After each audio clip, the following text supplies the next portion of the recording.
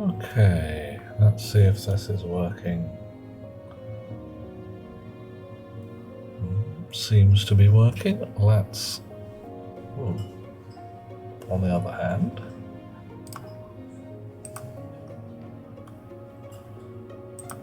What lag tonight? Okay, fine, just laggy lag. Who knows? Right. Another day, another dollar. Possibly a space dollar at this point. Let's see how it goes. Out of bed. Lights on. I do actually need to make myself a suit rack, don't I? This is all a bit ramshackle on the floor.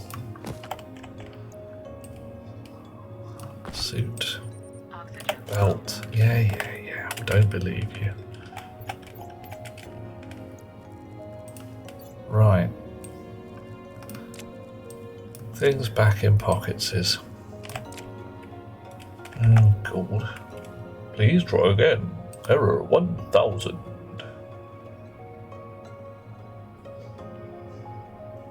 Well, looks good here. I hope it's all working out for whoever's sitting here trying to listen to me. Hello, lovely people. Can't tell. I mean, this light's too bright.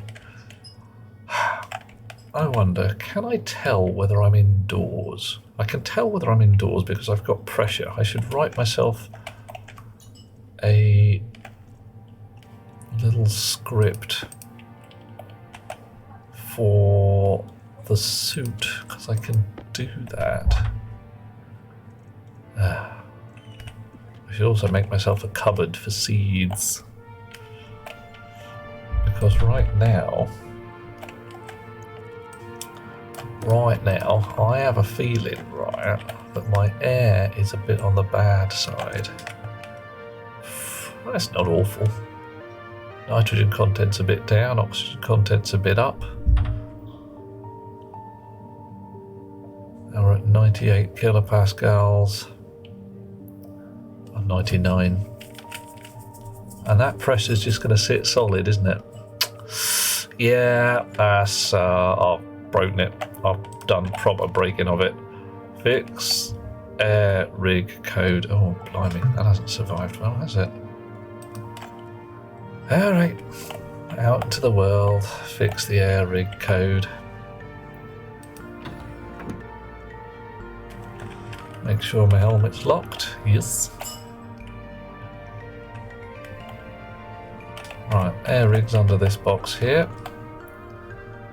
Just get some stuff out of my pockets. Right, probably going to need you. Definitely going to need you. I'm going to print a bunch more chips and things because I'm fed up of having to do clever stuff with that lot. But like I said, first job, get the air working again, because that'll just kill me stone dead. It's a general rule for me in this game, deal with whatever's going to kill me next. Alright, let's see. It says there's 4 people in here. One of them's Alvi, one of them's Jester, and one of them's Pathalon. And the other is the Blurp robot, which is legit. Hello, lovely people. I hope you can hear me. I cannot see if you're typing things, because nothing's turned up. We'll find out in a bit. Chonk, bonk, thunk. Import, please. Right, now the first thing... Coffee. Coffee. Oh, well, Alvy's definitely here. Coffee, I thank you. Oh, that was hot. And also, I'm supposed to drink it, not breathe it. Oh, blimey. That could have gone horribly wrong. Horribly wrong. Well, how nice. Right. Okay.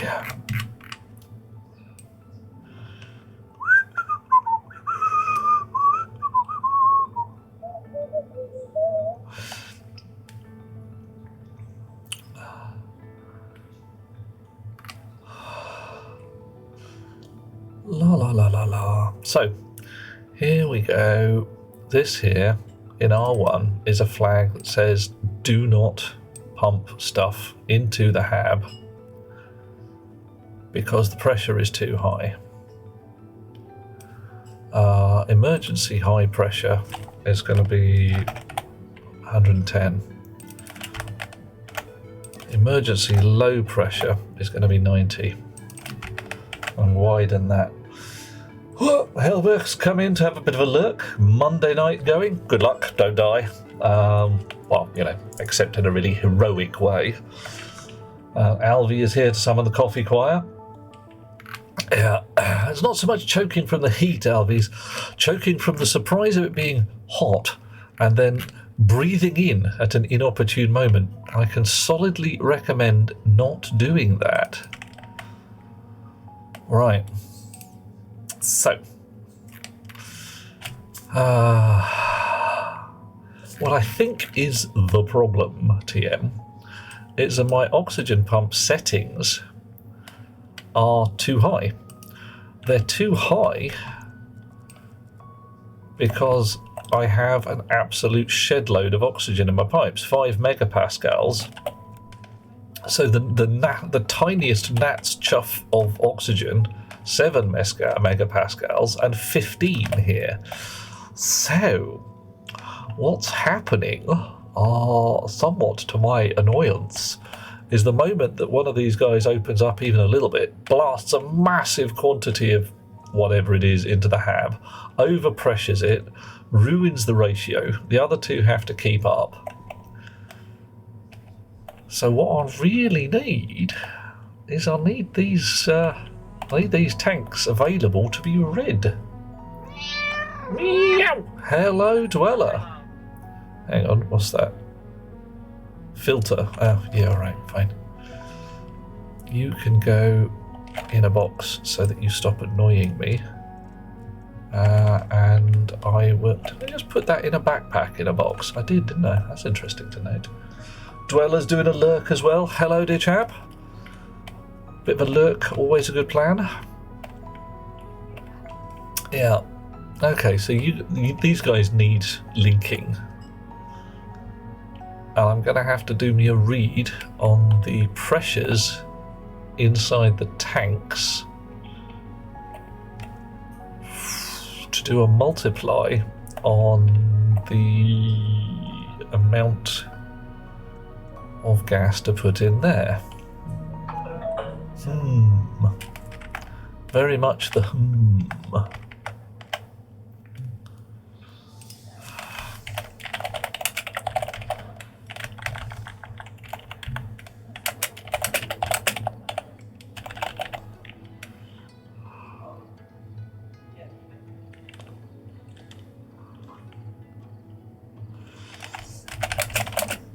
Ooh, look who's Okay, I'm first. doing a bit of a type because girlfriend has just said some absolutely sweet things, and I'm now melting and going a little bit pink. Hello, Discount. How you doing?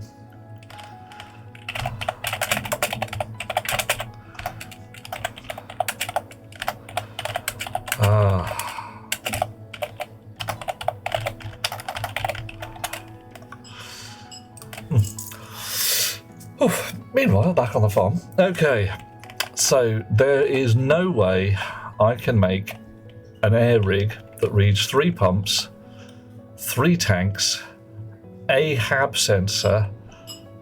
Wow, this is all going to be a bit interesting. So I'm going to have to do a sneaky thing. I can do a read batch name, which is a bit... It's not awful, it's just a bit tacky. Right. How much code space have we got? Heckin' shed loads, so that's not a terrible problem. We're already doing things by name, because we've just run out of pins very nearly. Right, vent obj, gas sensor obj, alias tank obj. I don't really need that, I suppose, but we're going to use one. Oh, and we're down to R8. Wow, alias tank hash. Oof. Define O2 tank name as hash O2 tank. Define N2 tank name hash. Spotting a pattern here. Define CO2. Let's keep it capitals. Tank name hash CO2 tank. Oh, it doesn't like that. That's because I've missed off the F on define. Okay, how are things with you, Mr. Engineer? Is all well? I do hope all is well. Right, so load into tank hash. Tank obj prefab hash. Don't really need to do it that way. I've got some defines for min, oxygen, nitrogen, and CO2. These numbers can go away. The exception of the kettle. Hang on, mate. You do have a plan B, right? I mean, are we going to need to fly in making supplies? You're all right. Because, yeah, if you can't brew up. Wow. And I take it people know the nature of British Army military vehicles and their tea-making abilities. Since before World War II, mid-World War I, I think, every British military vehicle has had the option of a kettle somewhere in it.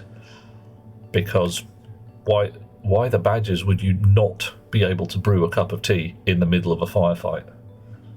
Backups deployed. Okay, cool. That's good to know. Whew, I'd be proper worried there. I really would. Okay, so what's going to happen here? Down the bottom, before we even bother with this,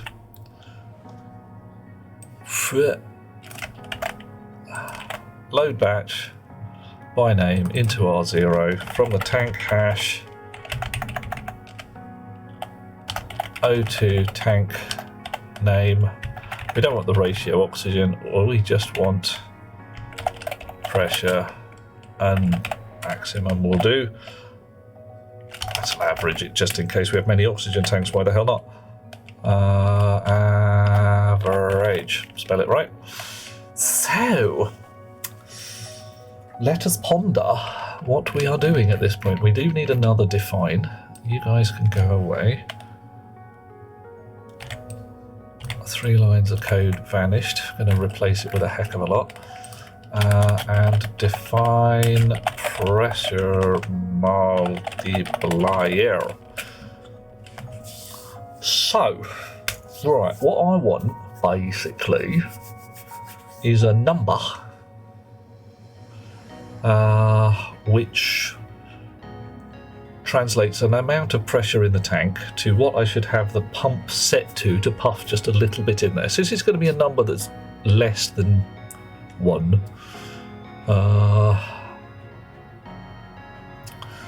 So if I've got a 1 megapascal, that's going to read as 1,000 kilopascals in the tank, because that's how this shizzle works. I want that to be about 1.0 when I multiply it by this here. No, actually, I want it to be about 0.1. So if I've got 100 kilopascals, if I have 1 atmosphere, I want it to be about 0.1, so that's 100. Error. Oh, my head just fell off. Can't do a sum in my head. Tenths, hundredths, thousandths. So if I have 100 kilopascals, and I multiply that, it's going to put me there. It's 0.1, so that's about right.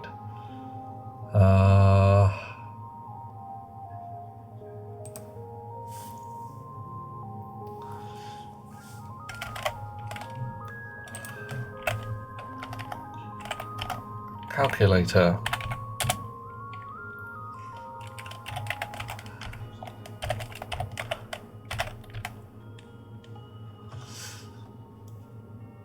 Yeah, I've put too many zeros on that.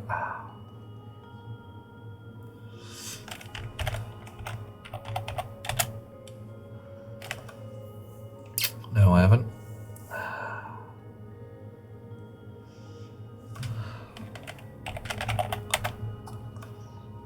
Need some more zeros. I need 1, 2, 3, 4 zeros. Here we go. Boff. So, here we go.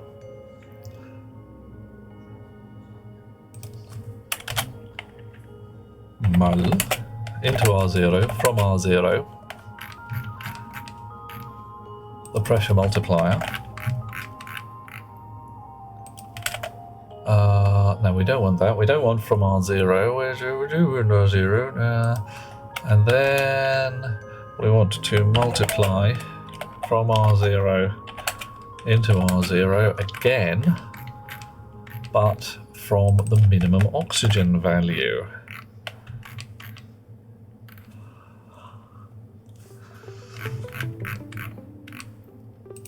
Dish. And that will be like that. Okay.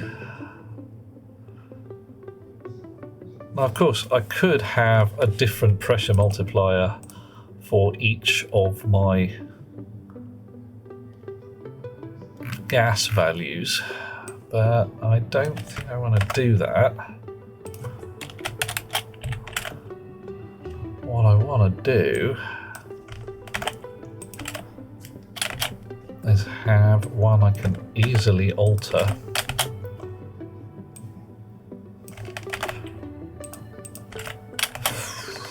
Right, this changes to nitrogen.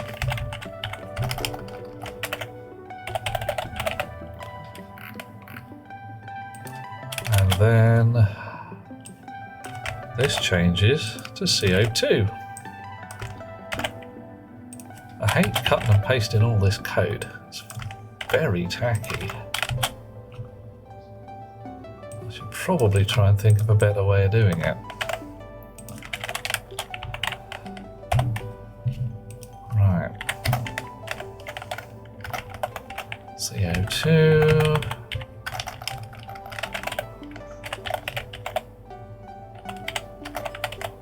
Call it that? No, I didn't. I probably called it min CO2 because I'm that kind of guy. Yeah, I did. All right.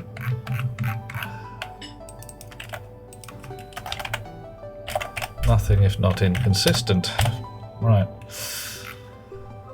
La la la la la. So change the CO2 setting.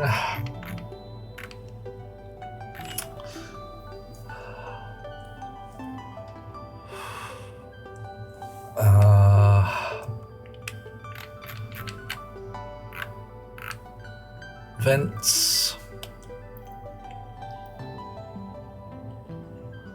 Switch on or switch off according to whether they are at normal, min or max pressure,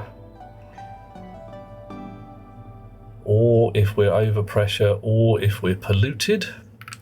If we're polluted or over pressure, then we vac the place out, otherwise we set it to a quite low pressure. And set the external pressure. Actually, I'm going to put that all the way down, make it suck quite hard. Schlub.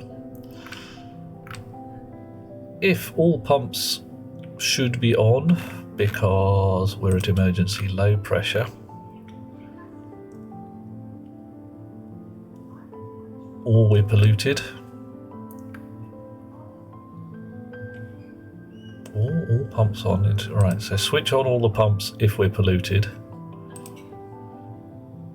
We make a value in here to say that we're emergency high pressure, And that switches off the input pumps. Alright, fine, it's just getting into other random gubbins at that point. Export. Let's turn that off for the moment and make sure our tanks have the correct names before shit gets weird. So you, look at that, missing CO2 tank. Ugh. N2 tank. O2 tank. And the next sneaky thing we have to do is actually wire the bloody things up. I know, it's an awful, terrible hardship that we have to bear, but we're just going to have to do it. Anybody wants to complain about the bear? Talk to Brian Blessed. No, bear left. Badger, no, it's John Cleese at that one, isn't it? Bear left, Badger right.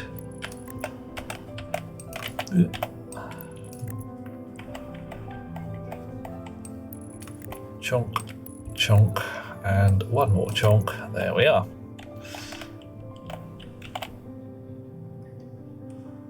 Messy, very messy. Should probably have put these downwards, but then we wouldn't have had room. Oof. Okay, if I'd gone sideways and then down, and then we'd have had all the wires flat and the pipes one layer down. It's all in the mind, really, isn't it? Okay. Right. What are you at, settings-wise? 0.79. Switch on. Error. Currently flashing an error unknown at line 45. Well, that's not totally surprising. I haven't actually asked it to be connected to a tank. So let's go for the oxygen tank. Why the hell not? LMNO O2 pump. Oh, hang on. Oh. Right, yeah, okay. That's got interesting on me right now. So notice I've carefully connected all the carbon dioxide, nitrogen and oxygen tanks to the filter line, which is this one here. This is the air rig, which is a completely different patch of wiring and is attached to the hab. So, matron, going to have to connect it differently.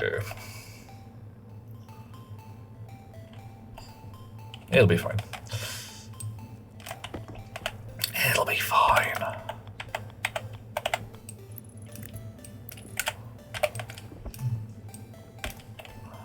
La da da da da. La da da da da. It's going to be more hanging wires. How embarrassing.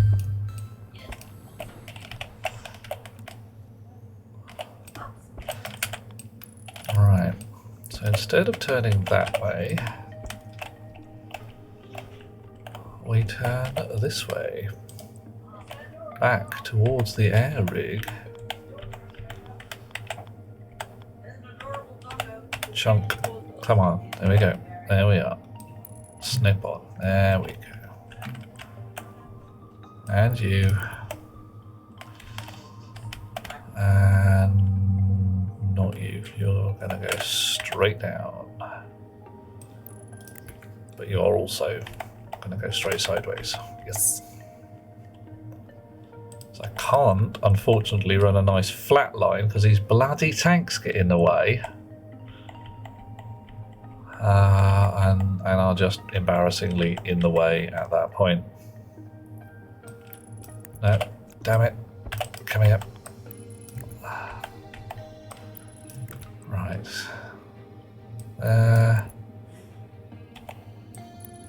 There's one reason why hovering wires are such a pain in the trousers. They are actually a real pig to place. Little pixely business going on.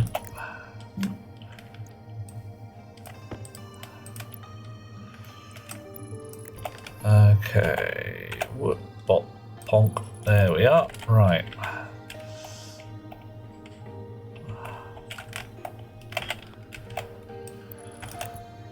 I should probably colour up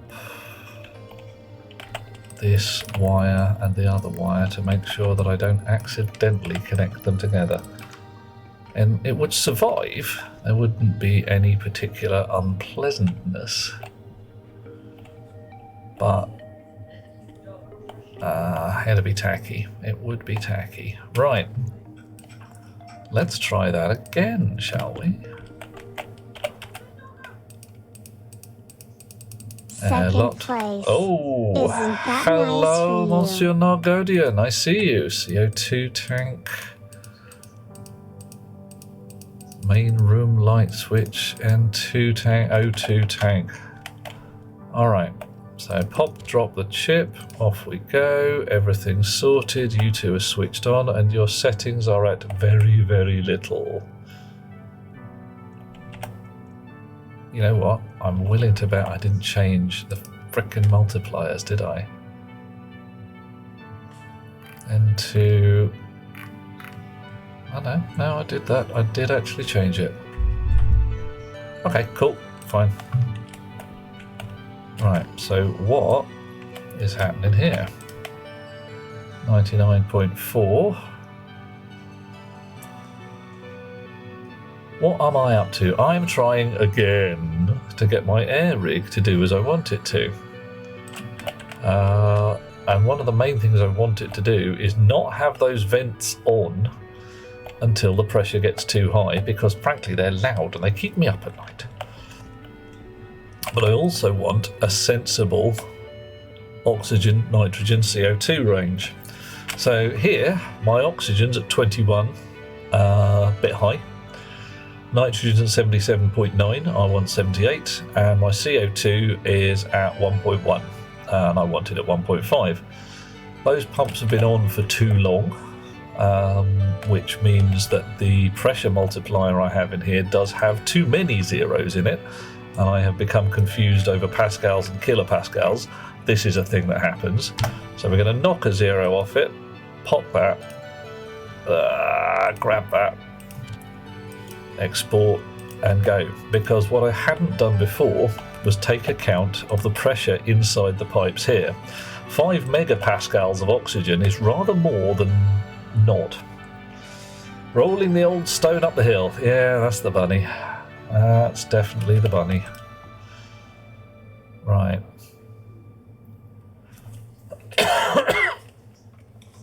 So, what are we at here? 0.57, 0.024. So those are actually a little higher than they were last time. Interesting. Well, we've hit 78% there. Still pumping in carbon dioxide. Really slowly. So, frankly, I think I could even go another zero on those.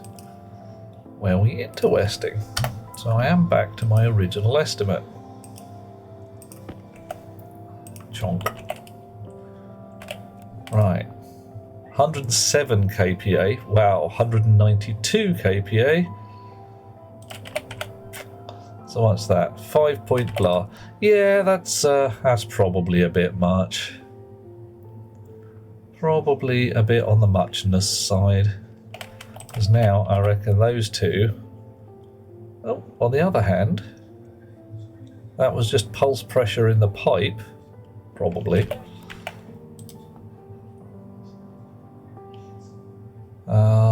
And we're at 99 kPa in the hab. That's actually not bad. Yeah, nitrogen. Yes, I've got 5 megapascals of oxygen. I've got 7 of nitrogen, and I've got 15, nearly 16 in carbon dioxide, with the tiniest smidge of oxygen that's got in there somehow, and I've got no idea how. Okay, so we're still pumping in a smidge of carbon dioxide every so often. 1.46, yeah. 1.52. Drifting down to 1.48 in the pipe. That'll be 1.5-ish at the sensor. And it just sits. Hang on. 99.5 kPa. Within tolerance. And the vents have not come on. Oh ho ho. Could this be done with a pair of mixers? They are very reliable for getting a correct ratio. Minor problems. If you run out of nitrogen, say, which I used to have as a terrible problem, your oxygen would then not be fed in because you'd be sitting there saying, 80% nitrogen, 20% oxygen. If the nitrogen runs out, no oxygen comes in. Bit of a bad day. Other side, if you run out of carbon dioxide, you've got nitrogen, you've got oxygen, they happily feed into a pipe. No carbon dioxide. That pipe needs a pressure sensor somewhere to stop it just filling up and up and up until it goes pop. Ask me how I know. Right. 99.6.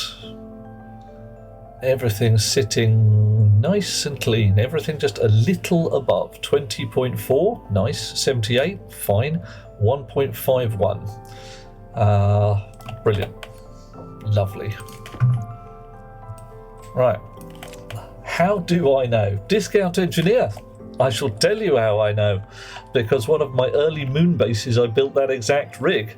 2 gas mixers, 1 to mix nitrogen and oxygen, 1 to mix carbon dioxide. The carbon dioxide one was first. It was oxygen and CO2, and then a heck load of nitrogen on the back end. I ran out of nitrogen. I didn't have any source of nitrogen back in the day because nitrogen ice didn't exist. So the carbon dioxide and the oxygen just kept on a-going. And, yeah, kaboom. Blew my air rig pipe. Didn't notice because of being on the moon, and I hadn't stood inside the cloud of gas, so all my lovely oxygen and CO2 just vented out into vacuum, and slowly the air inside the hab just went away. Right. Okay, air rig, for the moment, considered happy. Put the floor plate back down. Right. And we shall wander over here. Now, I've had a thought in my mind. I have had a thought in my head. And it's a good thought, a clever thought. It's a thought with no obvious drawbacks. I'm going to need another chip, at least, for these guys. Because I'm going to do this with 2 or 3 chips and many, many dishes. Would pre-buffering the hab air work out? Absolutely. You can definitely, and I have in the past, mixed my hab air into a big tank of hab breathable air and had it just sat there. Then I realised that all I was essentially doing was mixing my air and then venting it into the hab and controlling the pressure. Whereas essentially the hab is a great air tank. If I just considered that fitting a pressure sensor to the hab makes this whole building an air tank. And if I was mixing it, I might as well put it in the tank that I'm going to breathe it out of. It's a very important air tank, yes. It's the one I live in. It's got my bed in it and all that jazz. Right. What did I need? Oh, I am being brought sliced strawberries. Thank you. Wow. 1 million things. Right. Spare chips, yes. Spare housing. One of those. Right.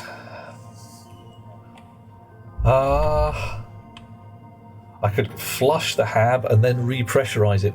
Oddly enough, John, that's exactly what's going on when the pollutant flag is set in my air code. It turns on the vents at the back to vacuum the place out and turns on the pumps at the front to refill it. So, yeah, similar concept. Possibly less dangerous, possibly not. Okay, how are you doing? One more will do, and we'll stick that in a box. Then we're going to make a hecton of thin cable, and I'm going to do some clever shenanigans for certain values of clever and certain values of shenanigans. Don't worry, mate. This is the thing. This ain't my first rodeo, something like that. I don't know where to go with this, but yeah. So I'm going to need a memory chip, at least one. Memory chip. Oh, you're a logic I/O. You can go in the box with the other logic I/Os. You are a memory chip and you're coming with me. Moo-ha-ha, moo-ha-ha. I need a stack of cable. Some switches. Stack of cable will do just for the moment. Let's get phase 1 working first. Right, so the plan, what is totes clever and ting. These fellas here are going to be on one network. They are not going to report to the actual motherboard here. They're not going to report to the comms motherboard at all. They are going to report to a memory chip. The memory chip is going to be read by another IC and fed to a big fat radar dish, which I'm going to use for talking to the bad guys out in space. And this lot, all these going to do is signal acquisition. Scan the world and find me a new contact. So I reckon I can strip all this fat cable and go with thin.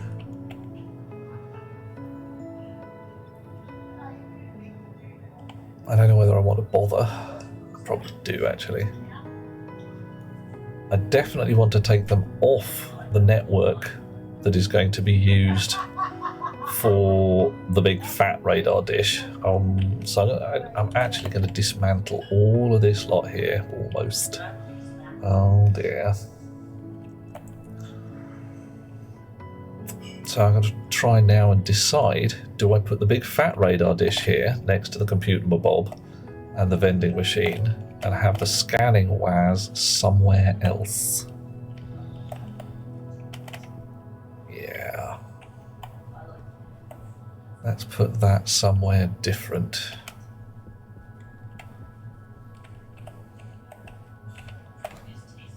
This'll do. That's fine. Right, so I need a bunch of cable and some steel frames. Right, stack of cable. That's probably plenty. Nice. How much is in there? 3. Yeah, well, whatever. Okay, fine. Right. My sneaky strategy, what is totes clever, is I have one dish. Aliana, hello. One dish which points notionally pretty damn cool. Center. One slightly north, one slightly south, one slightly east, one slightly west. And then I can say, what signal strength have I got on my center dish? 1.6. What one have I got on my east dish? Ooh, 1.8. That means I should move a little bit to the east. Move the center dish a little bit to the east. All the others adjust. So I'm not going, where's my signal? A little bit left, a little bit right. I've already got my little bit left, little bit right values waiting for me to hunt through the sky for the signal I want to play with. million to one shot, just might work. At least that's my plan. If any of you chums have got a, oh no, that's not going to work, now is a good time to mention it. Alright, frame. Steel frames. Alright. Yeah, get my differentials on, man. Oh yeah.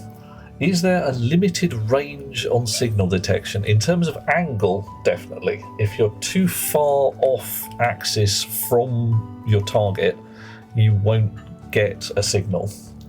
I don't know about distance, because I haven't got any concept of distance to orbiting objects.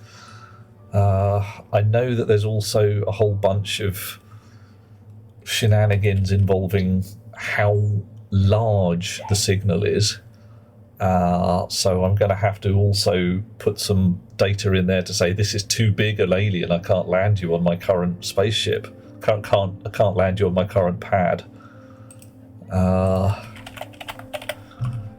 So I don't know whether that means I need to make the scanner look at the pad and read the size of it, or whether I just typed numbers in. All you've got is a silly over-engineered honing system where the radars decrease their variation to narrow the search range. Absolutely, that's one of the things, definitely. If you're sort of sitting there scanning north or going 10 degrees north, 10 degrees north, 10 degrees north, it's like, oh, okay, I've overshot. My signal strength is now lower than it was last time. Divide that 10 degrees by 2 and multiply by -1. So it's 10 degrees north, 10 degrees north, 10 degrees north, 5 degrees south, 5 degrees south, 2.5 degrees north, and it will narrow that range down and get to where you're going.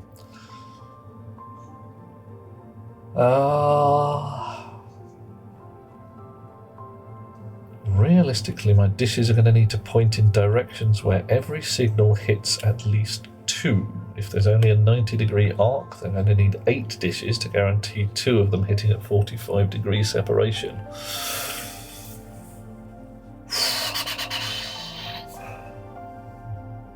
Yes. Right. My plan, what runs like this. The center dish, assuming I have no contact signal at all, is going to do a slow spiral round from zenith to horizon, looking for a contact. Once it gets one, the other dishes will essentially home in on roughly that section. So little star around that angle, and then home in on the exact thing. If I don't find any signals, not quite sure what to do. Just start again, I suppose. Dump a heat map of signal to the stack. Oh, blimey. Yes, I could. Probably a heat map is probably not the simplest way of doing it. What I could do is record last known maximum value of signal to the stack. So if I pick up 6 signals, I could say, oh, I found number 117 there at this angle, record it. I found number 118 there at that angle, record it. And then my human interface, I can say, get me the next one, get me the next one. Still not playing Star Trucker. One man, please, don't torture me. My thumbs, I don't like my thumbs. Ooh. Oof. A 4-sector search pattern. Okay, not quite sure where you're going with that one, engineer. Then again, I'm not entirely sure where I'm going with this. I'm kind of making it up as I go along. Kind of. I'm definitely making it up as I go along. There's a heck ton of making shit up as I go along kicking off here. Ooh, have I even got room? Ah! 1, 2, 3. Yes, I've got room. Okay, just 1, 2, 3. I might need to be moving an APC though. Chonk. Right. Yeah, okay. Yeah, that APC underground, I thought it was a nice idea. I'm actually coming to think that it's a silly idea. Where's your APC? Oh, under the ground. Underground. Not a good plan. You. Giz battery. Also, come off. Schlump. There we go. Snips.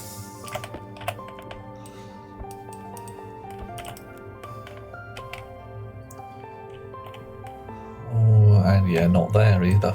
Not there. Oh no. No, no, no. None of that.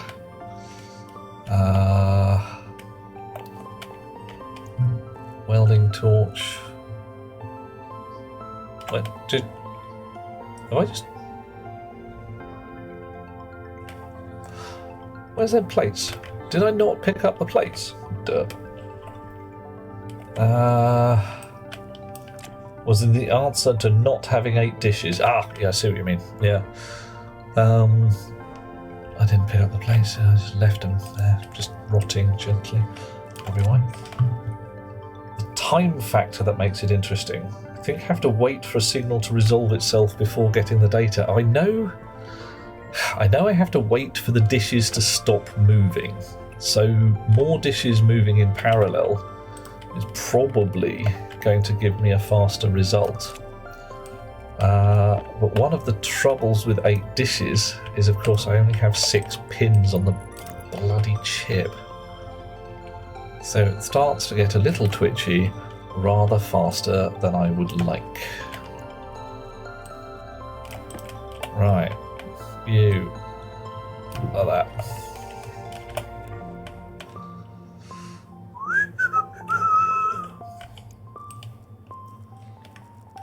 And yeah, you off. Oh, cool. No, come here. Oh, dropped it. Ah. APCs, stack, pink cable. Are you pink? You look pink. Are you pink? No, you're red. How dare you? Right. Okay, little sneakiness required here, but only a little. Split half. There we go. You back here. Pink, magic painting. Off we go from here. Right. So all you are going to be attached to the things and the stuff, and it's going to be brilliant.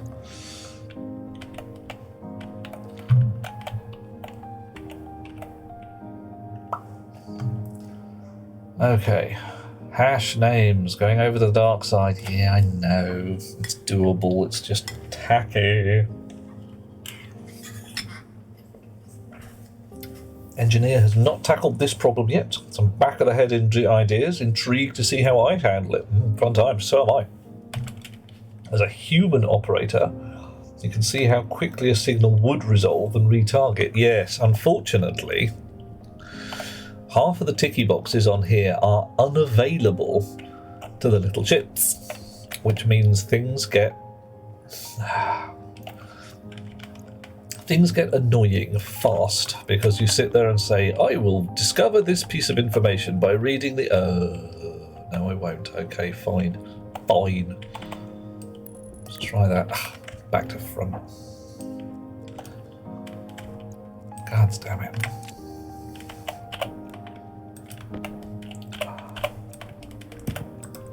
Right. Better? Better. Alright. Beating them build a giant dome of dishes because it would look cool. Reading them would be an absolute pig because as far as I know you can't generate hash data by any sensible means in the game. You can do it by typing in a hard-coded string, but there's no way to say, well, give me the hash of a thing called Bob27.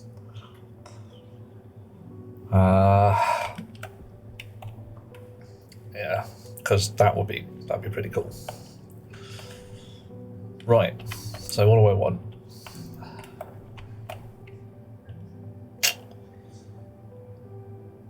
I want, first off, get my arc welder out again and make some proper flat floor. Chonk. Well, if you had, I don't know, 1,000 dishes, you could just name them for each degree, you know, dish north 127, dish north 128, or give them some kind of angle code. Name them by the quaternion value. Yeah, that would be subtle, wouldn't it? Yeah, do a for 1 to 12 do loop, record a highest number, but you would have to somehow get those hash names into the chip. Right, hang on, I'm caught. Yeah. This is what happens when you get your headphones tangled in your chair wheels.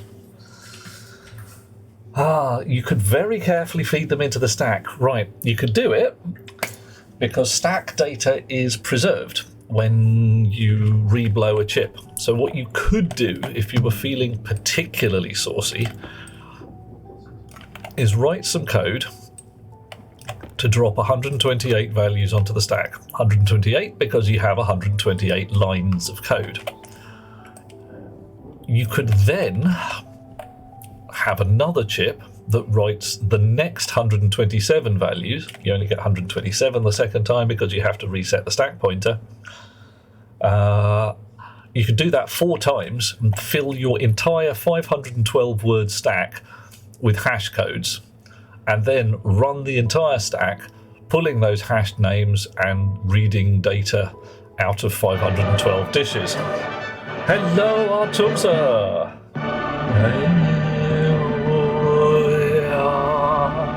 Absolutely discount. It could be done. So the maximum you could have is 512 dishes. It would be freaking awesome. So what would that give you? I don't know. So let's pretend you have an outside ring of 36 dishes at 10 degrees each, because you can.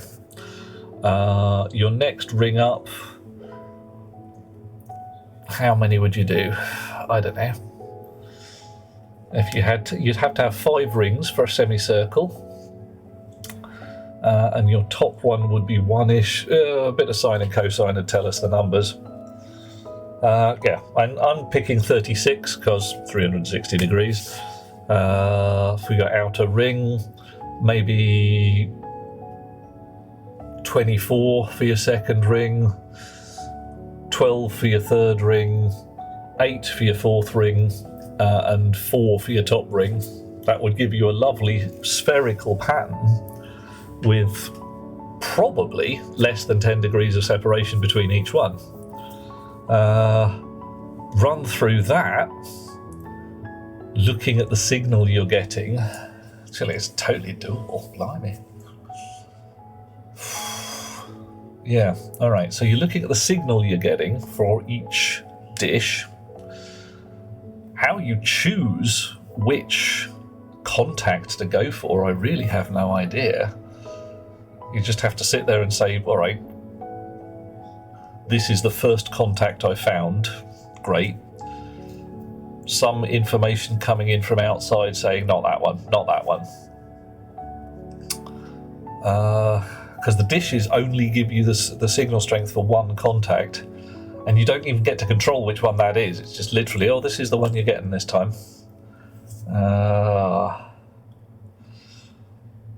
So, let us pretend you can't use your stack as storage because we've done that. Oh, we can, because we're not using all 512. We're using, let's say, 100 dishes. So we put 100 dishes at the top of the stack. We have 100 words for contact identifiers, and some data to go with them, another 100 words for what we want to do about that contact, or just an index number to say search for number 27. Yeah, it's doable. How do you power 100 dishes? It's, yeah, fat cable, mate. You don't power 100 big dishes. These guys only take 200 watts each. So 100 of those is 20 kilowatts. It's 2 sets of cable, and joyfully 2 sets of cable with a separate power and data line. So all your data lines go to your chips, and your power cables go to 2 separate big fat transformers.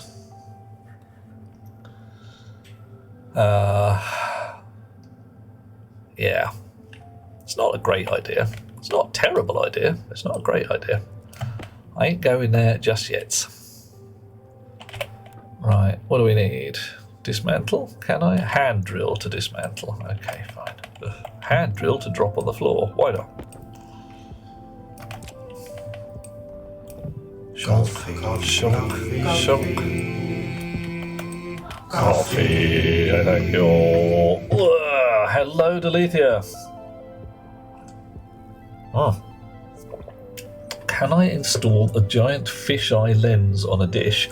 Well, I could just build a really massive dish. That's roughly my plan right now. That I'm using some small dishes to scan the world, and then I'm going to put even a medium or large size dish in to actually go and talk to the bad guy.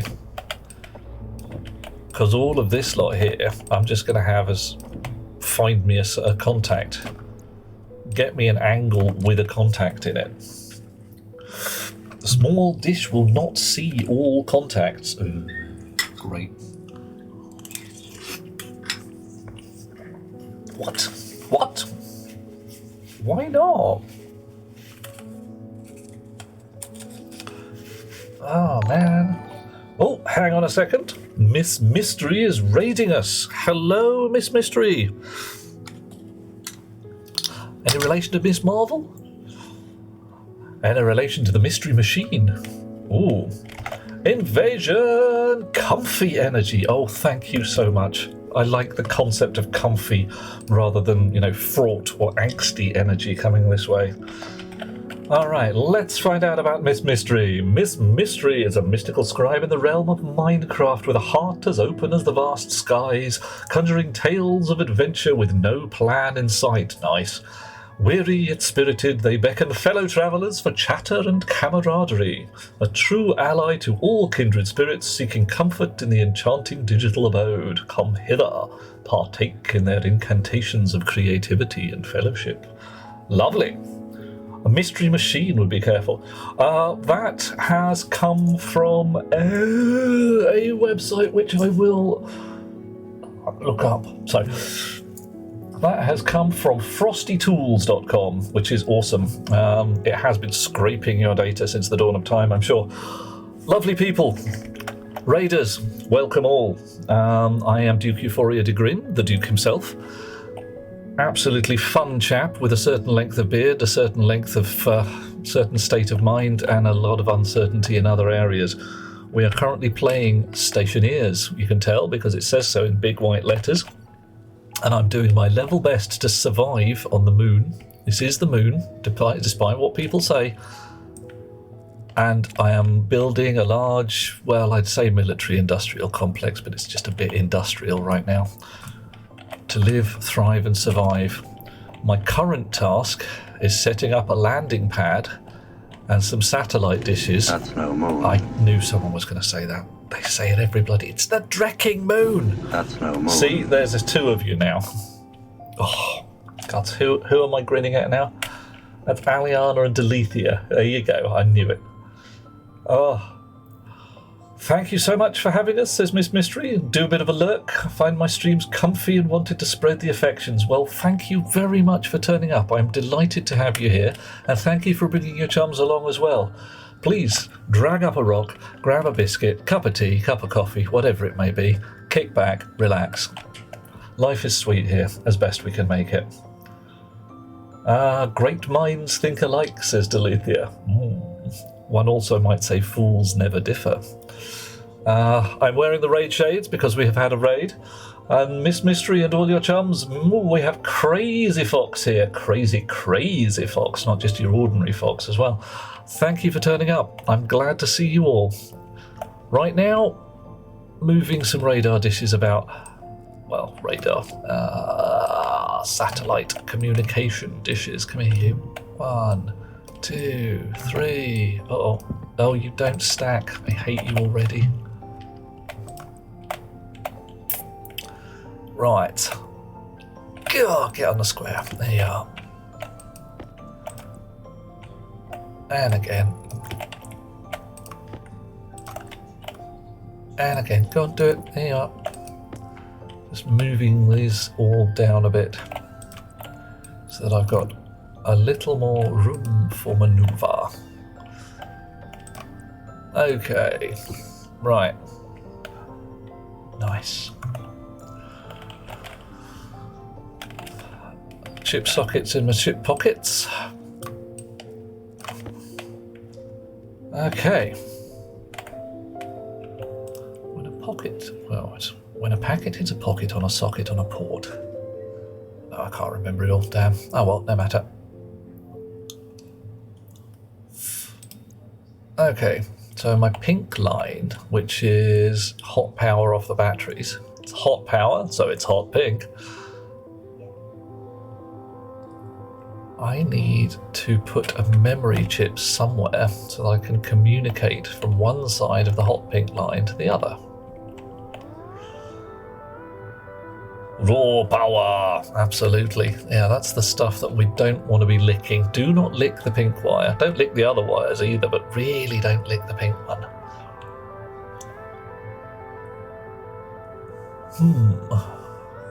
I may have...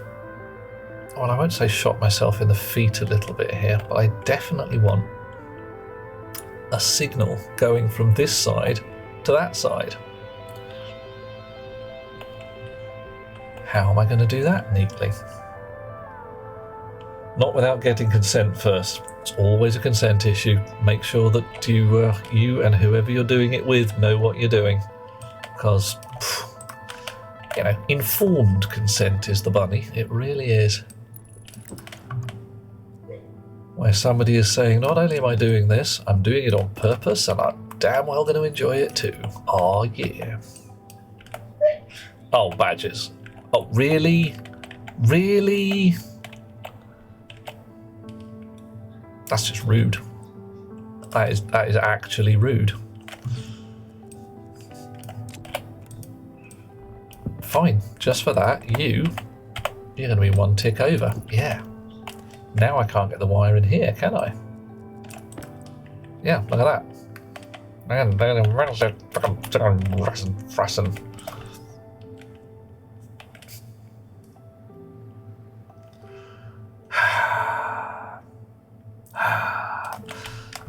Ah, joy.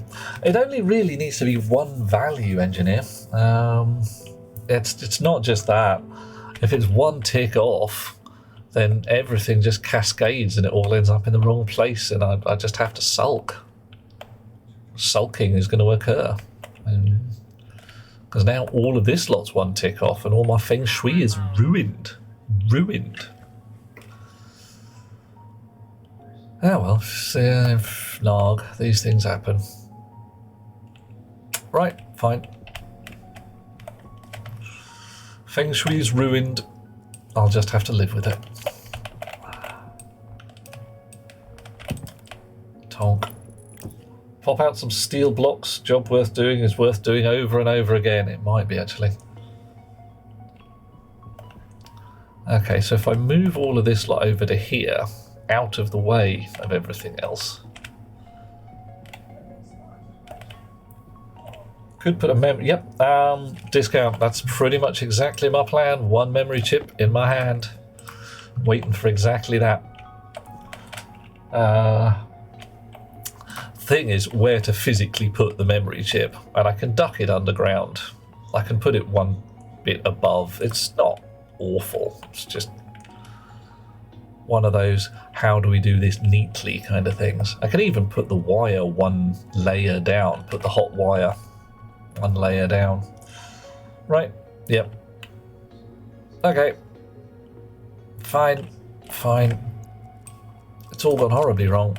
We're going to be moving this pad 3 ticks sideways because I am the kind of chap who throws his drill on the floor by the looks of things. And cannot deal with the feng shui. OCD? Not as such. Oh, for the love of Pete. There's a certain amount of I like doing it right. That's 3 in a row. Swap hands, then throw the dish. Swap hands, then throw the dish.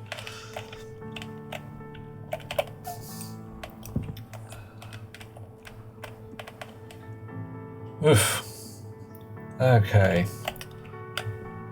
So how did Miss Mystery is doing a lurk, of course. I will quiz the dear chum on their stream in a little while when they have completed the lurking. Hydration critical.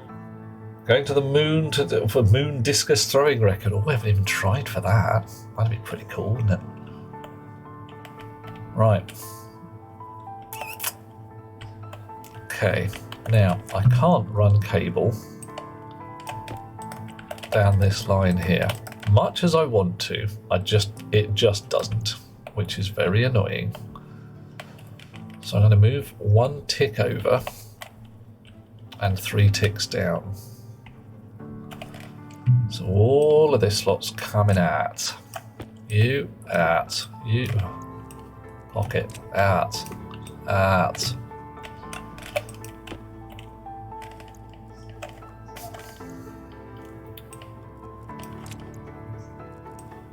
Chonk.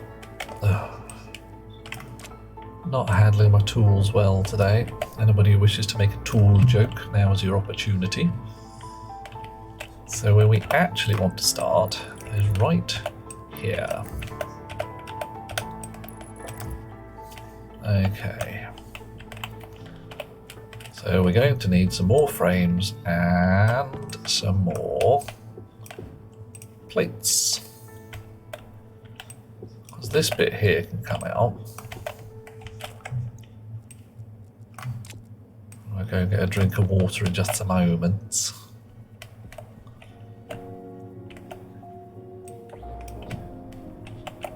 Yeah. There you come. 1, 2, 3. 1, 2, 3. And there's a corner. Nice.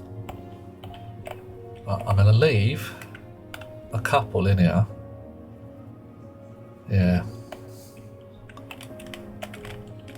Yeah, it's all gone a bit interesting on me. All gone quite non-linear. All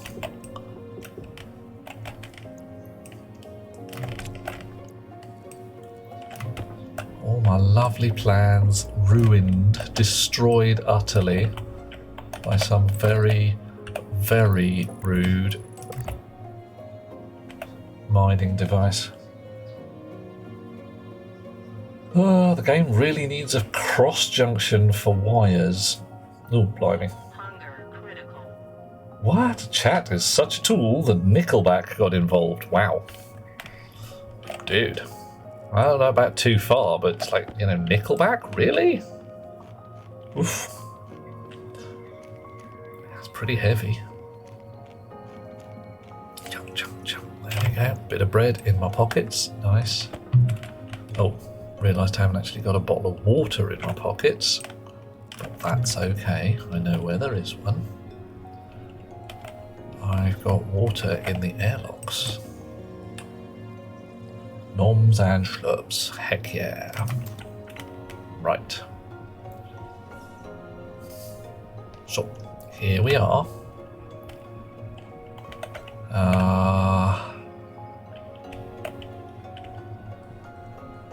This lot's going to change places a little bit.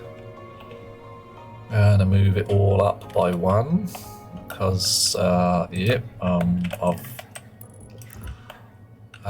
from anything else, moving the vending machine from that end to this end is just a good idea anyway. As it turns out, I want the vending machine out there. So, plates in the pocket. You can stay. Angle grinder.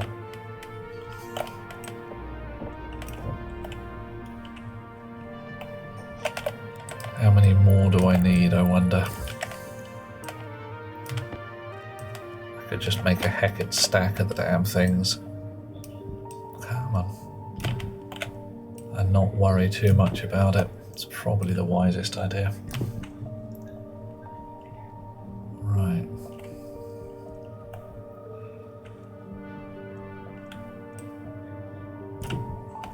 One, two, three, 4, 5. I can weld a rainbow. That would be cool, wouldn't it? I don't have anything rainbow coloured on this moon. But no rainbows yet. It's almost a shame because I really enjoyed the reaction I got from a bunch of, well, I would say Neanderthals, but that's a bit of an insult to a proud, noble and extinct people. When I sprayed my smelting rig in pride colours because I was making it in June. It was funny to see a bunch of fedora heads just utterly lose their rag. Alrighty. Block. Chip. Chip. Doing a lot of layout before I actually wire things up, but hey. Chip. Thanks for the memory. You lot can sort your shizzle out. I need my ground repairer. Repair the ground. I need a bunch more frames. And I need to rebuild this bit over here. So, you out. Crowbar required to deconstruct the vending machine. 2 plastic sheets. Hand drill to keep deconstructing the vending machine. Whoa! Wow. Well, that's the forbidden watermelons gone. Never see them again. Never quite understand the frustration over people whose lives don't affect yours in the slightest. Just, yeah, there's no way you really go with that. It's just going to be, some people are, they like to fiddle. There are a lot of people who just enjoy the fiddling. Right, frames and sheets. Sheets and frames. I'm beginning to think I need a new auto lathe as well. So I can do both.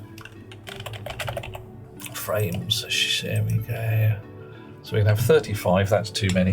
I'm going to grab a little bit of noms in the real world as well, because frankly, letting Best Beloved's pasta soup go to get cold is a bit rude. So I'm not gonna.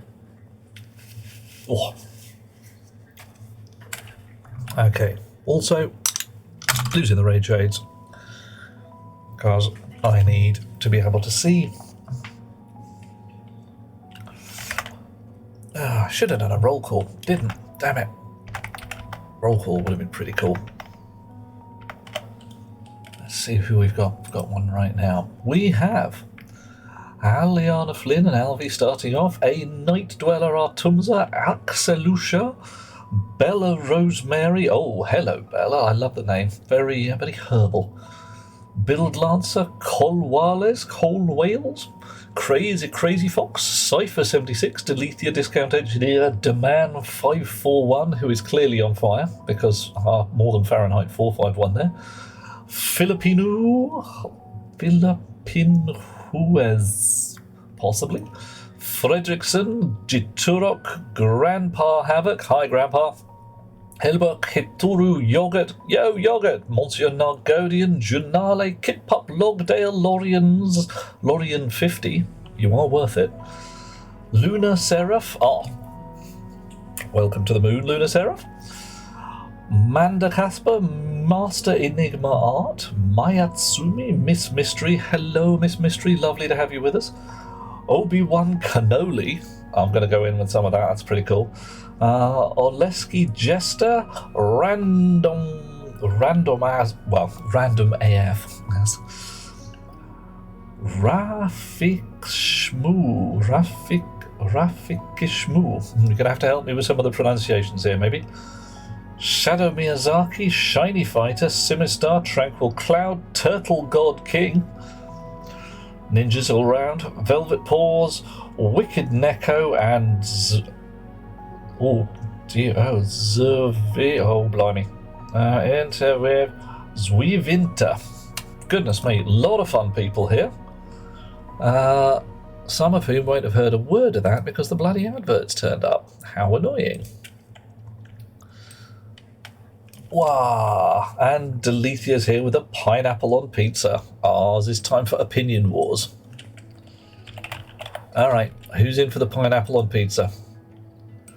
Somebody want to tell me whether they're actually going to eat the pineapple on the pizza, come into some kind of battle with pineapple on pizza, or, use it as a frisbee to brutalize their enemies, something like that. It's certainly a conversation starter, isn't it? How many people are we going to have who look at that and say, hang on a moment, pineapple on pizza, what kind of sick, twisted evil are you? And we can twiddle our moustaches and say the best kind of sick, twisted evil. 13, I'm going to get up to 20 and then call it done. I got 27 frames here. That should be, well, I might even let this go to 27. Could make a cube. Oh, hello, handsome. Oh, hello, Butts. How are you? Are you having a fine day? I hope you're having a fine day.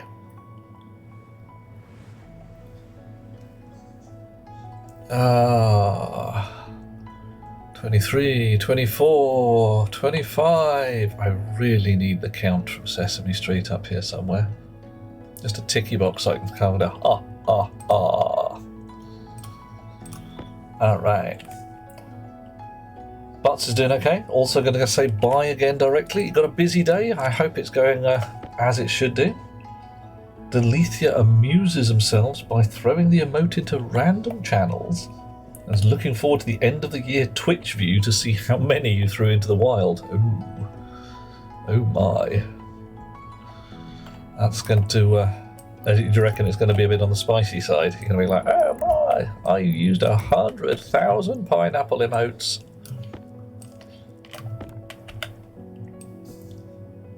Right. Okay. Lots of steel there. One more here. That's making me a little road.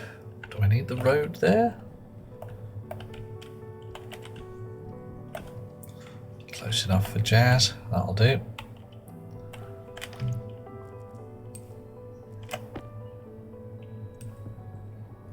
Okay. How how much room do I want over this side for moving all of this lot up?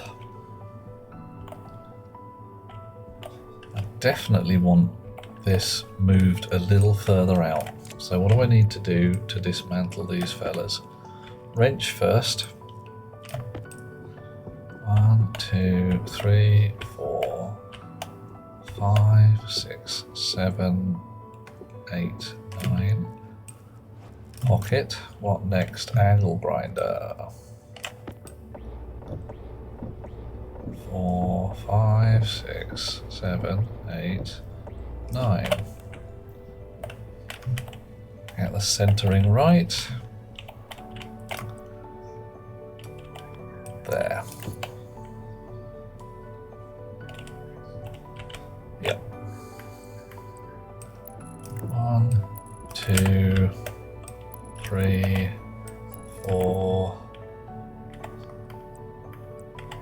5, 6, 7, 8, and the center I've already got. There we go.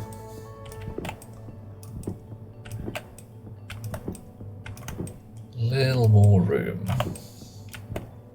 Okie dokie. Oof. Jean Nargodians say the sharp sweetness of the pineapple works a good contrast with the cheese in a similar manner to the tomato. Indeed. And in the 1980s, the cheese and pineapple hedgehog was a known thing. Why somebody would say that they're not going to have cheese with their pineapple or vice versa, I really don't know. Oh, okay. Well, that threw some cable into the wild. Probably never see that one again either. And the angle grinder to dismantle. Alright. So, I want, over here somewhere, a vending machine. And over here somewhere, I want the actual ticky boxes for my landing pad.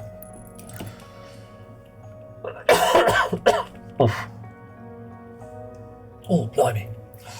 People incorrectly think pizza is a 100% savoury dish, despite it being made with tomatoes. Tomatoes are quite sweetish at times, aren't they? So... and indeed, they are a fruit, as anybody with intelligence will tell you. That's one of the tests. Intelligence, that which allows you to recognize that a tomato is a fruit. Wisdom, that which prevents you putting it in a fruit salad. Courage, that which says put it in the damn fruit salad anyway. Ambition, allows you to conceive of a fruit salad with tomatoes. Pride lets you serve it to your friends. Vigilance lets them pick out the bits of tomato and save them for later, which they would then use as prosperity. Ah, purple is a fruit. No, purple is not a fruit. Dragon, how you doing there? Haven't seen you since the dawn of time, or maybe 20 minutes afterwards. Is all well with yourself? Are fun things occurring in Dragon World? Right. So I want a vending machine. And I want the back of the vending machine to be easily accessible to my forbidden watermelon shoot. So I think I am going to... I'm going to put another one of these out here, another one of these out there, possibly another two. Because if I ever do build my steel silo, that's where I want it to be. Little preparatory work for the future. Right. And a vending machine that can sit in this point here. It's a little isolated from the rest of the world. Oof. But I think we'll do the job. How am I, says Dragon. I'm not too bad.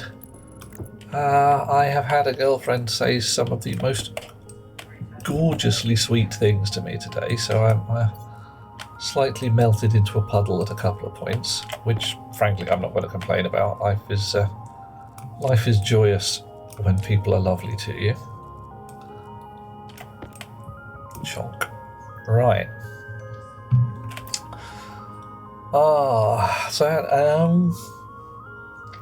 Aside from that, doing okay. Doing a bit of a rebuild on here because everything went a bit interesting, and I decided that I had made a mess of things. Oh, hang on. Can I run cable down there? See, I can run cable down here, can't I? Yeah. Cable all over this shop. Can't run cable next to the bloody miners, can I? Sulking Fracet miner. Right. And now I am having an awesome time with my chums. Hello, chums. Playing silly games on the moon and enjoying every bloody second of it. Monsieur Nargodian is going to bang out caffeine withdrawals. Oh no, nasty. You do not want the caffeine withdrawals. I don't want them. They're very unpleasant. Good luck and sweet dreams to you, dear chap. I hope all goes well. And you know that paperwork you're supposed to be doing? Do it. Do it. Do it now. Or, sometime in the relatively near future at least. I shouldn't be bitching about it too much. I've got a heck ton of paperwork of my own to do, but you know how it goes. Paperwork. Right. I don't know why I've got my jetpack on there. Seemed like a good idea at the time. Okay. So this slot here, we're gonna have some power supply. I don't know, somewhere around here.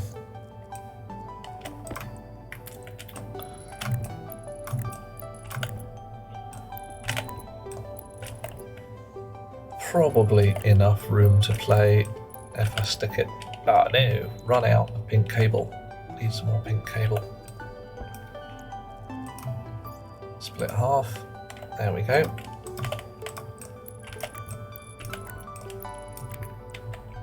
APC, thank you. Oh, god damn it. And you on there, like that. And you'll do lovely. Gonna have to put a battery in it at some point, but you know how that goes. So that was a full stack of cable. Where's it gone? We've used it. Delethea, I hear you. The whole business of adults, it's not... Nobody wants to do that. It's not a great plan. And... what was the thing I saw recently? Yeah. The concept of the witch threatening people. I'll turn you into a frog. I'm like, fucking do it. I get my own lily pad. All I have to do is sit in a pond all day having a fine time? Wow. I mean, frog me up, babe.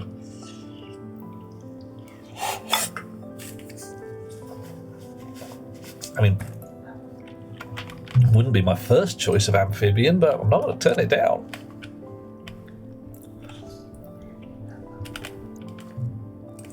What do you reckon? Frog, toad, newt, or salamander? Well, where do you reckon we should be at with these things? So I know where I'm at. I want to hear where you guys are.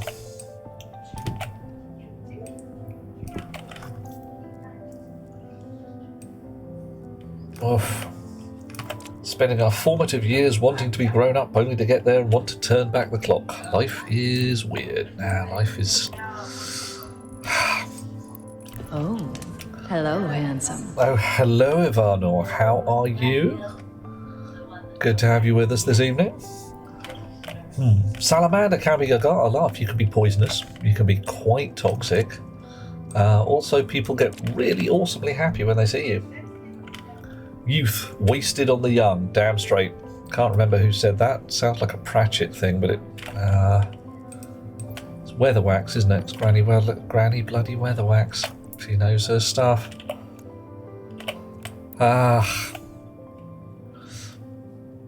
Right. You're in the wrong place. Yeah, surprise.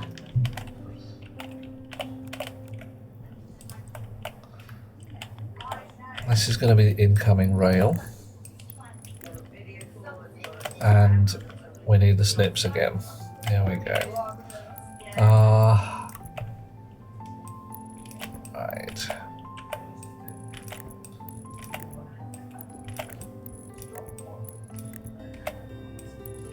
All of this set up.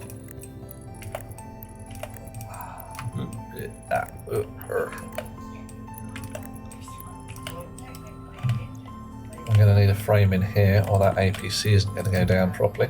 Anybody who wants to make a joke about something not going down properly, now's your opportunity. Make it smutty, or at least mildly so.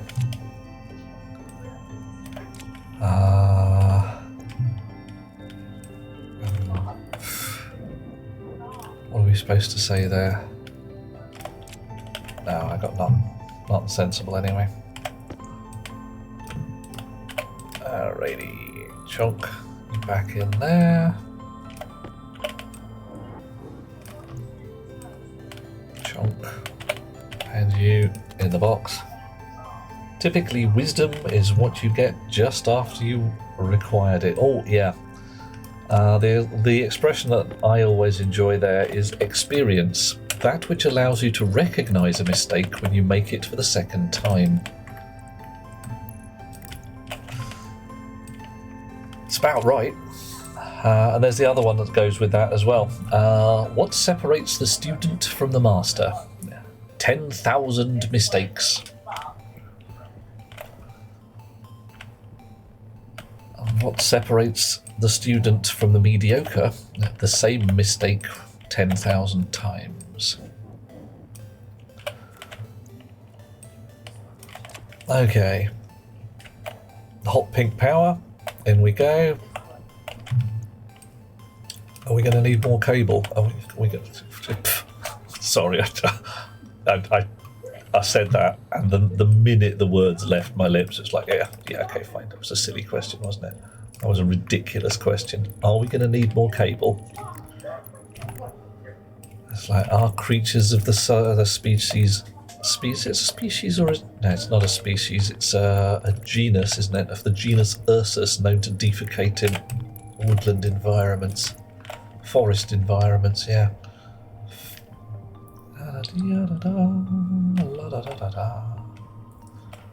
More cable.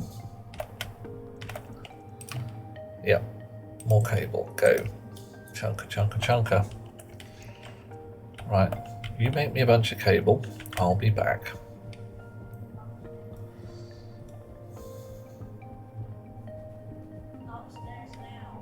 Right.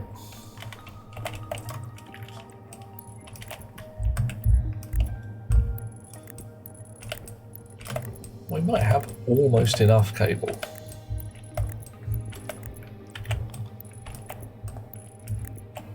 But it's not going to be actually enough, is it? Is it? Is it really very nearly enough? I mean, one end of this memory chip's got to go somewhere. So I'm going to actually take it out and turn it 90 degrees just because. And I'm very aware that I've left the cable machine running, but I don't care because stacks of spare cable, and like I say, there ain't no such thing as enough cable, so that's a thing. And I could put the memory chip here and then run the cable down there, and we'll go around the end of the pink line. It's going to be a big old wire no matter what. It really is.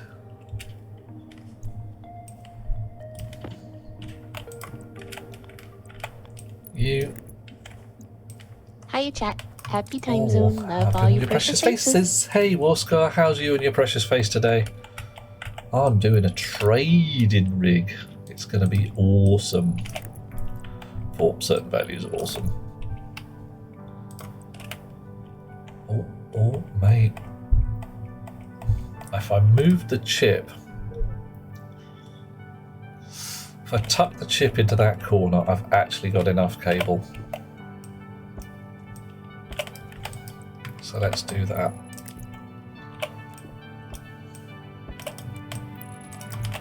Because it's also not too terrible. Doesn't irritate my feng shui at all. There you go. We can even put the memory chip somewhere sensible too. Alright.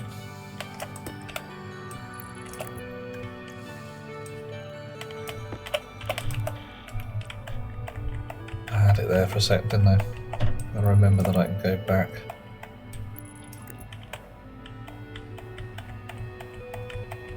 There, and look at that, we've got one spare. So let's go turn off the cable wazzer before it really does make a heck ton of cable. 2 stacks already, nice. Cable in my pockets. Canned heels and canned heat in my heels tonight. Spare stacks of cable. Waskar, doing fairly well. New trading facility indeed. Fun times ahead. Don't think polar bears fit the statement very well. You're right. Ursos arctus. Okay, are we going to have to narrow it down by subspecies then? Because we've got the brown bear, we've got the black bear, we've got the grizzly bear. Do they really grizzle? I know we also have, as of relatively recently... Oh, are you? Oh, that's not got any power. Why not? Because it's not switched on. Well, that'll be why. As of relatively recently, we have the Growler and Pizzly bears as well, because the range of the grizzly bear and the polar bear are now sufficiently overlappy that you get them into breeding. And that, frankly, gives me the fear. I mean, what do we got here? A 7-foot tall apex predator that's now angry. Not what I really want. Okay, everybody here appears to be wired up fairly well. Let's give you guys some names. North dish. Center dish. Chunk. West dish. South dish.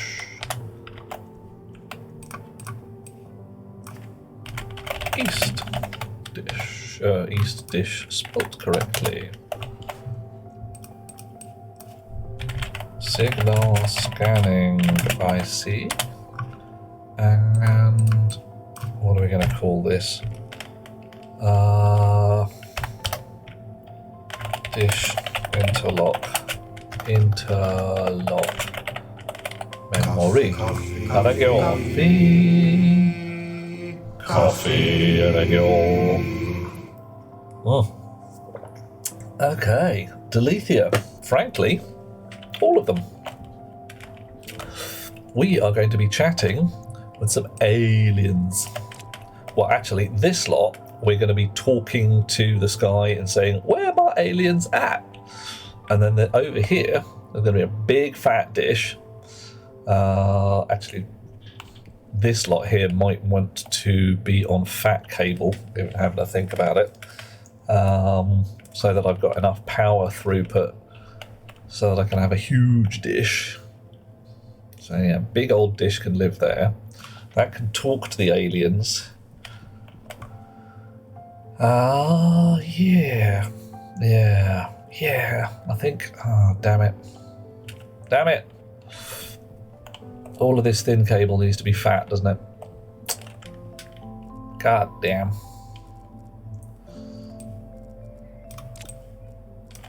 Curses. Because I do actually want fat power supply. So I can have a fat dish. Why? Because the fat dishes eat a lot of power. You can overwhelm a thin cable with one medium-sized comm dish.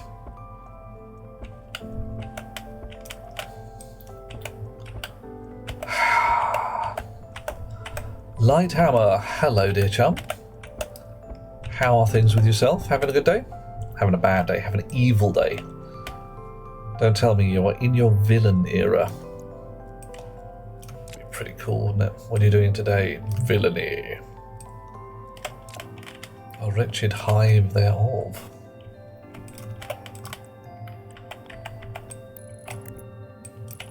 You will never find a more wretched hive of scum and villainy.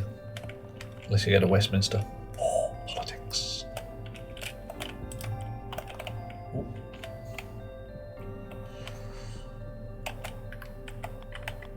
Had somebody tell me the other week that they don't engage in politics because, and I quote, it doesn't affect their day-to-day life. Really? Go to the shops and tell me that again.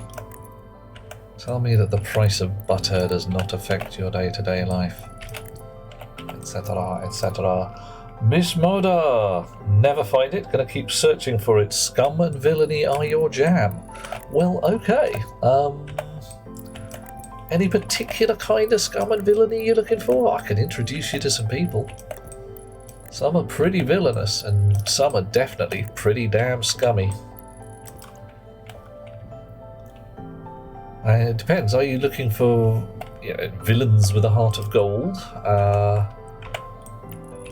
Your everyday dodgy villain? Your East End gangster villain? You're living in the US? Oh, you're sorted. Yeah, don't worry. You don't need my help on that one. You're covered.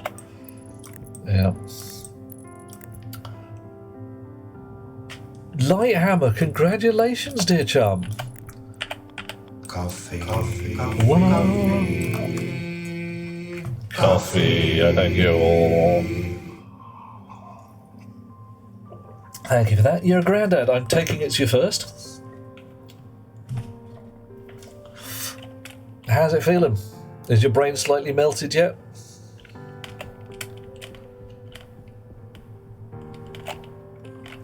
Because I know for sure when wee Tom turned up, sections of my cortex just decided that it was time to do something new and improved. A whole bunch of rewiring went on there. It was quite surprising, actually. Your first, a wee granddaughter. Excellent. Oh, hang on. Warscar's just done a subscribe. Already? Where has the time gone? Where indeed? That's almost an entire lap, Warscar. Almost one go round. Oof. Thank you for that. Is there anything we can do to put a smile on your face, dear chum? Anything that makes you grin like a ninny? Because as usual, when people do a subscribe, we try and do something special for them. And we have to know what it is. What floats your boat? So tell us more, Lighthammer. A granddaughter. Mother and baby doing well, I hope.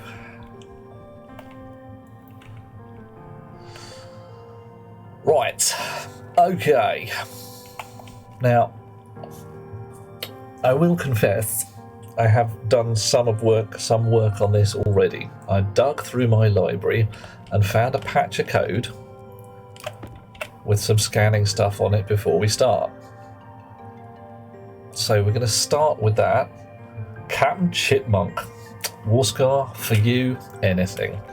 I shall read through my code in a Captain Chipmunk kind of styly. Give me a sec to load it in. Shibbity-boo, boopity-boo. 5-point dish aiming code. Here we go. Pressing the buttons. Calling for the captain. Hold on to your accoutrements, everybody. This may or may not melt your brain. If you have never spoken to Captain Chipmunk before, be aware Captain Chipmunk is angrier than two polar bears nailed together. Captain Chipmunk will break into your house. Captain Chipmunk will steal your cookie jar and nibble your square cookies round and your round cookies square. You will not know if you're eating a Garibaldi or a digestive, and it will be your fault because you have angered Captain Chipmunk. For now, however, the captain is concerned with matters of alien trading. Let us discover, what do we have here? 5 dishes and an output memory. That's how this is going to work. Ah, yeah. Right. First job. Getting the dish prefab, setting the batch hash. Nah, this is boring. We can't be doing this as a chipmunk thing. Reading code out. Good grief, the tedium. We should be talking about blood and slaughter. We should be burrowing into the guts of our enemies and ripping out their internal organs with our teeth. That's what the captain does. Running from one end of the moon to the other, screaming in frustrated agony that this is a chipmunk. Why does no one take the captain seriously? Why is it that some people look down and say, oh, how cute, a chipmunk? And then what happens? Then the screaming agony is transferred from one to the other as the captain bites you hard, and then bites you again, and the nibbling occurs. The nibbling followed by the burrowing, followed by the screaming and the running around and saying, oh my god, he's in my suit. Bad day. Bad day for all concerned. Except the captain. Just a brief one, I think, there. And we shall step back to the real world, because if I continue in that vein, I shall become legitimately angry, and that would be bad. Oof. Today, your daughter had trouble with her friend and is spending the night with the little one to get some sleep, gladly helping her. By friend, are we talking, is this a friend, or is this just a chum? I don't know where to think on that one, and whether it's my business at all anyway. Anytime, Warscar, if you find a piece of text that you would like me to read out as Captain Chipmunk or indeed Mr. Ominous, please give me a shout, because it's sometimes funny. I can read excerpts from The Art of War, but often they get really quite weird. Okay, so what are we going to have here? Thank you, Warscar, that'd be great.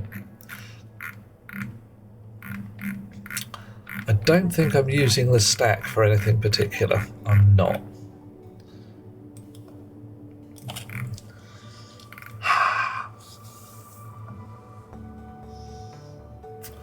So what I would like is a value for the desired ID of alien. Aha! Having trouble with the little lass's father. Oh dear. Well, I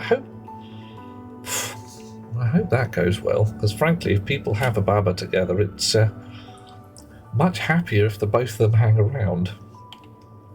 Definitely something you want.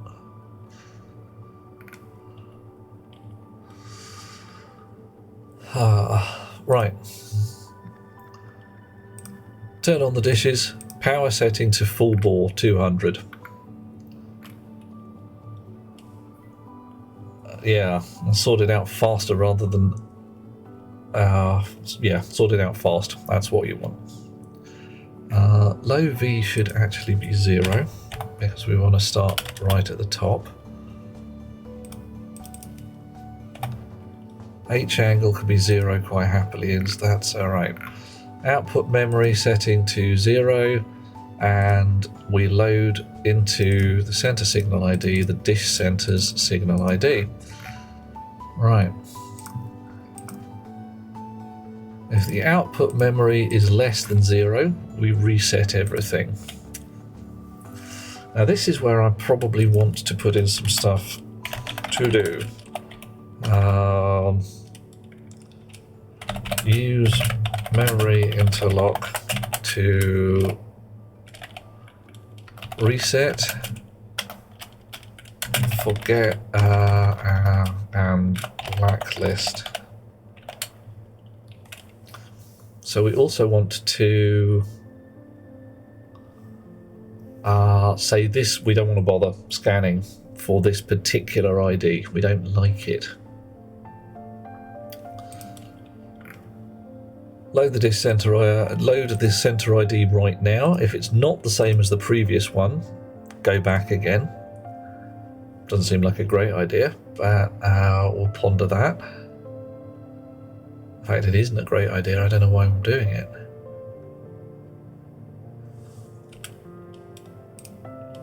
And we align the dishes. Aligning the dishes means turning a bit left, a bit right. Because science, yeah, it could be, Eliana, I'm not totally sure. I'm reading my code and deciding what the hell's going on. So I've got some magic numbers in here, which I do not like. 360 I can work with, that's fine.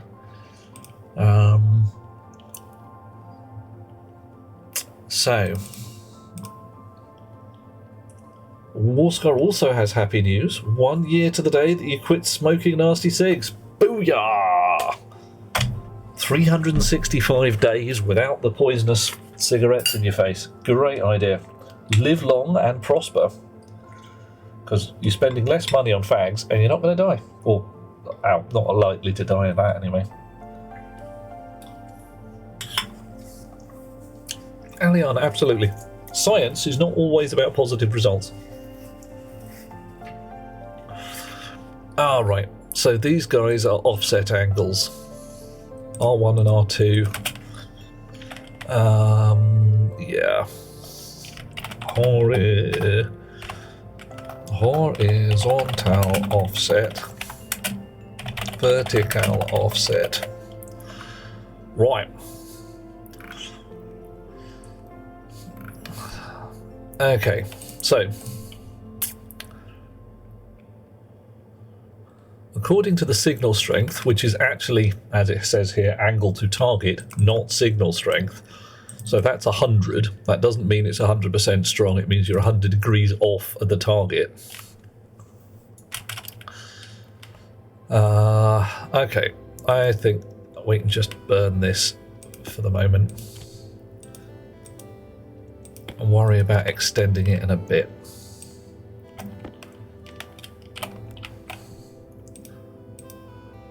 So, dish center. Center dish. Positive horizontal, that's going to be east. Negative horizontal, west. Positive vertical, probably north. Might be wrong.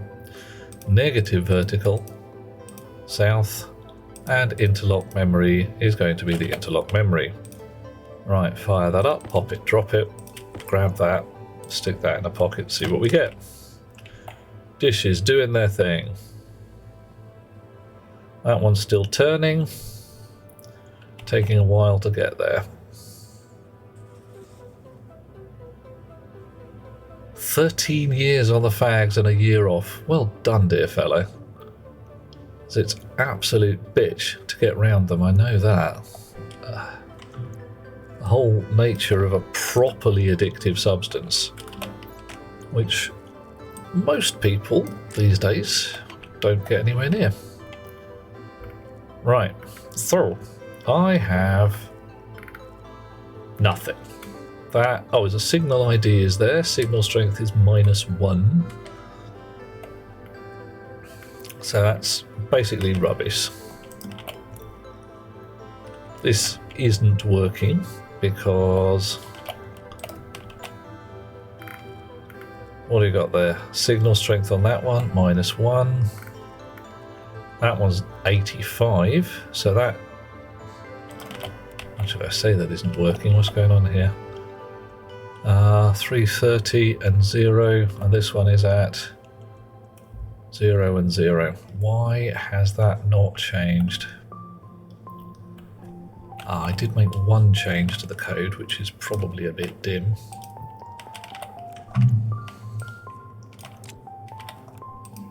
I made the vertical angle 0 degrees, and thinking about it, I do want non-0 degrees. Bit of a oops. Right. La la la la la.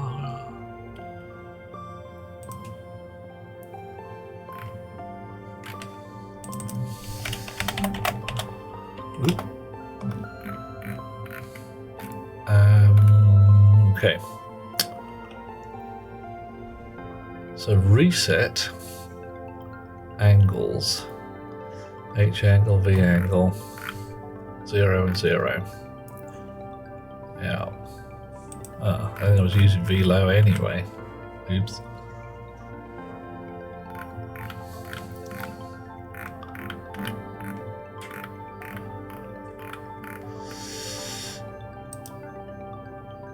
Export, grab, drop. Sort yourselves out.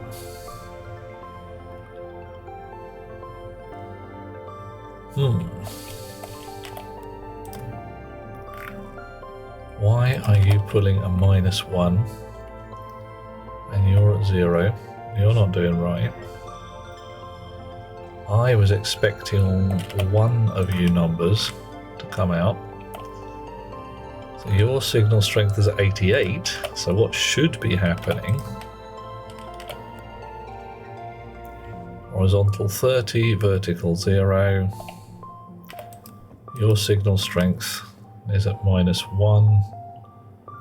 Signal ID 55513. Signal ID 55513. So what should be happening is it's going through, looping there, grabbing that, the numbers off that one, putting them in the middle there. What's going on? Edit.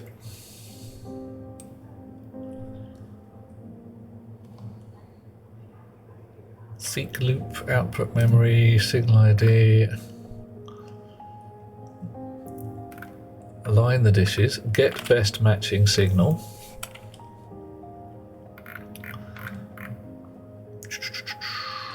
Right.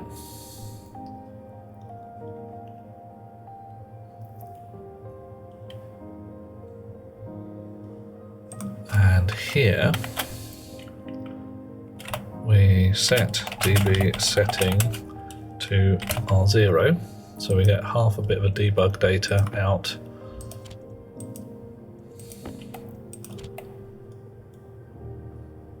Everybody resets their gubbins.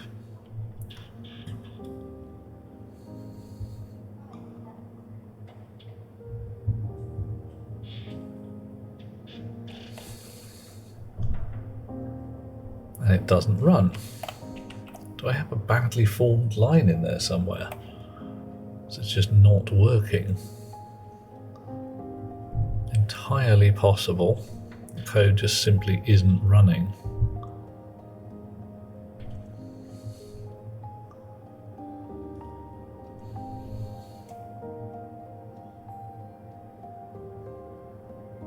Because that's a surprise.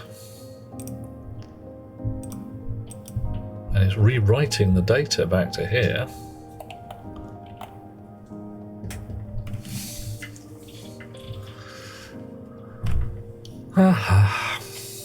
Okay.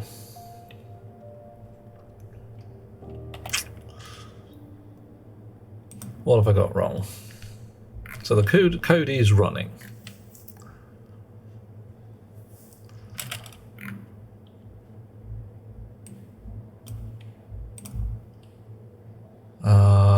So instead of writing DR0 there, let's write R1. Actually, better still. No, R1. Oh, great. Yeah, we just write R1. Confirm, grab, drop, export. Properly export for certain. Drop in there. State 3.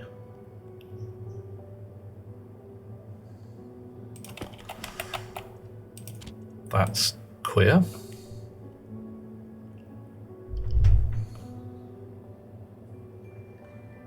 Confirm, export 3.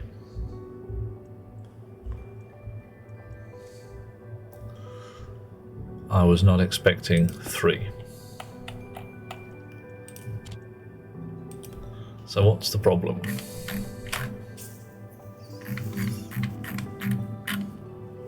Seek loop. Ah. No, that's not it. Align the dishes and get best matching signal. Should come in here.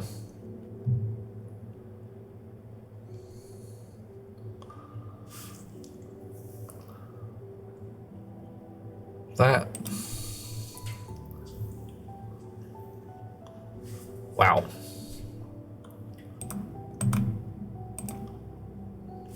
All right. If the max signal strength is less than 0, we're banging straight out. And the max signal strength... Okay, oh, hang on. Suddenly this is starting to work. 89 points of signal strength.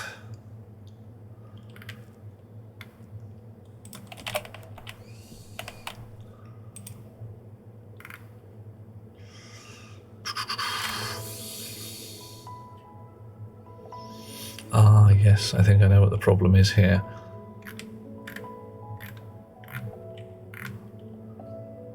What's reaching contact is actually a number that we want large.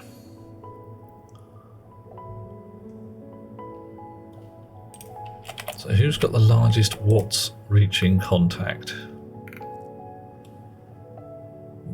Watts reaching contact? 5.1? 5.1? 8.04? Why aren't you turning to that one then? Ah, this is... Alright, my code's clearly complete pants at this point. Absolute pants. So we're going to put in some more debugging fluff.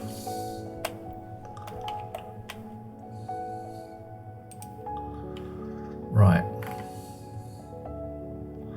Sure.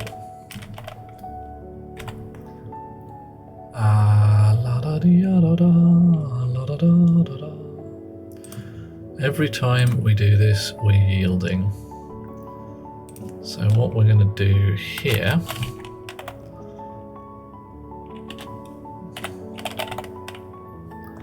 signal strength is in there.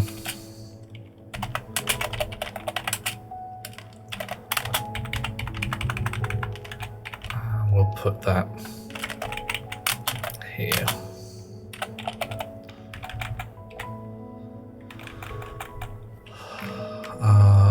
And we'll actually put that here so it does it every time. It's going to be slow as badgers, but hey.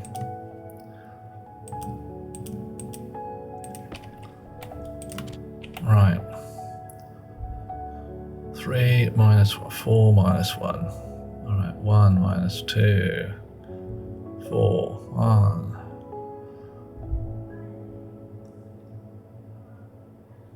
1. Okay. So we just got a signal. Everybody's moving around to sort their gubbins out and home in on that particular signal.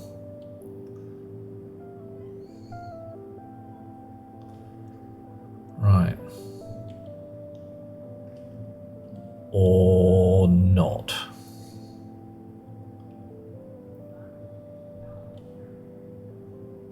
Okay. Why not? Oh, there we go. 2, 3, 4. Oh, we've lost it.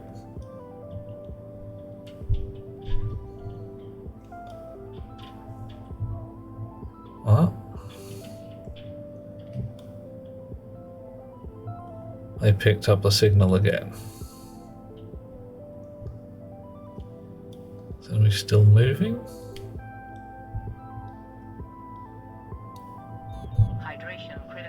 Oh, there we go, 10 and 11.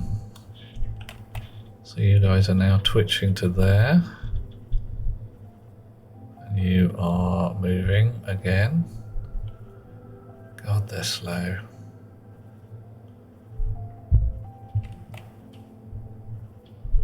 Right. But they are homing in on a target.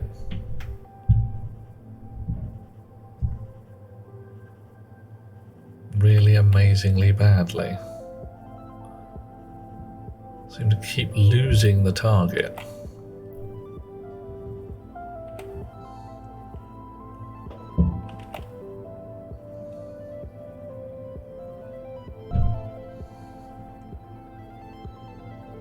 Oh, I know, it's getting better.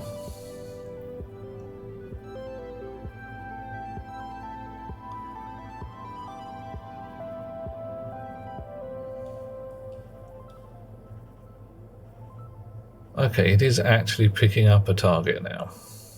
Although most of them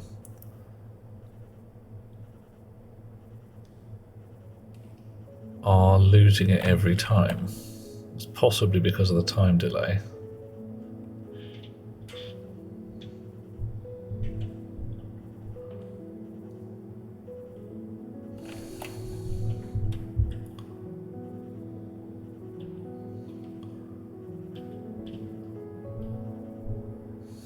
There we go. Right.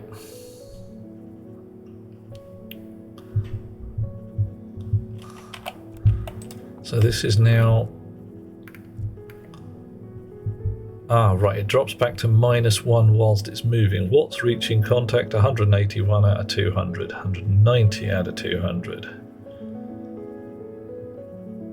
197. So we're now pretty much getting bang on. Alright, so it just took a little while to get its shizzle together. Your CPU is idling at 8 degrees C. Oh man! That's freezing cold. Where are you? What kind of cooling are you using on that?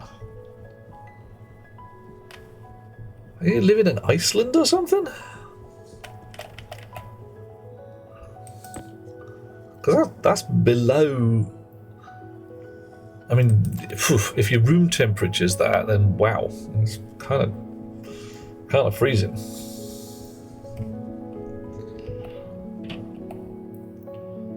Okay, so 52,104. Strangely enough, well, we got horizontal 51.7, 104. Yeah, that's what's in there. Impressively broken temperature sensor. That would have to be pretty badly broken. 8 degrees C is below room temperature, says I.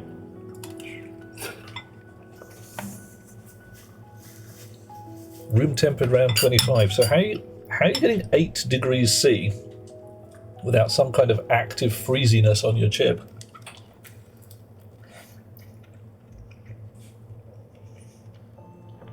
Is it water cooled? Is it going to an ice bath?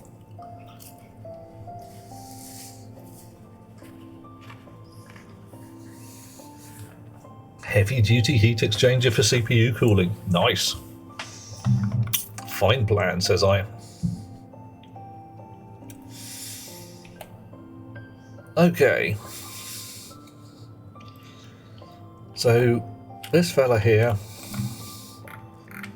we found a contact ID.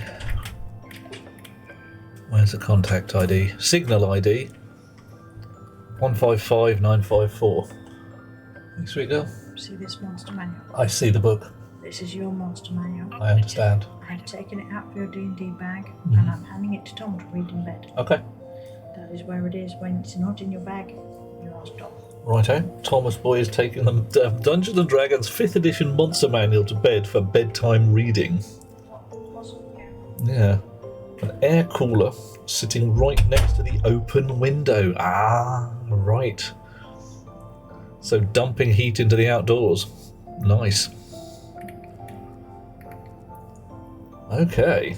Room temperature is currently 10.3. Oh, well, that's not so bad then.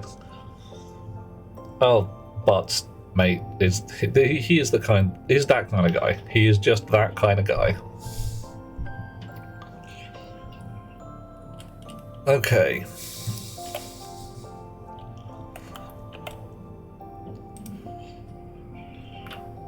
So, dish is activated.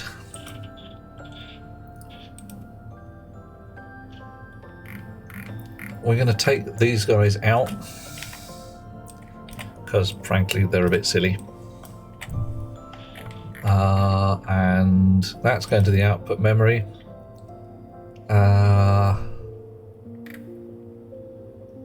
So what would happen here is if we interrogated the target, I don't think we want to do that. I think we just don't interrogate our targets with the scanners here.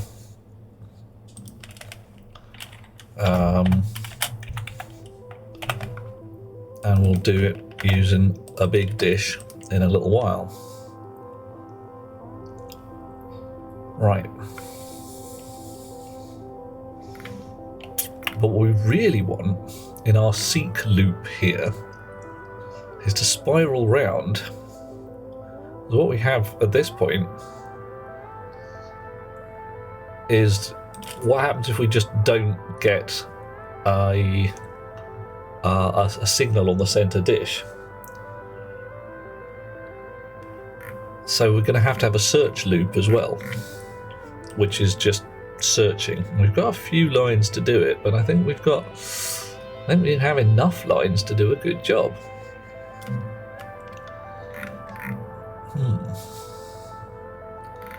That is annoying. I wonder if I can clean a bunch of this code, because this lot down here, I don't like the look of it. There's a lot of code here. There's a lot of code.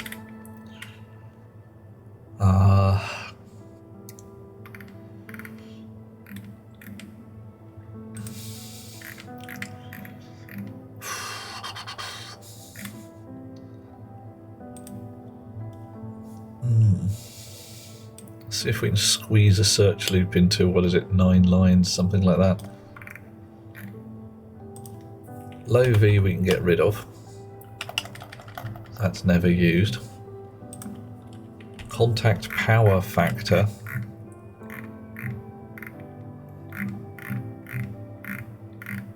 Where am I using that? I don't think I am.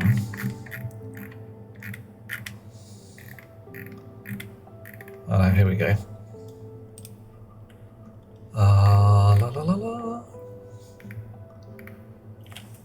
Okay.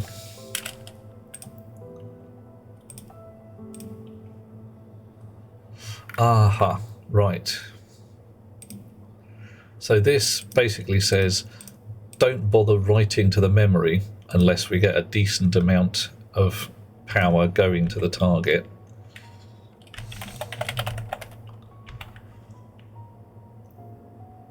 When I get a chance, ask that this code be tossed into the workshop. Absolutely, Warscar. Once it's... Do you want it now? And I can put it in there right this instant. But it'll be a bit mank.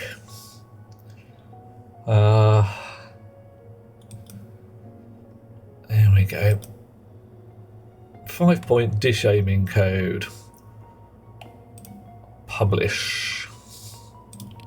Dish. Crunchy, grindy, grindy. There you go. All yours, mates. And I'll update it accordingly. Hey, anytime, matey. Anytime. Right, so let's have a look at this. Align dishes. We've got H angle and V angle. Those are our targets. Dish center signal strength. Greater than or equal to 0, we've got a good signal. Otherwise, move 90 into R0, so we pretend that we're 90 degrees off. I'm a little concerned that the signal ID goes to -1 whilst the dish is moving.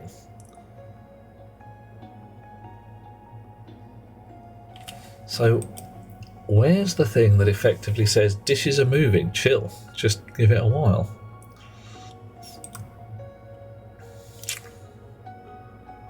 Dish center signal ID, branch not equal to, if it's a new target, reset the angles.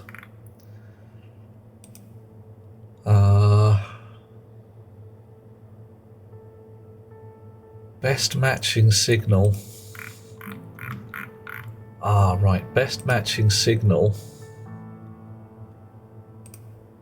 If it's a different signal, or it's less than the max signal strength, less than or equal to the max signal strength, it goes to the next one.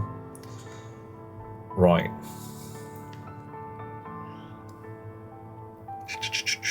And if this is less than 0, it bangs straight out. Okay, so this is where it says I've got a bad signal, ignore it. Well, it needs something to say, essentially go on to the next target. I really want to lose a bunch of lines in here. I've got a bunch of blank lines, but I want more code space.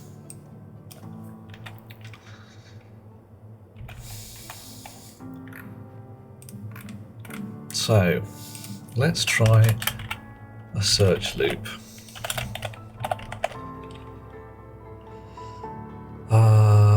Search loop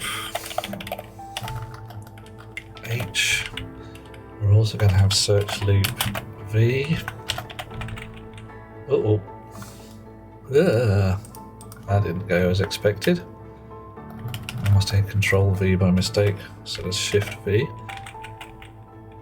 Right, search loop.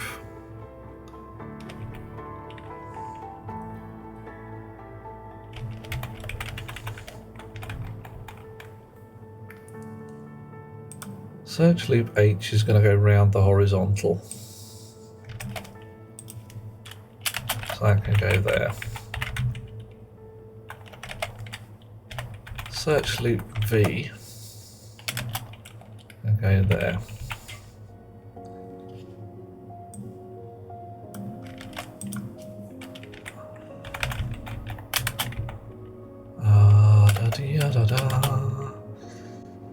Right. Add to V angle.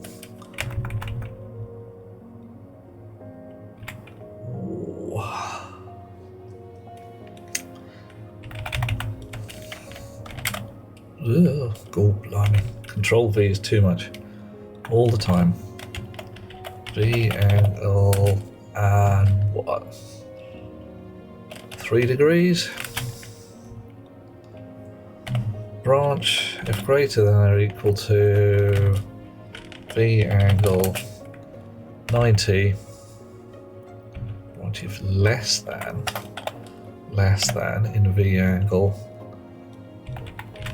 90. Search loop V.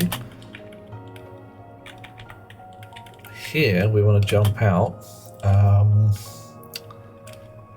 Branch greater than 0, signal center ID to the seek loop. So first thing we find. There might be some shenanigans in here that says, oh, we don't want that one, but I'm not sure we've got the code space for it.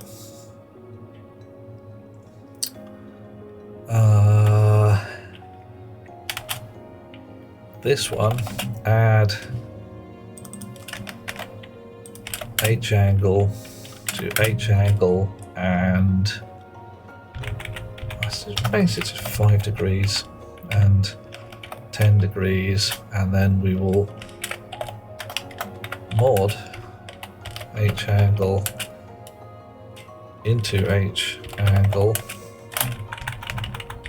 and 360, and then jump to search loop H.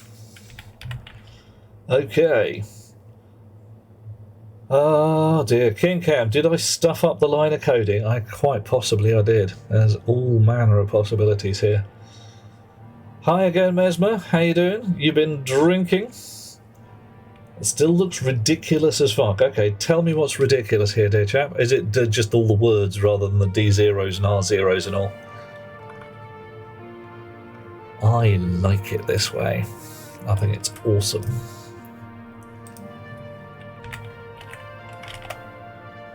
Put a D there. I can aliases and all. Look at my lovely stuff with my start and my reset angles and everything.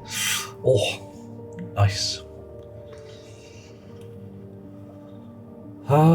Yeah, well, no, King Cam, I'm willing to take it. I am willing to.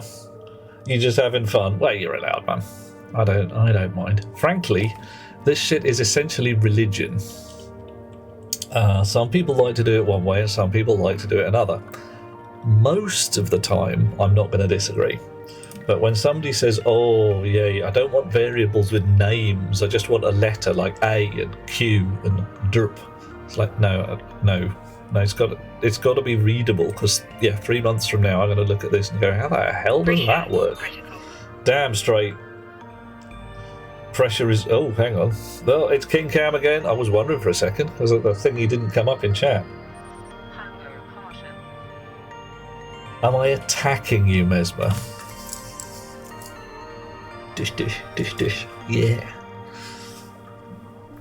Index in a counter should be an I. Maybe. Yeah, if it's a straight index, I'll go with I. But if it's running down a list of fish, I might want fish index.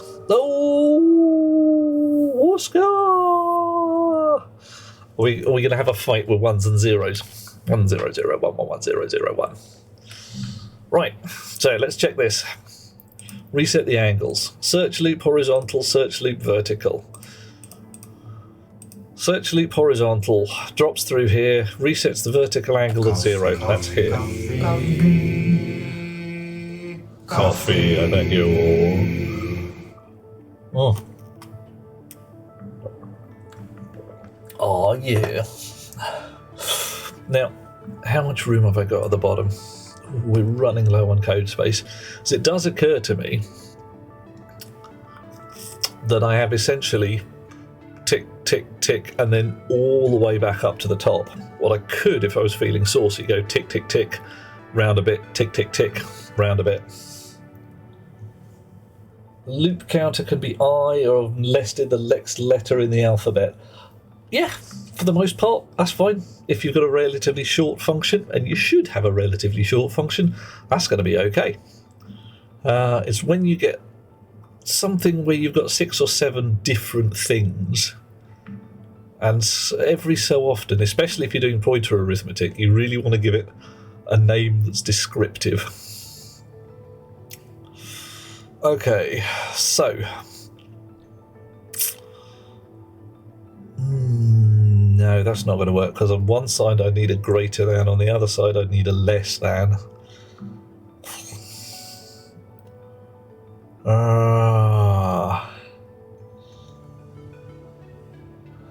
Usually use IDX or X and Y if it's looping through positional argument. Nice. Running low on code. Am I trying to control 2 or 3 bases? Mesmer, I'm trying to control 5. This is where it's at. It's all got a bit interesting. In fact, quite interesting. We need a yield in here as well, because otherwise we won't get a number. So, what's supposed to happen here? Our centre dish is supposed to go tick, tick, tick, tick, tick around the world. Have a lovely time. Put that in there, because we can. We don't want it to start... actually, that does want to be at 0, doesn't it? Because we're ticking downwards and then round. Yeah. Once it finds a signal, it comes into this bit, where it tries to hunt for that signal by setting all the other dishes and doing a thing. So we'll pop that in there, drop that in there, export that, see what we get.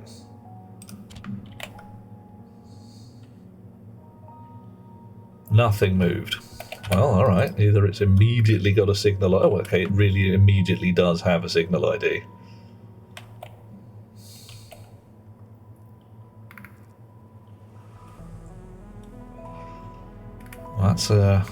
That's lovely. Does anybody have any watts going to the target? Nothing. Nothing.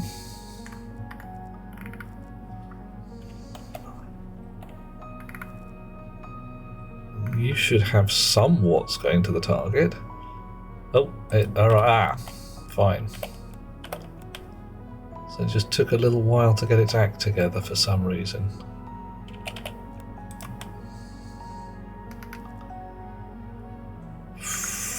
Why is it bad? It takes time for this to work for some reason.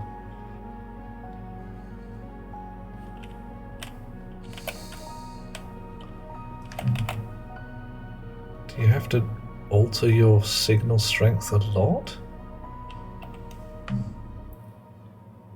Lots of new people hanging out, lots of them seen before, only one bot. There was a reasonable raid earlier. Miss Mystery turned up to raid us, and with great delight she did so. Okay, here we go. Everybody's turning.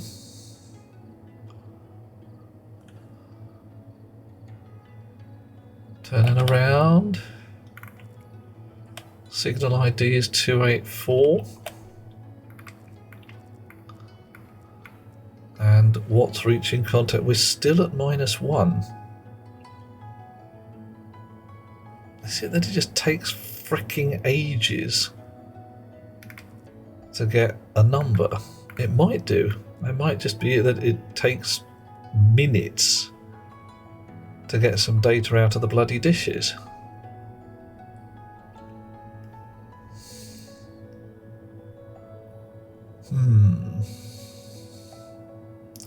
Okay.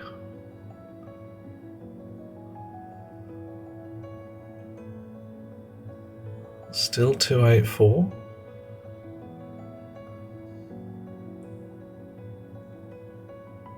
So what are all these -1s about? Signal strength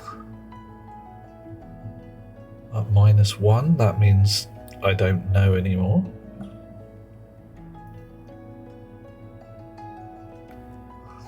Okay, it's faster. Mesmer is not a bot. Usually had a drink or two when you comment. Well, that's a thing that happens. People do drinking. Not necessarily a great idea some days, but you never know.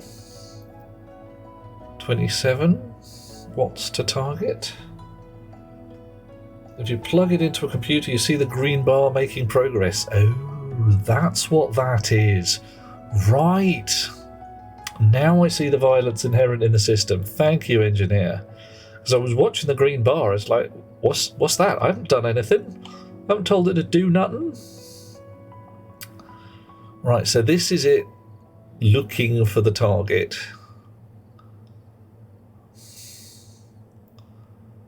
And frankly, seeming to do a reasonable success. Reasonable, at least. So what's reaching contact? 150. No, so that's just climbing gently. 175, 184. But yeah, I was hoping I would get a little sneaky number out of this that I could read, which was like, you know, interrogation progress or some gubbins like that. A human can read the green bar. A script has to wait for it to finish. I wouldn't mind if I'm waiting for it to finish, but there's a thingy I can read and say it's not ready yet.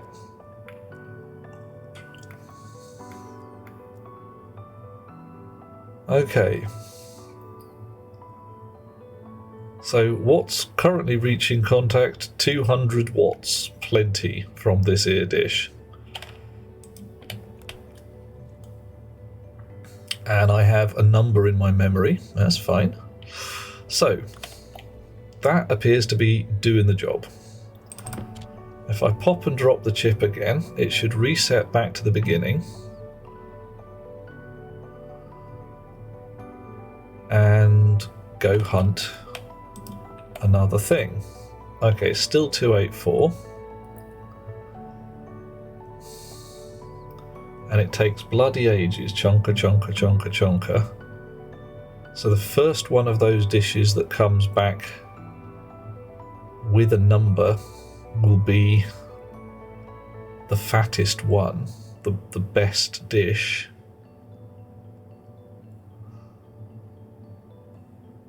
So the reason I'm sitting there going, why does it take so bloody long, is that notionally that wee green bar filling up.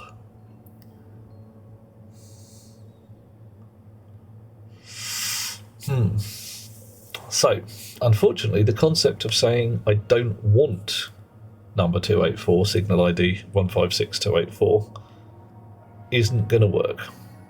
Because that's the only one I get. I can only see one contact. Possibly because I've got small dishes.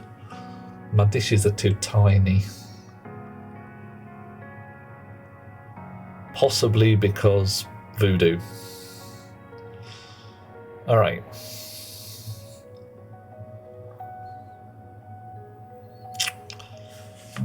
Oof. Contact type ID. Size X and Y. I might want to try and reject at that point, but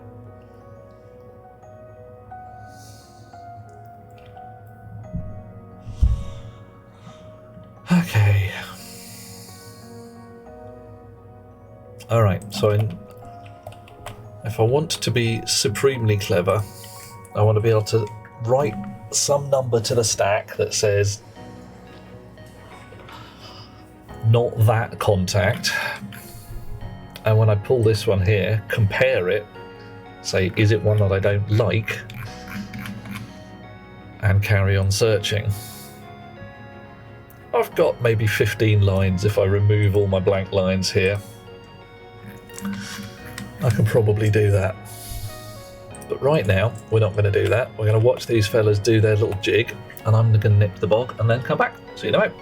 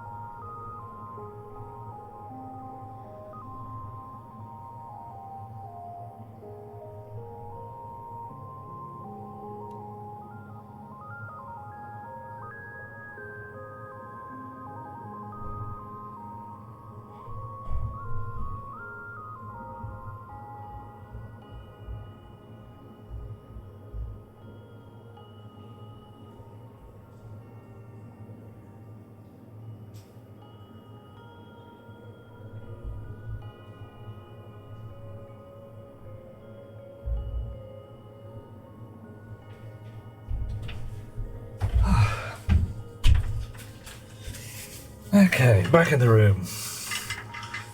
Not bad, says Discount Engineer. 20-minute time window, 5-minute lock onto any script is good. Bear in mind the medium and big dish move slower and will take longer to return those readings. Yes, that's exactly why I wanted to do the scanning with the small dishes and do the actual work with the big dish.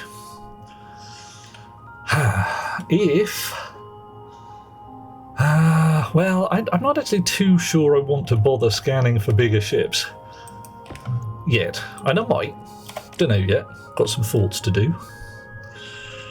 But right. Now then, boys and gals.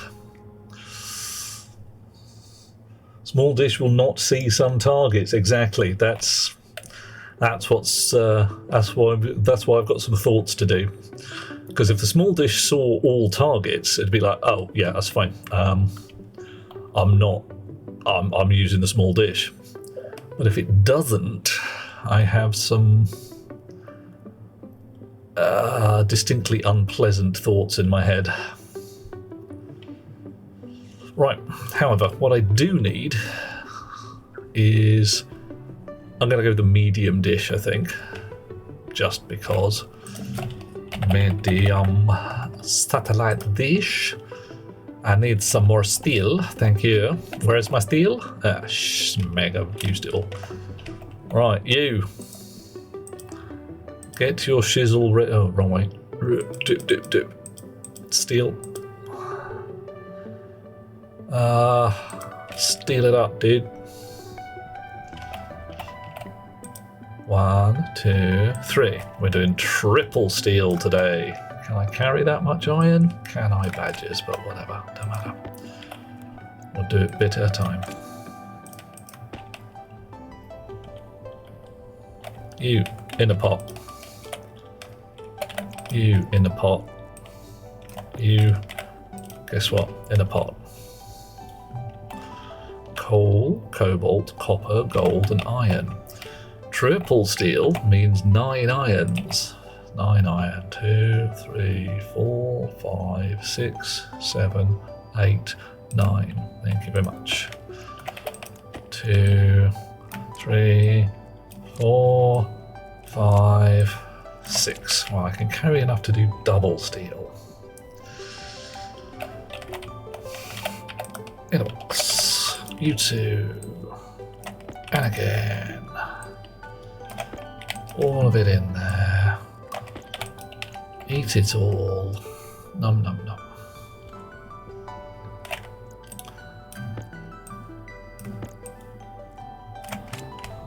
Gonna have a heck ton of steel, I hope.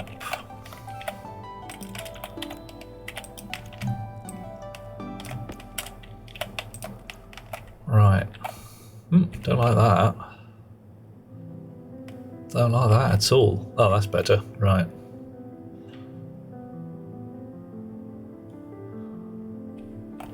Green?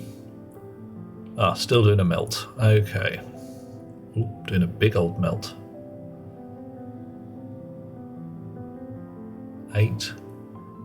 8. Did I miscount?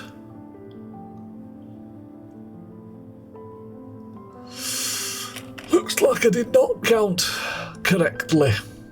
9 iron. Are we golfing? Yep, looks like we are. 1, 2, 3, 4. How do I miscount 8 for 9? That's just raw talent. 1 bit off. Parity error. 400, 150. I haven't. I didn't miscount. I just stuck it in my pocket over there. Oh, thank God for that. Phew. There we are. Big old ingot of steel. Oh, look at that. It's the size of a cow.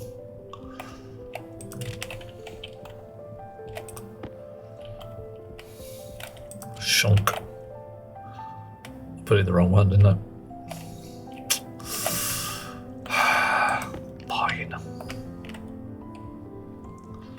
Right, I'll make more later. Oh, right. You're going to take a while to print, aren't you? Yes.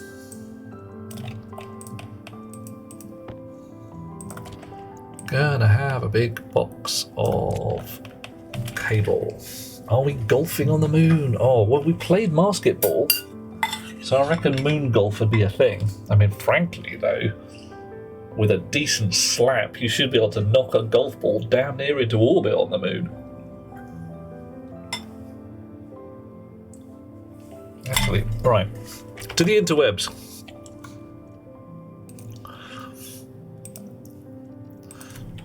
Minimum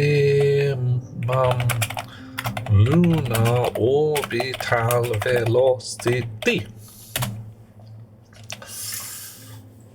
What is the minimum orbital velocity of the lowest possible lunar orbit? Oh, it's a grazing orbit, of course. How fast do you have to go to orbit the moon?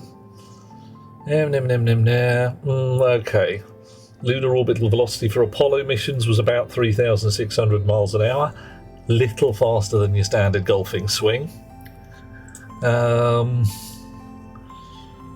Right.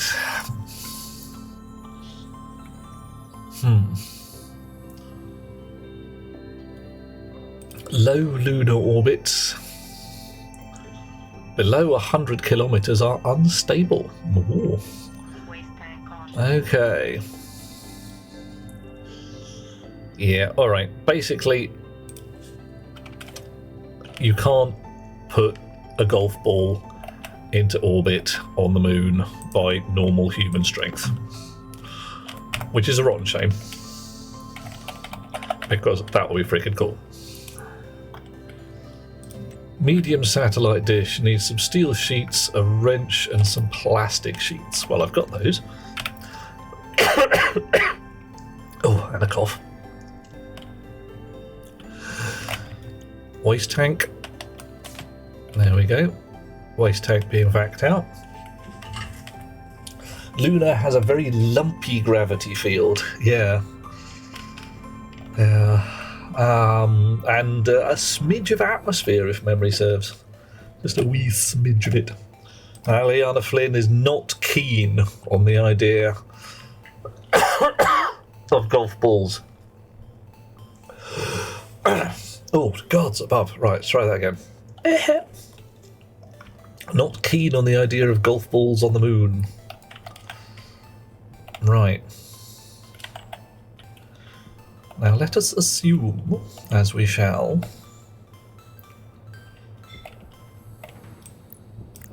that is our thingy.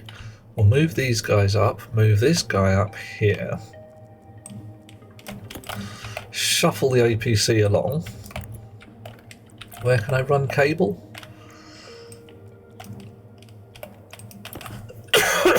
Oh, and Warscar has sent me a coding tool. Ooh. Is it a MIPS plugin for Visual Code? Because I am aware of that one, and it's rather sweet, but it has a couple of downsides for your Stationeers, in that it's a little bit out of date, unless they've changed it. Which they may have done.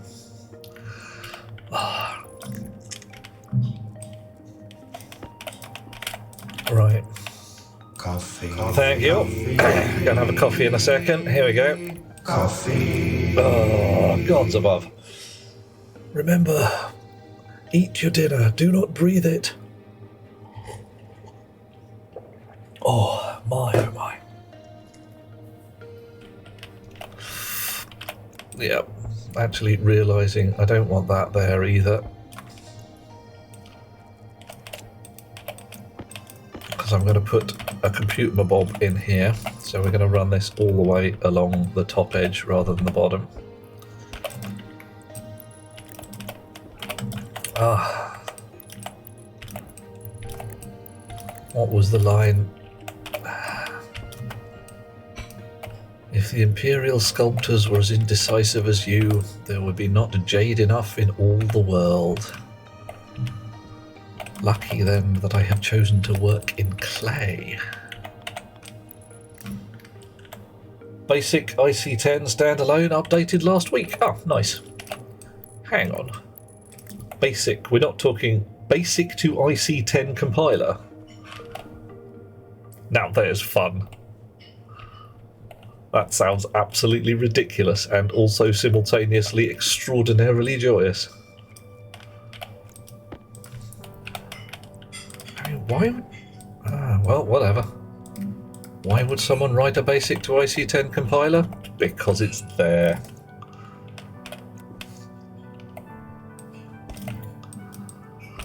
I do remember from back in the dawn of time, tales of some people writing a compiler for ZX Sinclair Basic to Z80 machine code, and partway through development giggling like nutters because one section they were dreading was translating the basic code they had written into assembly because it was far too slow to run in basic.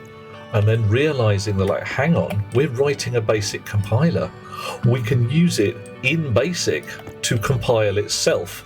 And yes, it's going to take 27, 30 hours to run. But it only needs to be done once. Certainly looks like a fun plan. I'm definitely going to have a wee sniff at it at some point. Because, you know, tools like that. Oh, good grief. Alright, fine. I've got a loaf of bread in my pocket. That's what it's there for. Oof. And is this, Warscar, is this a specialist, or a specialist? Is this a specific Stationeers MIPS compiler? Oh, blimey. Okay, that's rather bigger than I thought it was going to be. Let's check whether I can fit my computer mabob in here or whether I have to move up by one.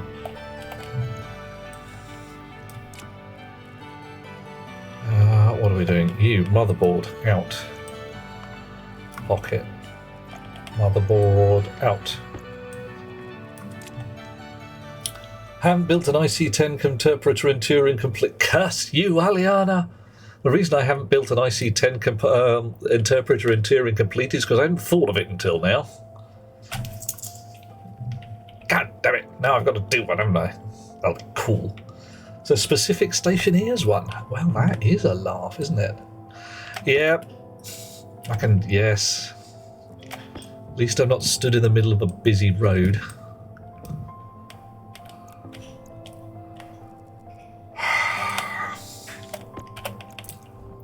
God damn it. Okay, he'll do. He'll stand there nicely. Okay, how can I do that? Make it so. Oh. So what am I going to need? Full branching suite. The one that's messing my head up right now is the approximate. But okay, that's going to be a big... Yeah, afraid so. Sorry, Aliana. It's no, I'm not sorry. Actually, I'm distinctly lacking in sorry at this point. So you've got no one but yourself to blame.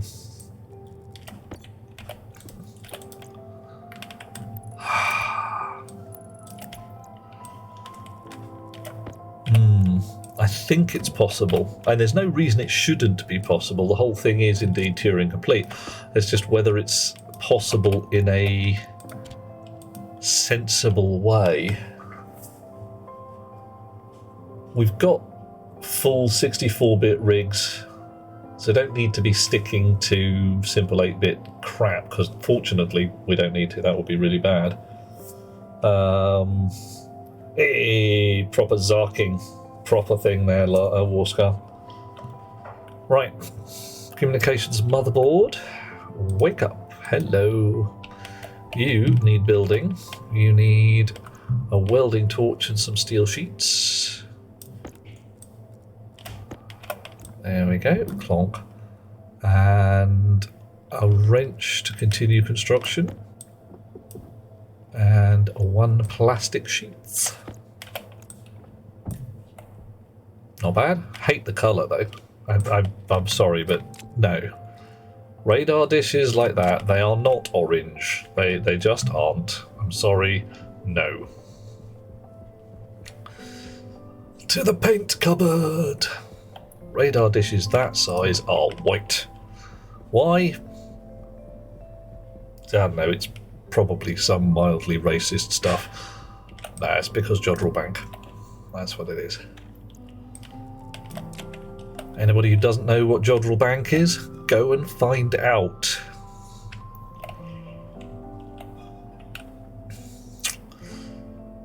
Okay, so I want a piece of wire crossing over here. Can't put it there, could put it there, could put it underground.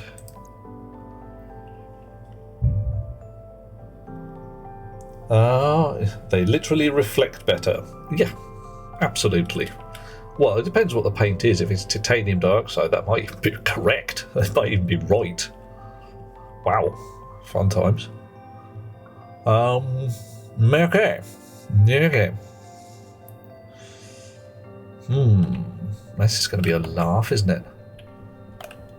You have a separate data line. Right, okay. Oof. What are we doing there, Warscar? We're balking gently.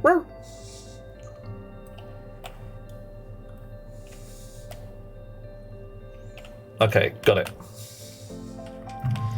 This is how this works. And once more, I've got to snip off all my fat cable and move it around a bit. Because what I want is the power cables to run at ground level. And the data cables to be on a separate set.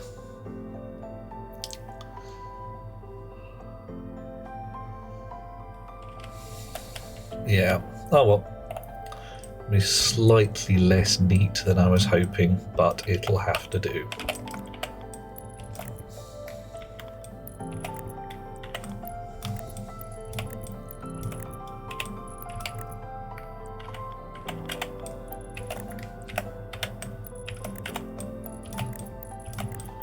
Because we do have the third dimension. And I'm going to be moving that down by 1 again.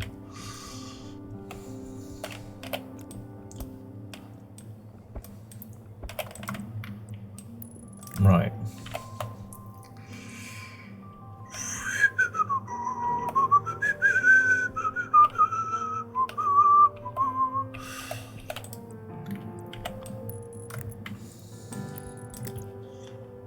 Or I put the power cables down 1 level and run the data line. No, the data line comes down by 1. That's how it works. Okay.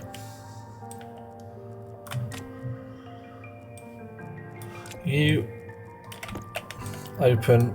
Give me the battery again on the floor.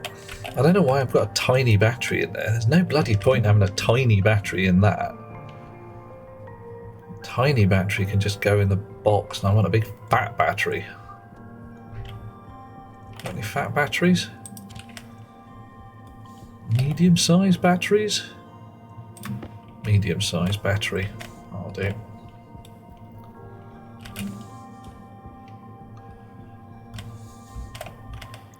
In my pocket. You up, down, shake it all about. Battery back in there, switch on, close up. Pink cable.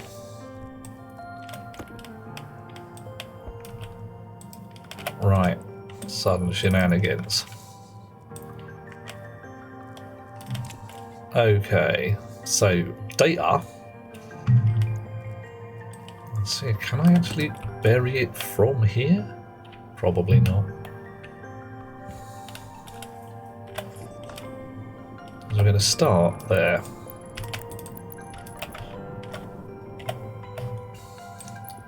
Ugh, falling into a hole.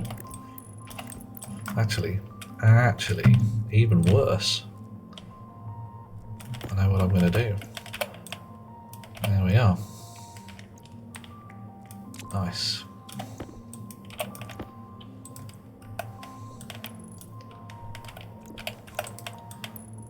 That way, I can tell that I am not going to connect the wrong thing to the wrong thing and have it all go pop and everybody dies and we're like, no, everybody died. I love the way I can do this through mud. It's like, yeah, I'm just reaching a hand through the mud there, putting the cable in. It's great.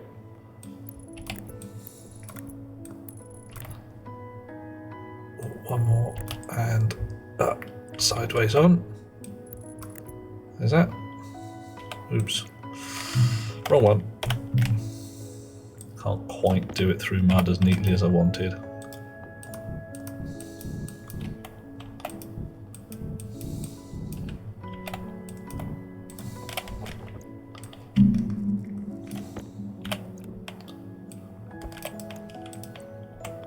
There. Right. Now you downwards. You downwards. And you also downwards. So where are we going to run it? Definitely goes along there. Possibly just tees off at that point. Possibly just runs along the underside here. I think that's where we're going to be. Time for tunnelling. Which for some strange and curious reason, which isn't terribly strange and curious, reminds me of an old series by the name of Time Tunnel. Pretty obscure in places. Anybody remember it?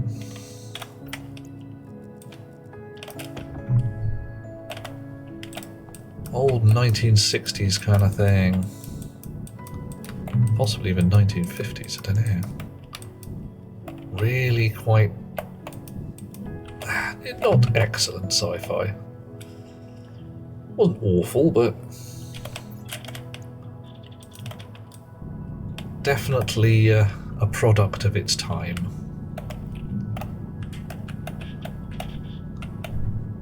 Whole bunch around that kind of era as well. That's where Lost in Space...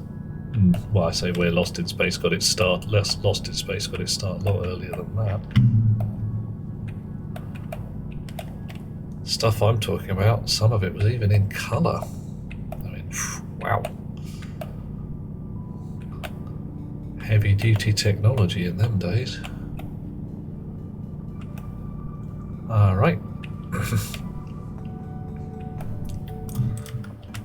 Okay, tunnelling complete.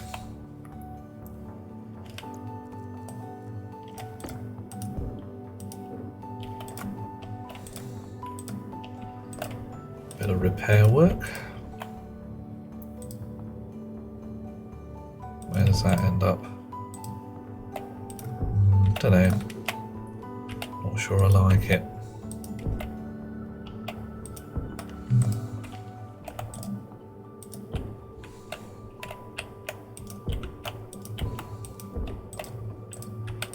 Yeah.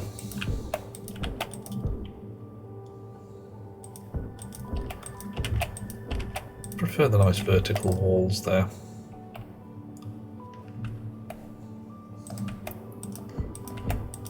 Don't know why.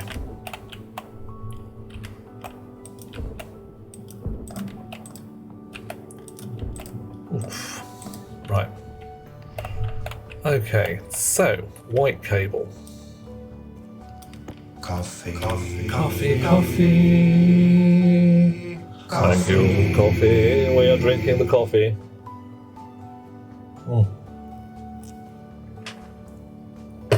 Yummy. And off we go again. Okay. Chunk, chunk, chunk. Round we keep going. Right, reason for keeping the data and the power separate on these is very simply, I have no particular wish. Oh yeah, that wasn't a good idea, was it? That ruined it. Ruined it!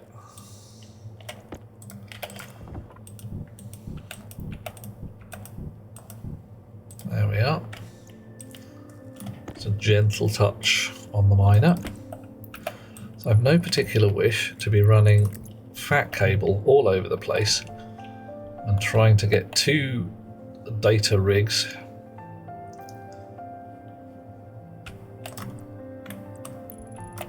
to run on fat cable, where I just don't want to.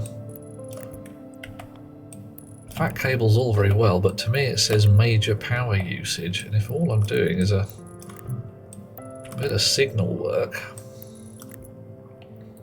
am I going to run out of cable here? Am I? Yeah, of course I'm going to run out of cable. Oh, maybe not. Maybe just make it.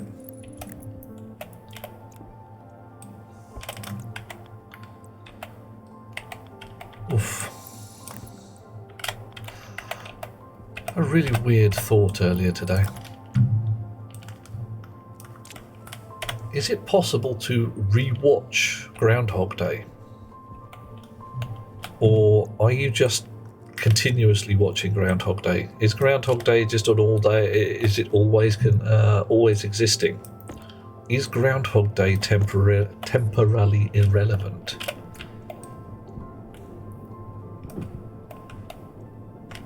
It's just a bit of an odd thought.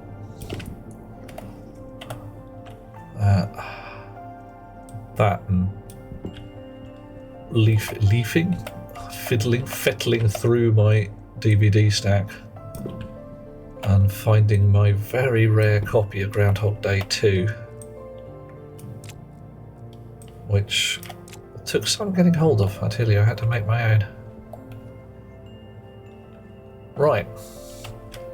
So now we've got that in there. This is when we do the repairs from above. There we are. That's better. And hopefully now I can switch that on and I have a landing pad and I have a dish. It's currently called North. Ah. Medium satellite dish. What should we call it?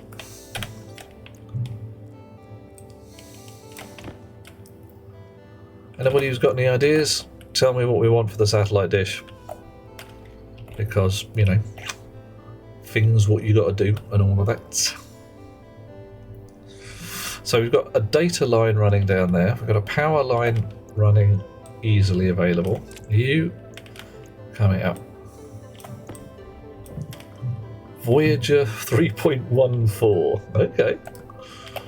We can do that.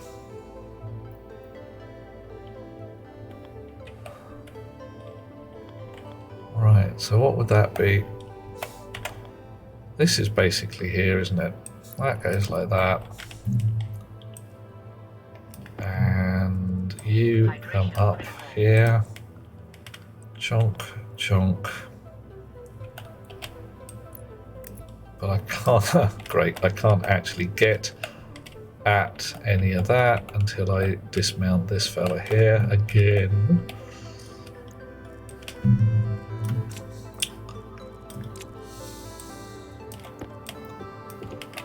And put a piece of white cable in the right place. Woo! Status LED. Medium dishes is for luncheon, aren't they? Leaves large dishes for dinner and small ones for dessert. Or, you know, snacks. Sometimes snacks. So you reckon medium dish? We should just call it lunch. Because it's a medium dish. I can see where you're coming from.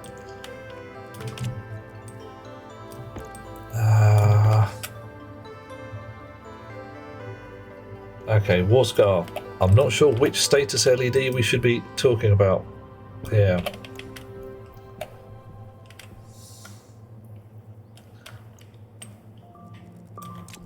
Apart from anything else, we might have a bit of problem because that doesn't have any power in it. It's all data.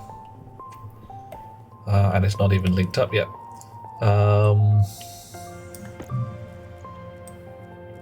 So I might actually need to put deliberately some power into it so that I can put, oh damn it, ruined it. Magic painting went the wrong way. There we go.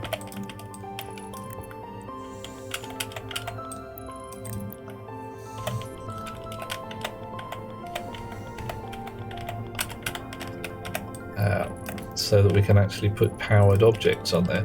That's not in itself a problem. And I can run an APC off this and put some power into it.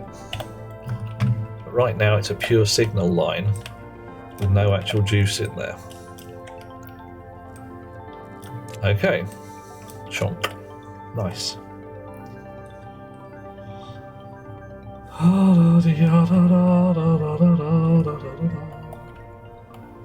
Okay, and one last bit in here.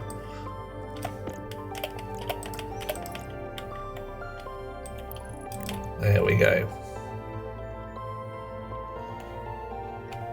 Right.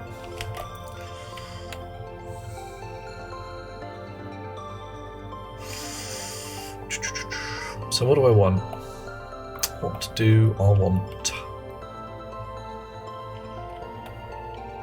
I want a button somewhere around here that says not that one. I want a chip in here that says there's a memory chip over there. Decode it, point this bugger at it. Let's start with that because that's a relatively easy piece of code to write. But before we go anywhere, let's go and get a jug of water so we don't actually die on the moon. Because that's always embarrassing when you're sitting there going, well, I could have had a drink of water and lived, but I forgot.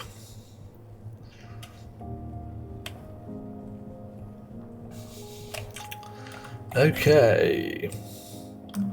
Right, before we go too much further, let's re-export 5-point dish aiming code. I am share instruction set to the Steam Workshop. Yes. Added.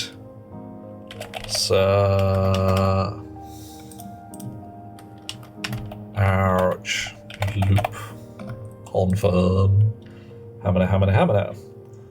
Looking for and found trader is landing for the status. Saw an older trader chip had one. Yep. Well, the thing is, the trader is landing is going to be controlled from this fella over here. That guy over there, all that's doing is doing a seek. It's like, find me a trader. Yeah. Hey, Livy, how you doing? Doing us a balk? Are you a good girl? Yes. Who is the good girl? Is it you? Are you the best? Head pats. Off. That's how it works. Oh. Yeah. Okay. Alrighty. So I want to be stood here. I'm wondering whether I want to be running my power line somewhere different. Instead of around here, maybe I want to run it around there. But I need it here anyway. Phew. Right. Okay, let's just check we've actually got juice in there. That's good. Livy has Cookie Crisp cereal. Oh. Tell us of Cookie Crisp cereal. Oh, tell us of your cereal. Of your cereal, tell us.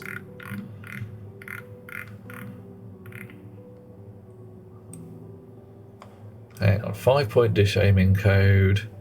We will save to the library. Yes. Right.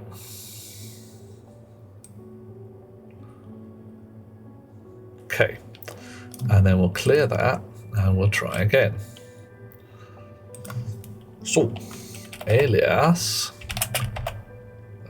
interlock memory. Oops. Anybody with silicon implants at that point. 0 alias dish on D1. That's pretty much it. Loop. Oh my. Indeed. Load into R0 from interlock memory setting. We'll have a yield in here while we're at it. Yield. Branch. If less than or equal to 0 in R0, back to loop. Can't do nothing about that. Oh, Eliana met George Takai. Oh, I have an envy. Because, yeah, he's supposed to be a really awesome chap. Very awesome. Damn it. Strange thought, says Livy. Can't tell because of my beard whether I'm fat or thin, because the inability to see the neck hides information. How much information about physicality is shown in the neck? I don't really know. Am I fat or thin? I'm a lot thinner than I used to be, that's for sure, because I've been going to the gym and doing more physio. There we go, so let's stand up. Show you my good side. Hang on. That's about as fat as I can get. Oh, I can't get no fatter. Well, do you? It's not very. It's a t-shirt's not really very, indicative. That's as fat as I can manage. If you want me any fatter, you'll have to feed me. Interesting thought on how to design characters too. Yeah, well, once more I'm pondering the old Spirited Away, where Spider Fellow, the Boilermaker, at the bottom, massive bushy beard, really very thin. Hiding the neck can hide a lot of shape while adding... See, look at that. Yeah. Let the feast begin. I have a feast. Thank you, Warscar. I'm definitely going to feast a little bit. Very brief conversation. Hi, thanks for coming. Something trivial. Well, yeah. I'm guessing that George Takai is a busy chap. Feasting. Okay, discount. Where are you at?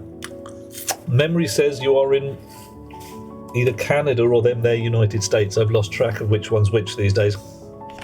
I know it's very relevant. But over that side of the pond, there's a trash fire, which is just obscuring everything else. Dunno. Maybe I've made a mistake and you're in a completely different part of the world. That happens.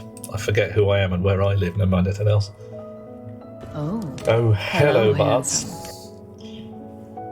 Takei rhymes with toupee, not oh my. George Toupee. George Touquet? Touquet? Really? Toupee. Takei. Yeah, whatever. A little island just off the European mainland. Oh, now there's handy. There's a lot of them. Livy's doing us a howl. Oh, that one! Oh, God. Yeah, right. Another trash fire. If I come and visit you, discount, big pot of decent coffee, absolutely.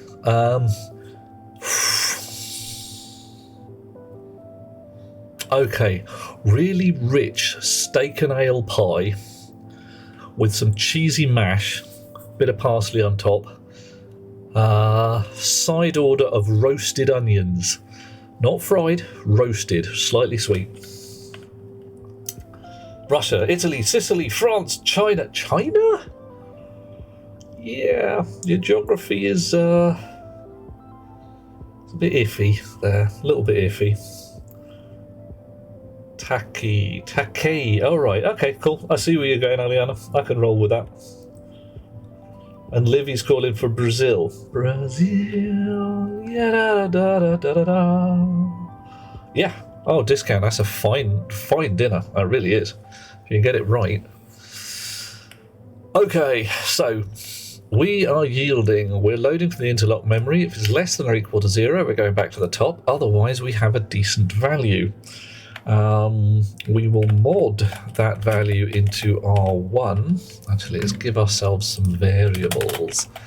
Alias Hangle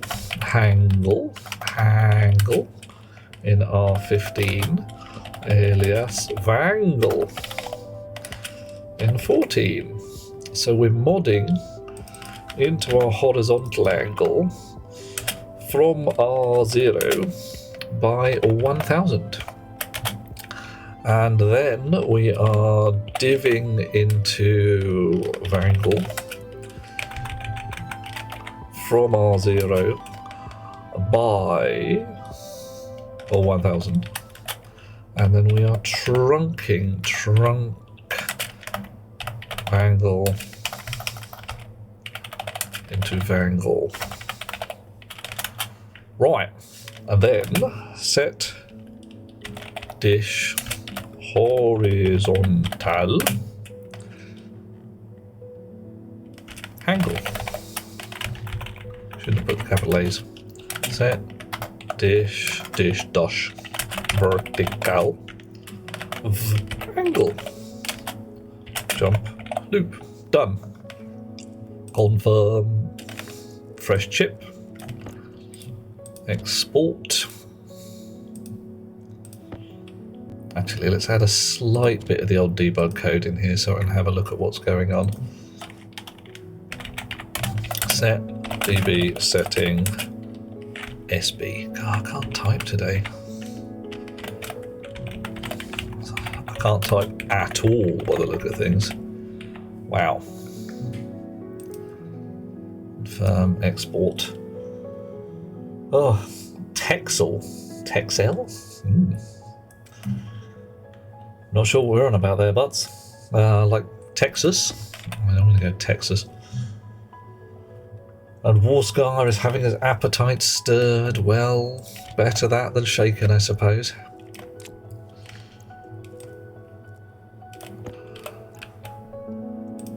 Doop, doop. Yeah, you're doing a flash. Cool. Alright, interlock memory. Interlock memory. Dish. Medium satellite dish. We didn't give the dish a name yet. What are we going to call it?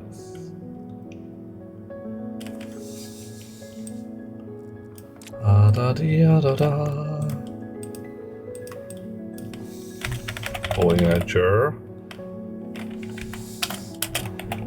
1-4. There we are. Cannot interact as the device is not turned on. Well, that's okay. Texel said more like Texel is a tiny island off the Dutch coast. Okay, cool. Is it a nice island? One of several in a line of Shire Island then. Shire?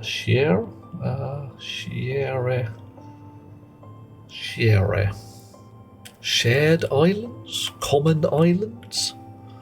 Islands all in the same chain? A pretty nice island. Yeah, it's Dutch. Cool. Alright. What are we doing?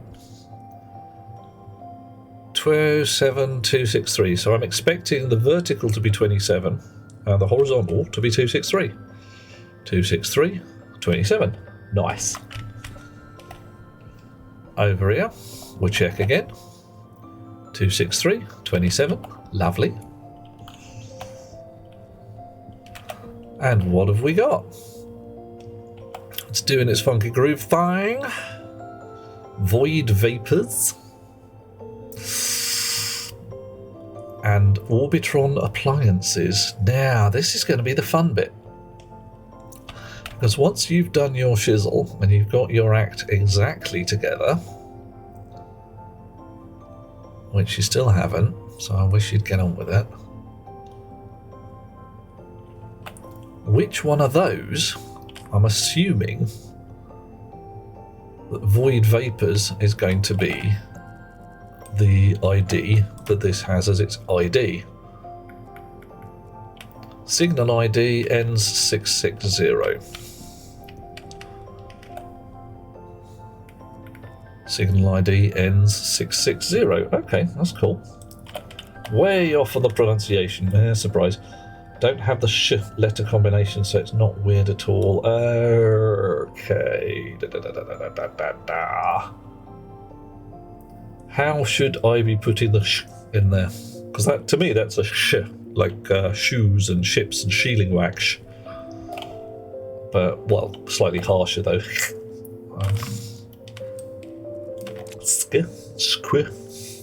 Not a clue. Right.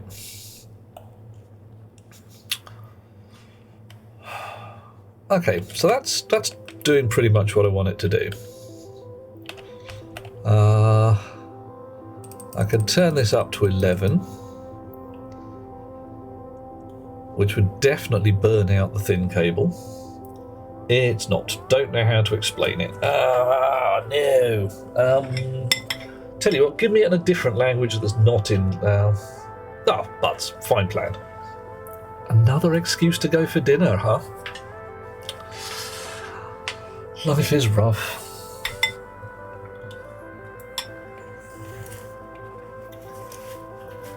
Well, can you make it in a different language? Oh, we've got to shed loads of excuses.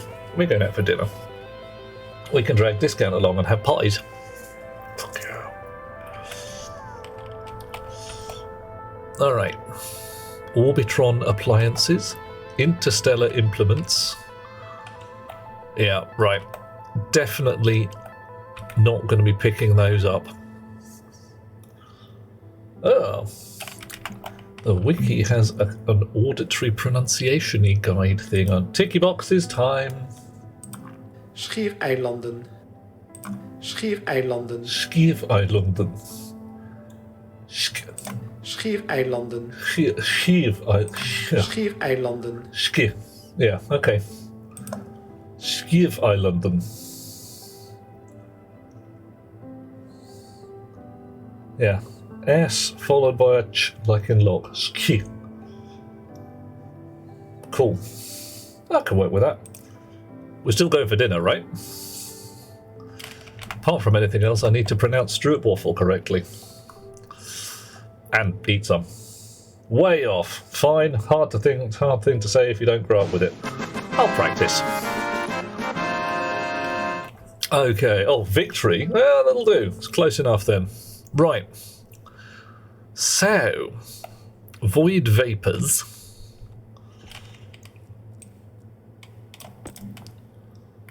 is the one that's in the signal ID here. I want to have a little button here that goes back to there and says, no, I don't like it. You can't say 3 correctly. Am I getting the vapors? I'll just find out. Oh, hang on.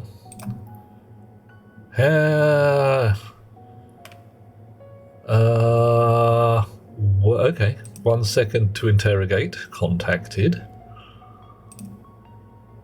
Trader has requested permission to landing. It's fine. Good. Alright.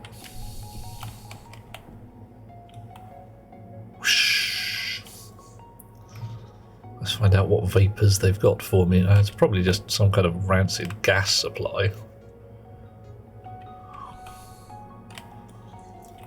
Okay, this has got to move. This is not in the right place, is it? That's really quite...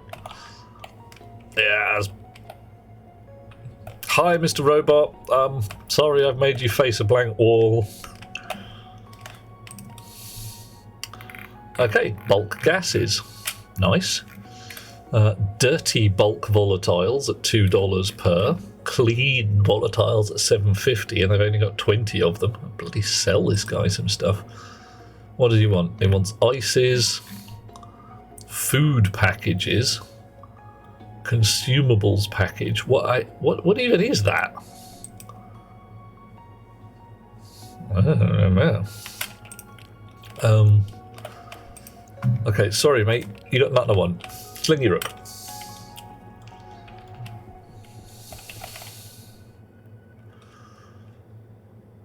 Okay, bye, see you later. Okay, so yeah, like I say, button. No, do not want void vapors. Got another button to say, alright, forget all the people that we don't want, we'll go round again.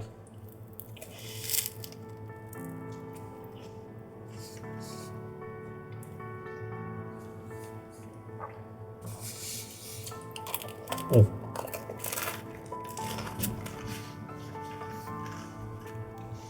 Crispy garlic bread.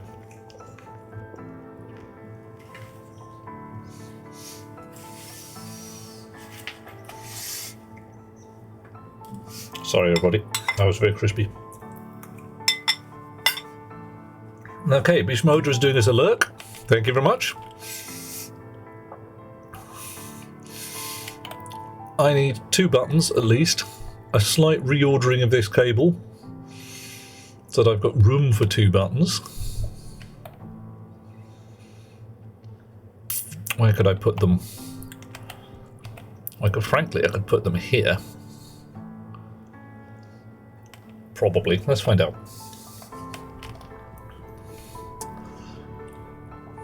And then I've got to write some code that I can fit into the few lines that I have left. Right.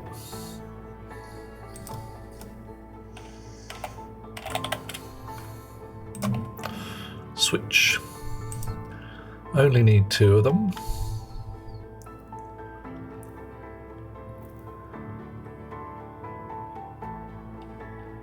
La da da da da, la da da da da.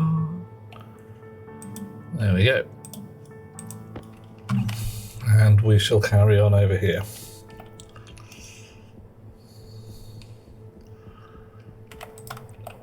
Switch button. Can't put one there. Can't put one. Or can put one there, right in the middle of the bleeding thing.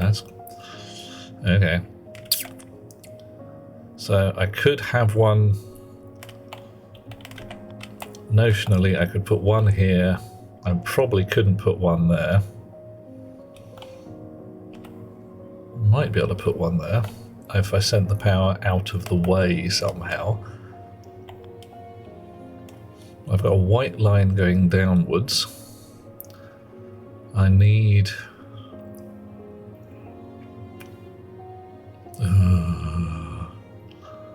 I don't want to start sending the power down and the data up. That's an awful lot of digging.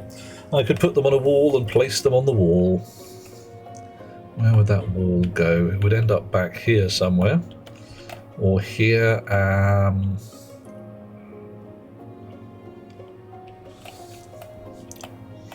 Can move the computer back a fair bit. In fact, I'm gonna, yeah, that's what I'll do. Put up a wall probably there. Coffee.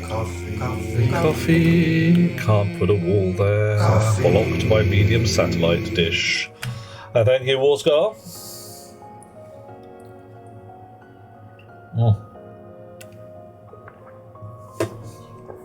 Right.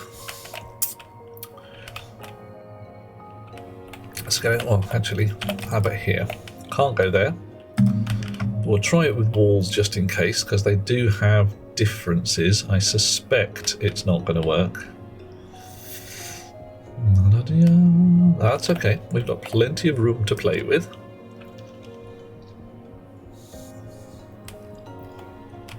Ooh, wrong side. Hoik.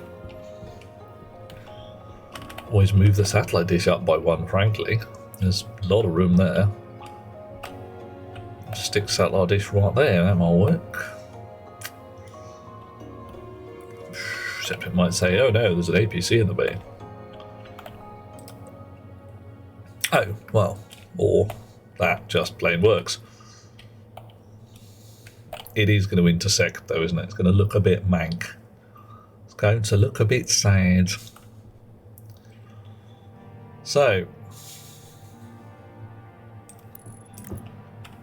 computer back by a bit. You need to go somewhere else.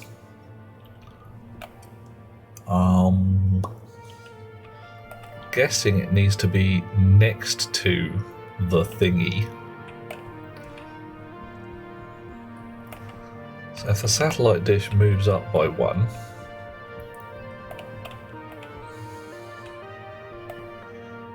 where could you go?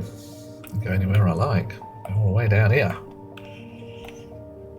Because I don't need to come and stand in front of you, do I?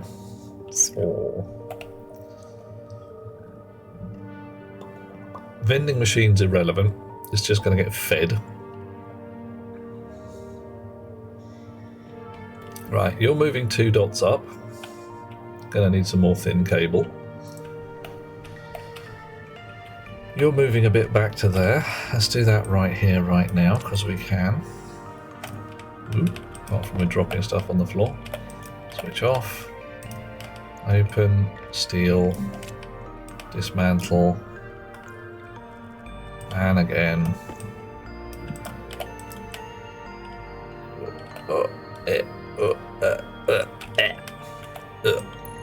Dish. It's all about the feng shui, isn't it? I say feng shui, but you know what I mean. The aesthetics, the neatness, the looking good. Right. Buttons. Oh, okay. That'll do. Actually, I really want them on the other side, don't I? Oh, yeah. I do. I want them right here.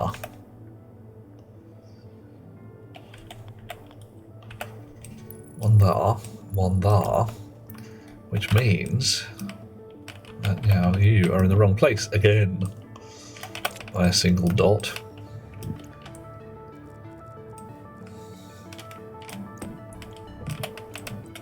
And must go instead here. Better. Right. Oof. Weird thoughts in my head. Not evil. Any of you read the book, the sequel to Ready Player One, strangely enough called Ready Player 2? Who'd have thought it?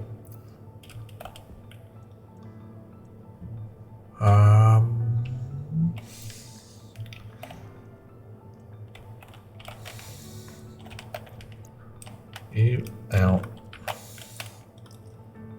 Haven't read the first one either. Ah, well. The first one's not bad. The film is... Okay, this is going to sound really quite terrible. The film is a lot more coherently written than the book. The book is very much a debut novel of a guy who's like, this happened, and then this happened, and then after that this happened, followed by this, which happened. Like, dude, for the love of God, please just stop. Put some any descriptive stuff in there.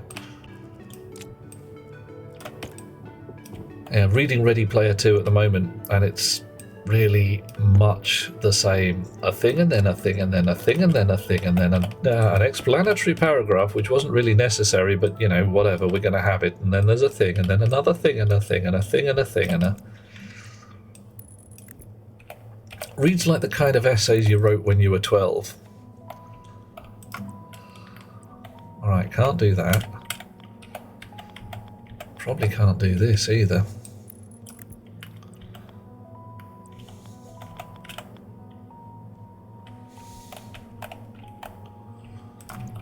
Yeah, we're going underground again, aren't we? Warscar's doing us a lurk, vanishing into the shadows, as one does. Catch you later, dear chum. I respect your lurk. Thank you for hanging about.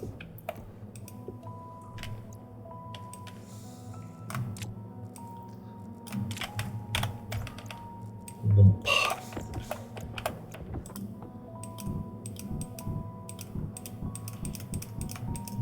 Right.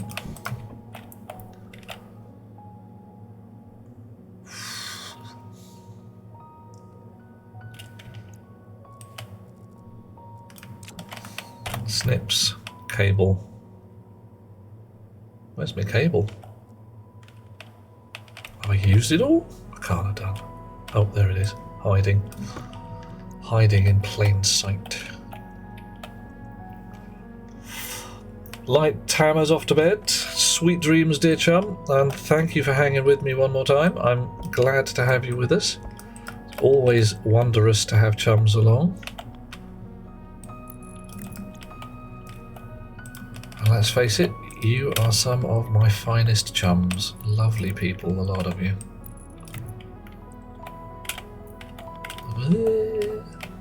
Come on. Oof. One there. One there. There, and nearly. Oh, almost. Are we going to run out of cable? Are we going to run out? Yeah, of course we're going to run out. Silly bloody concept.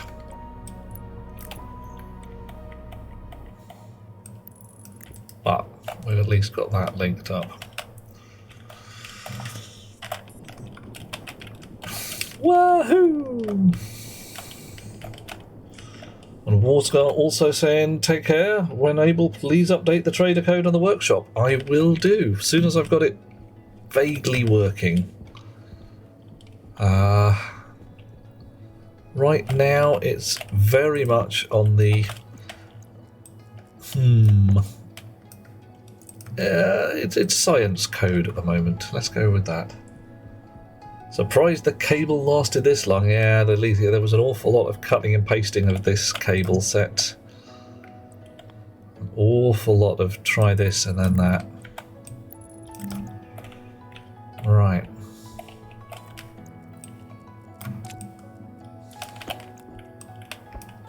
Oh, blimey. Okay.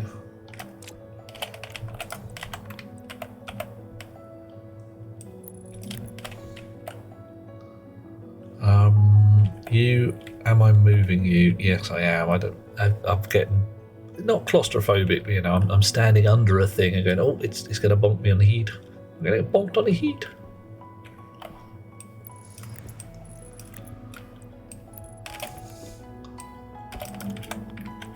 Right. That's doing that. While we're at it, we'll clip this. Uh-oh. Fine, you go in a pocket. You come out. Top. And you thingy, you're moving. What are we doing? Hand drill. A hand drill.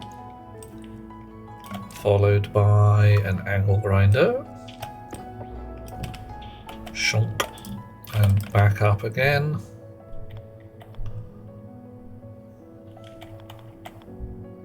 Right, that doesn't work. That does. That's happy.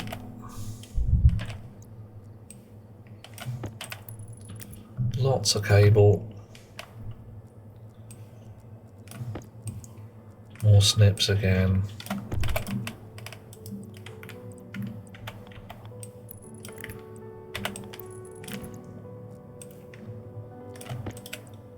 Connect, connect, connect.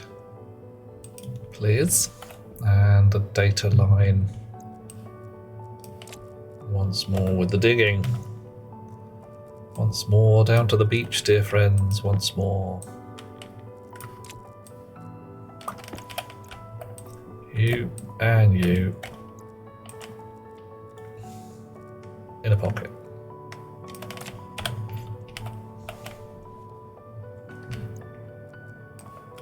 Whoosh.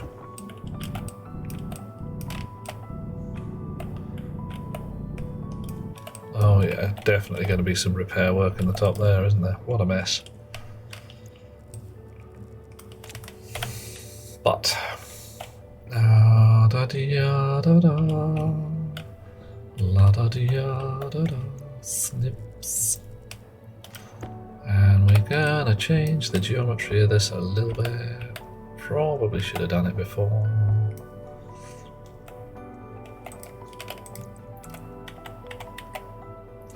Come on. Hook on. Hook on. I feel like somebody talking to a Drekken sheepdog. Come on now, way bright. Away to me, boy.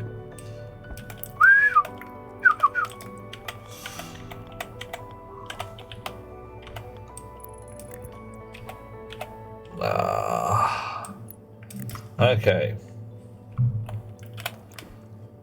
Clip, clip, clip.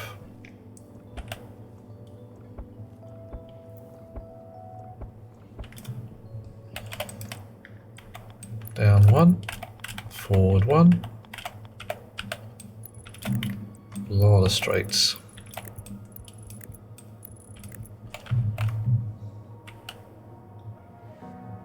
I said straights. Which is a little unusual for this channel, I'm sure. Maha.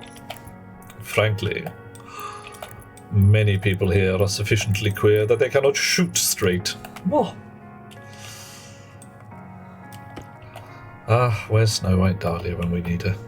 I say her, them.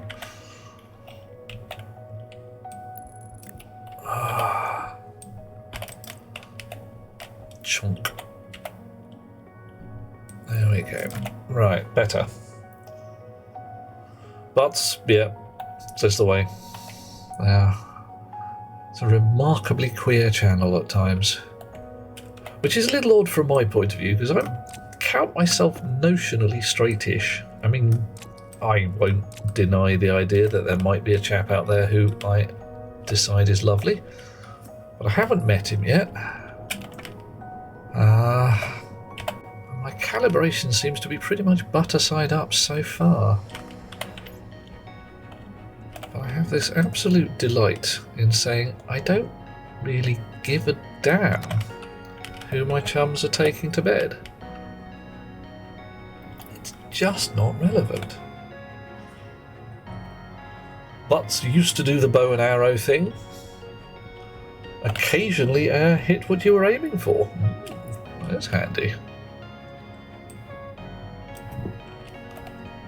I've just realised I'm going to have to do some more shenanigans with a low-down cable when I move the bloody dish.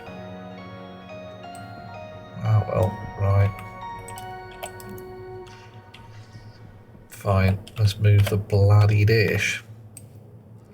Crowbar initially. Shonk. Plastic. Hand drill. For some reason. And angle grinder. Dropped on the floor.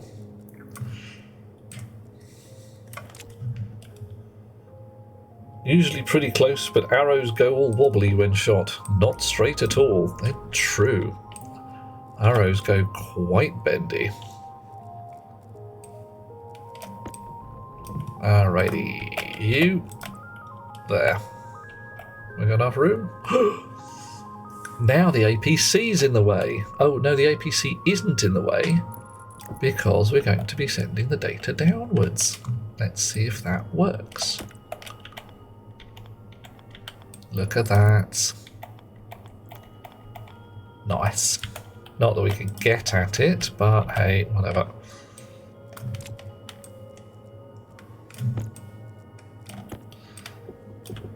One more. Snips again. Indigo.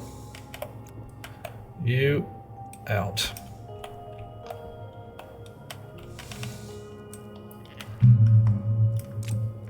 And whilst we're here, I'll let that cleaned up because it will annoy me otherwise, leaving a piece of extraneous cable underground. Fine.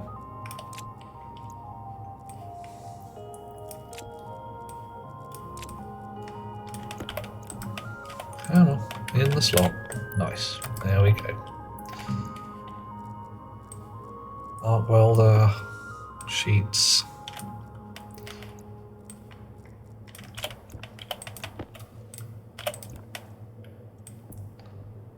Done. And also done.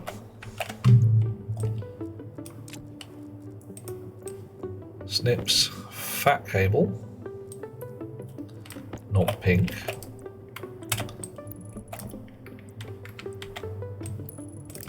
Okay, very nearly.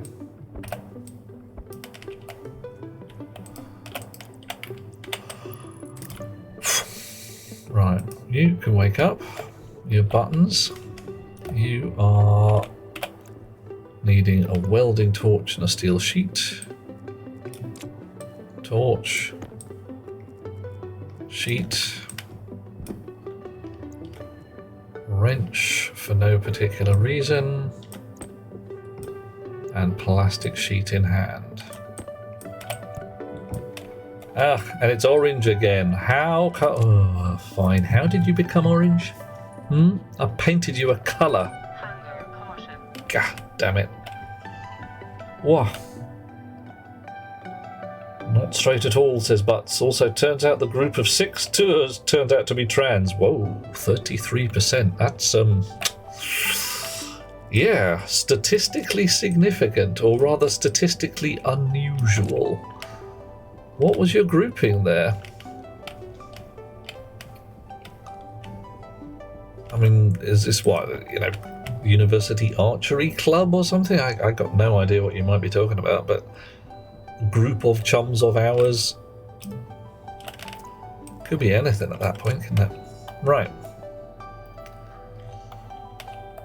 So I took the chip out of its socket. I put the socket in my pocket.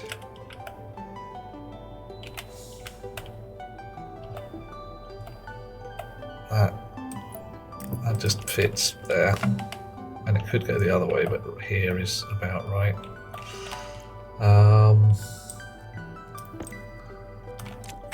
More snip work. You can go like that. You can go like that. Alright. At the current job, 6 devs, 3 trans. Wow. I mean, I can't say there's got to be a reason, because coincidence is king, queen, both at this point. I mean, really, very much both. But wow.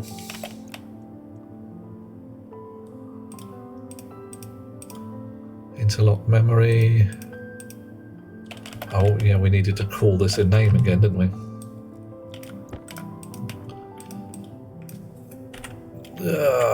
Voyager, Voyager,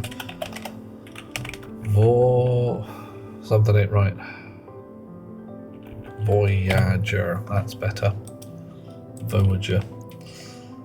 Wow, that took a couple of seconds for me to see. Concern.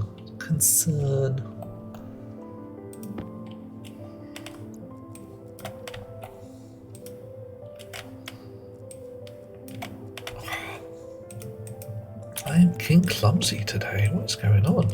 I think trans people tend to congregate at the precious few places where it's safe to do so. Heck yeah. Yeah, a trans-inclusive workspace. I mean, joint I'm working at the moment. I don't think we've ever had to give a damn about that stuff.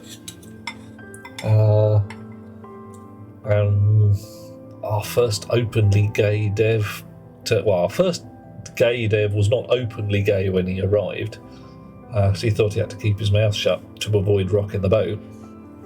Then we went out to the pub a few times and he was like, oh, fuck, this boat's all over the place, I'm out.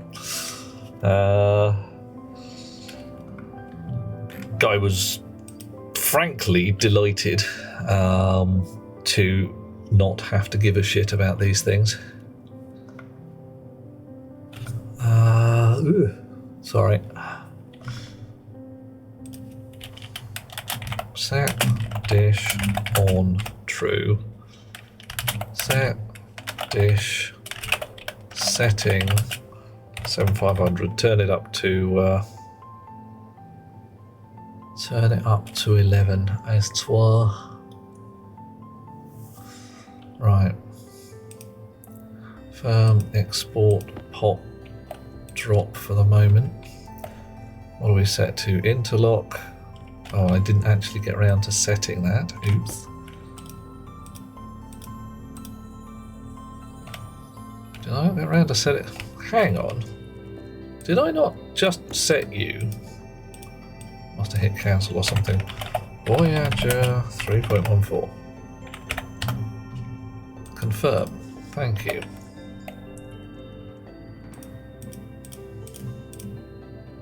Still says medium satellite dish. Still says medium satellite dish. Maybe you didn't like it. Voyager. Voyager. Voyager. Medium satellite dish. Air tank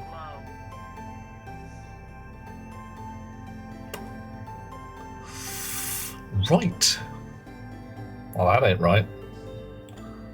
And I don't like it. So I am immediately, right this very minute, going to do a quit out and reload on the grounds that something ain't right. The worst, or the longer I go along on this, bad things are going to happen. No women at your previous employer. Whoa, that's heavy. That's really very heavy. I mean, I count myself fairly lucky that we've got a fair number of lasses in development at our place. And at least partly, I suspect that is down because our CTO is female. Right, exit to desktop. We are going to have a lovely background of flowers for a while. Not for long, I hope. Oh. Cloud conflict stationeers. Oh. Bottoms. This is going to be fun, isn't it? Right. Local save, please. Ooh. Trans people are pretty careful about places you go. There's just an unreasonable ounce of hate. Yeah, but there's not. Frankly, I'm going to say a thing here. Hate is almost by its definition unreasonable. And some of the stuff that the trans community have to put up with has me sitting there going, I'm sorry, what? What were you even thinking? Oh, I'm worried to go to the toilet in case a trans woman bites me in the bum. Really? Okay, get this into your skulls, the world. A trans woman is a woman. No need to create a special class of different. If a crime is committed by a trans woman, it is a crime committed by a woman. If you are concerned that someone will bite you in the bum, whether or not their birth gender matches their current gender is kind of irrelevant. Your problem here is not with trans people, it's with people who bite you in the bum. And I don't know. Yep, 107% irrelevant, says I. Of course I would. And admittedly, I'm sitting here in my nice, easy-to-run, cis-het, white male gubbins and just not having to bother about these things. Rarely have I come across hate because of my gender and sexuality. It does happen, it's just drecking rare. Voyager. That's better. Majorly does more harm to cis women than it does them good. Yes. I mean, just count women as women. Doesn't matter what they quote were. Even that's a silly bloody concept. So, oh, you used to be a man. It's like, no. I used to be somebody wearing the wrong trousers. That's roughly where I'm at. I got up one morning, I looked down and went, hang on, these aren't my trousers. I want a fresh pair, please. And then people have been bitching at me ever since. That's roughly where it's at. Roll on the point where we, as humans, are able to cast off this prison of flesh and have a new one.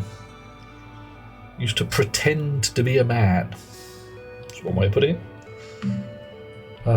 Yeah. Oh, hang on. You didn't have the cloak and dagger thing going like, dun, dun, dun, dun, dun. I should put up some shelves. And go and hide in a shed while repressing my emotions. Yes, that's what I'll do. Yeah. But thing is, I got really good at the whole pretending to be neurotypical thing. But I did it I did it the Spectrum-y way. I read a book on how to do it. I've got about 2 feet of books up on the shelves upstairs, just a section of the bookshelves that should be entitled How to Pretend Human. Human body language. Interesting.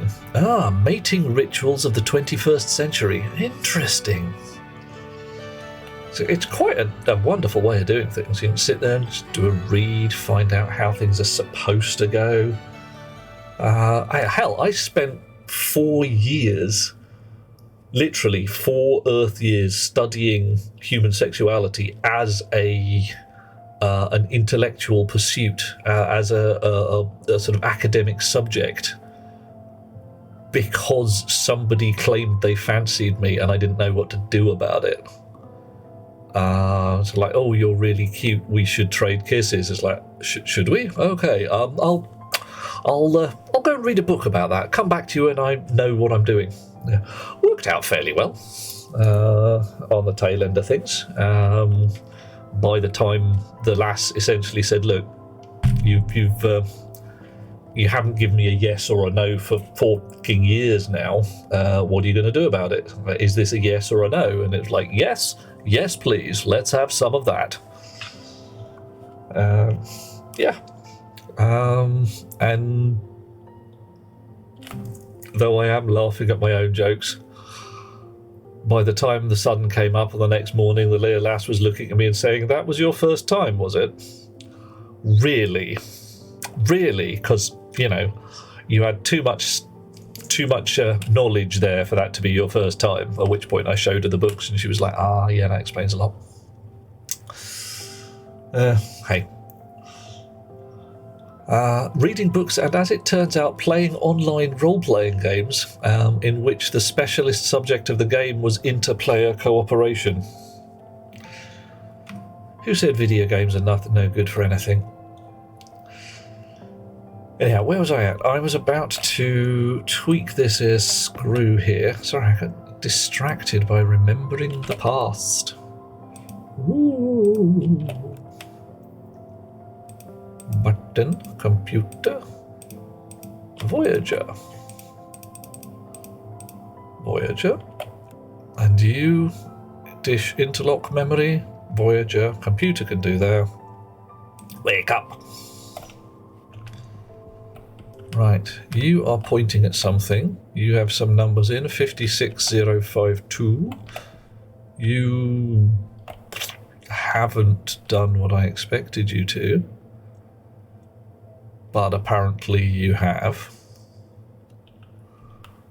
Look like you've done it.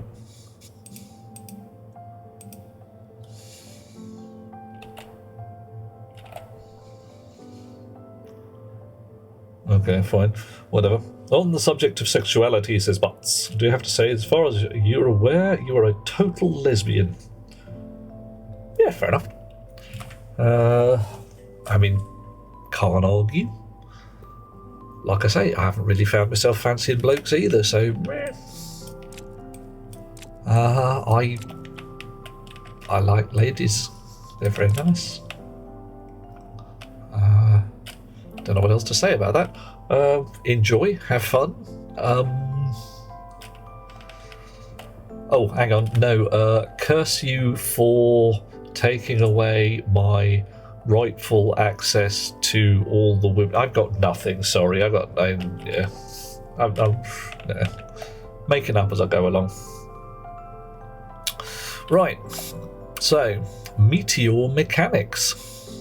6 degrees from contact.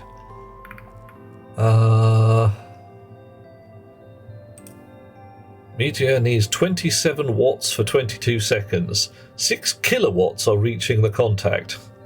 Estimate 1 second to interrogate. Yes, please. Some sexually loaded conversations between us. Oh, butts. Oh, you really do not need to worry in that respect. I'm not going to try and drag you off into a secluded corner without an extremely enthusiastic yes, please. Yeah, we are going to banter. There is going to be smut thrown back and forth between us, but unless you flutter your eyelashes at me and say, go on, you know you want to. Yeah, let's just have dinner, and we can discuss how much smut we can get away with before we want to take each other's underwear off, which may, never happen. That's fine. Better to get it out in the open than be concerned that one might get the wrong idea. As far as I'm concerned, again with the whole spectrumy thing, if I want to take somebody to bed, I will either wait for them to ask or I will just ask. Shall we? And if the answer is thank you but no, what am I going to do? Get bent out of shape?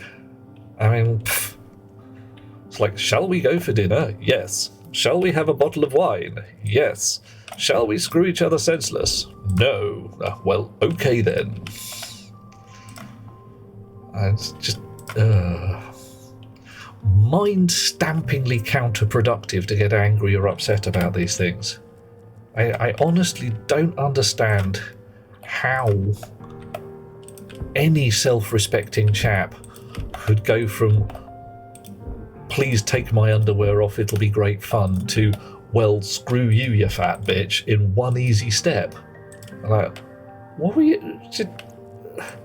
She's definitely never going to sleep with you now. I mean, really, very definitely. If you'd been nice, you might, in the fullness of time, have been able to persuade her that you weren't a complete douchebag. But you've lost that chance now, haven't you? Ruined it.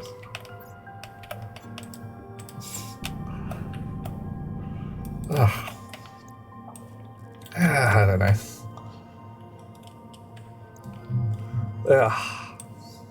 So, yeah, butts. We're going to go out, we're going to have dinner, we're going to have stroopwafel and things I can't pronounce, we're going to talk about my terrible Dutch. Possibly I will try and get you to pronounce the word 3 without it going horribly wrong. We will go to some kind of... I don't know, if we're in the Netherlands and if we're in Amsterdam, let's go to the Sex Museum again because it's ridiculously funny. We are, however, not going to the Dope Museum, or if we are going to the Dope Museum, I'm going to keep my hands in my little pockets and not partake of any. Last time I was in Amsterdam, I lost a whole bloody weekend because somebody sold me a cake. Only afterwards did I realise it was a special cake.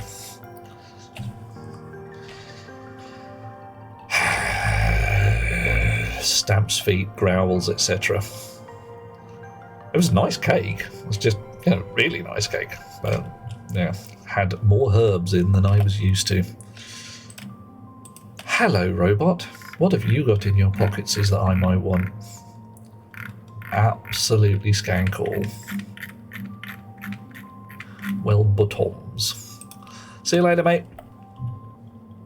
Hydration critical. Yeah, but I suspect you probably will. The first way to avoid the special cake is not to wander into the back of a place called Rick's Bar with a big sign across the door saying you can score here. We'll buy our cake from somewhere else. I mean, anywhere else, frankly. I need a grinder to get rid of all this crap. No, I got nothing worth selling at the moment. Actually, no, that's not true. I've got a whole bunch of stuff I could have sold the guy. Oh well, no matter. Get the cake from a bakery or grocery store. Yep, absolutely. Okay, Cosmo Crop Connect. Right. So, I think I need a 5x5 rig in order to ask Cosmo Crop Connect to come and talk to me, don't I? No. Right. But it's Drecken miles away from that one, so I can't get there just yet. I haven't written the code for go and get me a different one. So what do we got here? This one, signal ID 158802. This one should be the same. Right. So what I want, basically, is a button to say, not that one. Thing goes back to the memory chip here. The thing reads it and says, oh, you want me to forget about that one? Never get that right. Stick it on the stack or remember it one way or t'other. I need to extend this by 2 in that direction, 2 in that direction. So I need another bag of frames and another bag of plates. I've got 19 plates. 3x3 go into 5x5. 9 to 25 should need 16. 20 frames. Loads of frames. Okay, we're away. We also, however, need some landing pads. In other news, says Butts, just bought a new phone because your current one forgot how to do mobile internet. I'm sorry? Okay, you bought a new phone because of a software error in your old one. Really? Why not, fix the software error? It can't be a hardware error, surely. How can it forget to do mobile internet and still be a phone? It's just data up down. There is, in theory, no difference between sending your voice and sending a data packet. It's not analog anymore.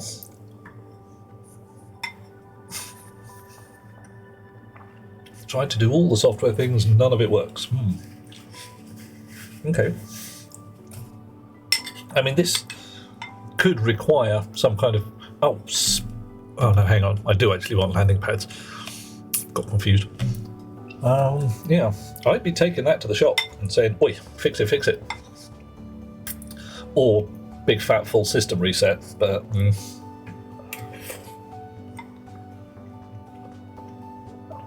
That said, I'm reasonably sure that if you bought a new phone, you're going to have a shinier phone than the previous one.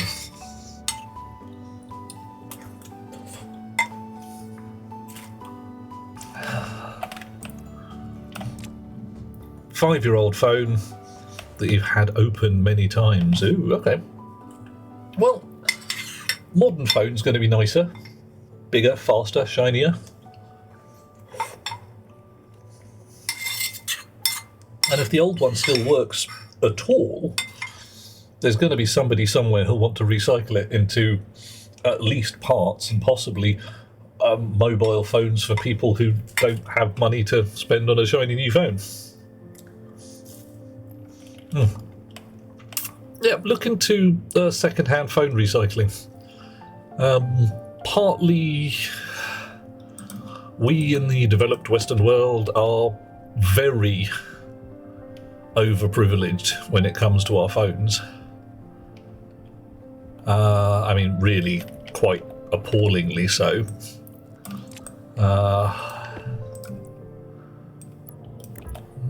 2, 3, 4, 5, followed by 1, 2,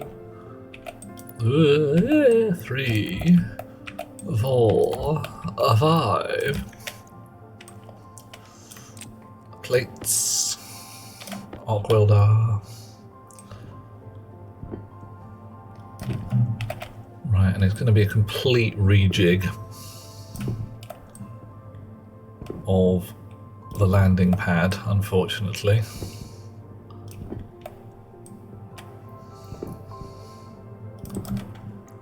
Right, you in my pocket. Ditto. You, I might just want to dig out the ground. Can I do that? Don't want to come out. Alright, fine. Stay there. Be troublesome. Crowbar? Not crowbar, wrench. Planning to make one into a thing that'll do home automation. Mount it to the wall. Drill set to flatten. Thank you. Quite true. Set default. I'll do.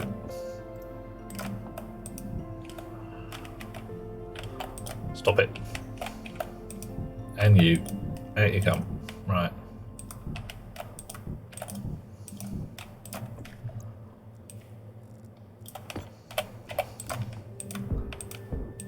There. clean everything up. Nice solid foundation.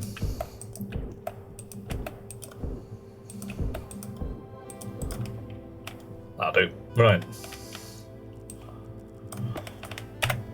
Okay, wrench.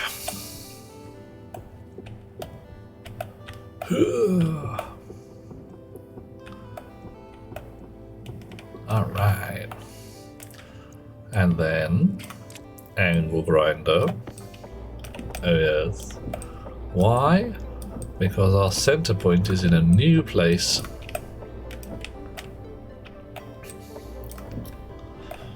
Right. 1, 2, 3, 2, 3. Center. There.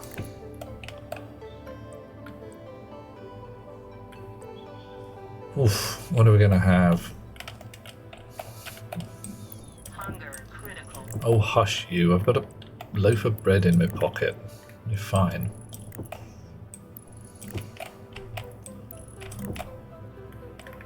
Get the pattern to look at least vaguely entertaining.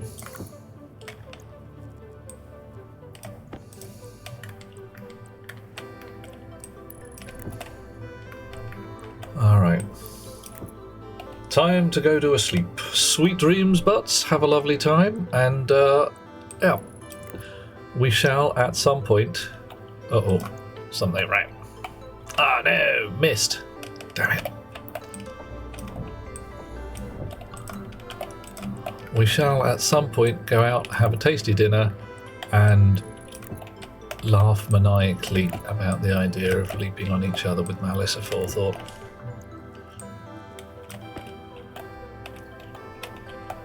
Two, three. Or, here's a thought. We could go out on the pool. That'd be funny. I think I've still got my Lesbians Wingman t-shirt somewhere. Because that's always a laugh.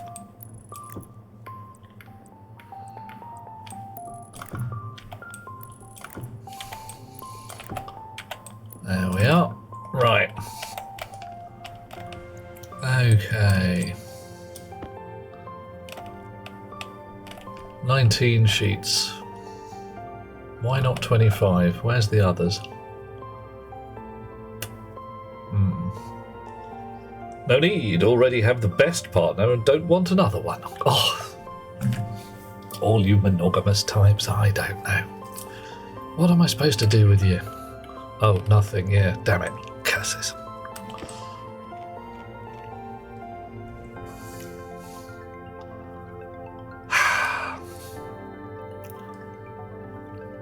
Must be said, though. Hang on, 18 sheets. Where did I just lose one? Did one just evaporate? Always give you a hug or food. Brilliant, I'll do that. That's easy. That's the good stuff.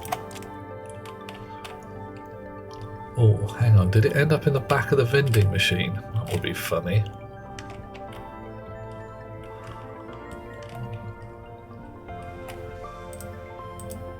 No. Just gone. Right. Well, we're definitely going out for dinner.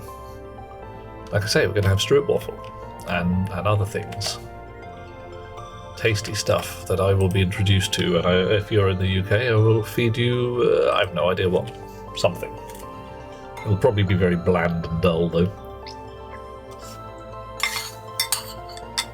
Or not British.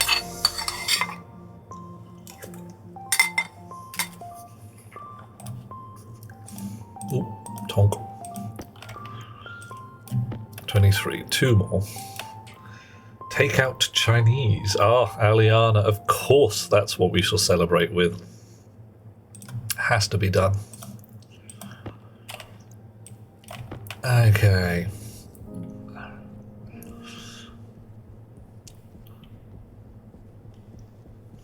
Right. Sure. You. Do it. 1, 2, 3, 4, 5. Oh.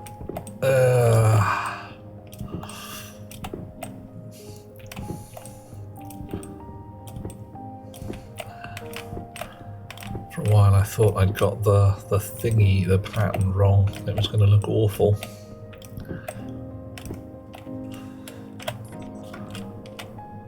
That's not too bad. That's not too bad at all. I know that I'm pondering turning those 90 degrees to make a cross shape. What do you reckon? Will that look better? Let's give it a try. So we go, see what happens. Right, you out, you out. Pocket. No idea why I've decided on a Scottish accent for this one, but it seemed like a great idea at the time. Right, like that, and like that. And back in again.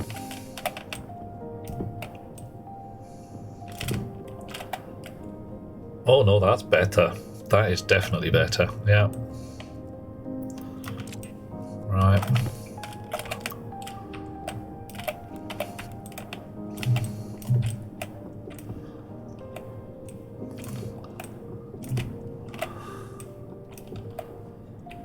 Oh, more adverts.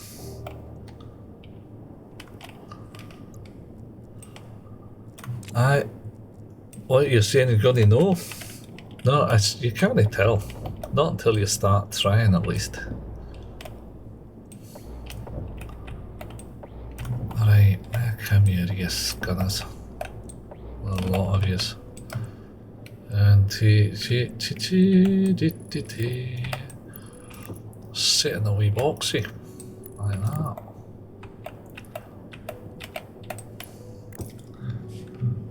Gonna no do that. Why no? What's stopping you? Something in your way? Your mother can't sew or something? Stitch that. Dish. Frickin' weld you up. Smelty melty. Done. Oh yeah. Check that out. Looking frickin' sweet. Although I think we might want some light pylons around the edge. Just because. Right. Clonk. Disturbingly accurate Billy Connolly impression. Man, where do you think I got my frickin' accent from? Or where do you think I got my accent from? The thing is, you watch the telly, you don't actually get to speak to too many Scottish fellas. But you see one on the box and there he is, you just pull the real ones.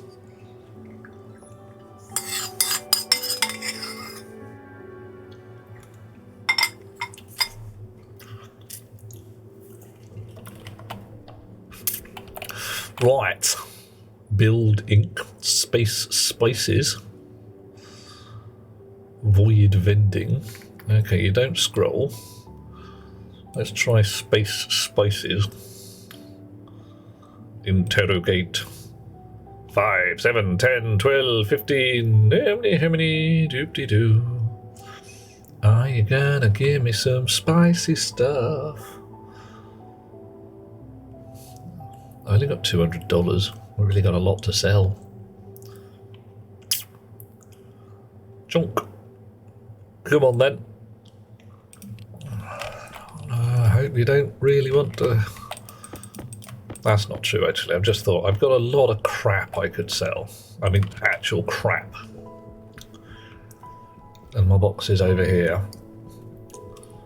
Things I just don't want anymore, which should probably be ground up, but let's have some ordinary pipe. Let us leave behind some stuff we do want to keep. Cable coils and such like. Batteries, don't want those.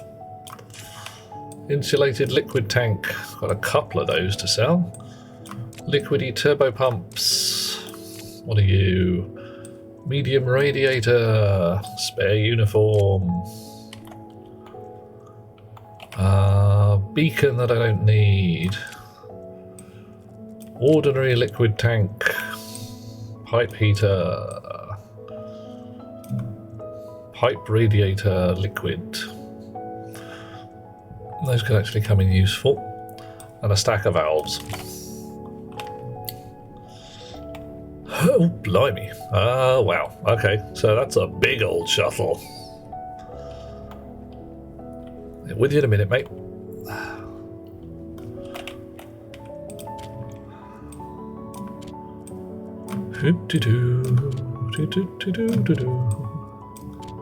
Stuff to sell to the trader, who probably doesn't want half of it, but that's okay.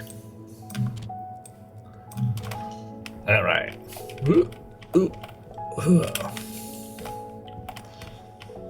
Hello, matey. What have you got in your box for me? Oh, right.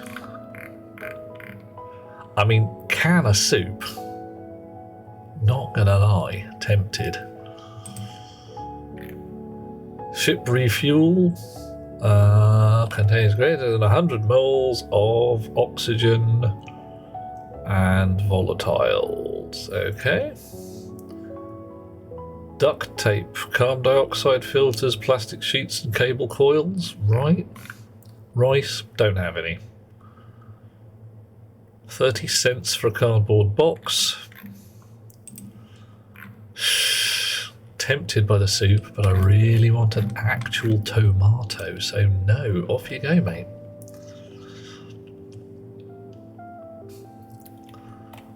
I want to see the gyros running that ship. Wow, that guy got swung round. Whoa. La la la la la la la. Okay, so now, it being midnight, I'm still going to write the bloody code.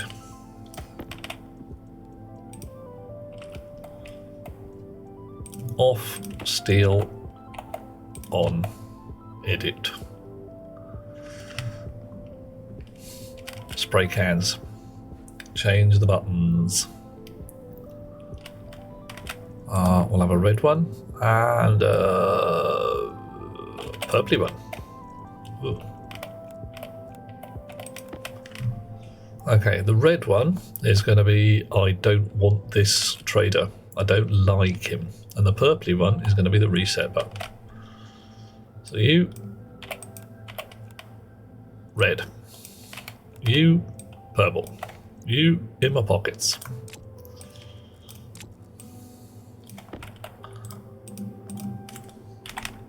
Ignore button. Confirm.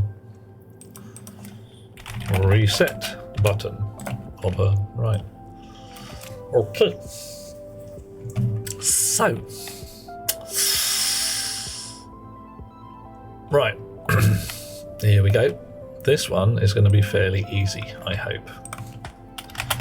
Alias. Ignore button. D2.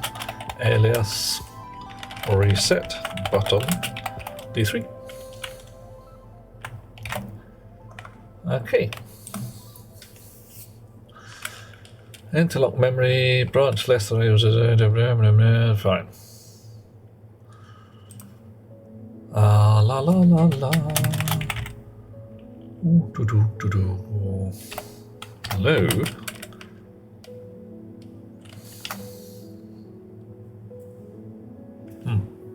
No, I'm going to do it the other way around. Buttons first. Load into R0.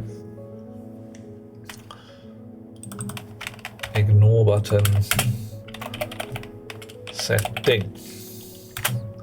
And branch if not equal to 0 in R0. Set ignore. AL.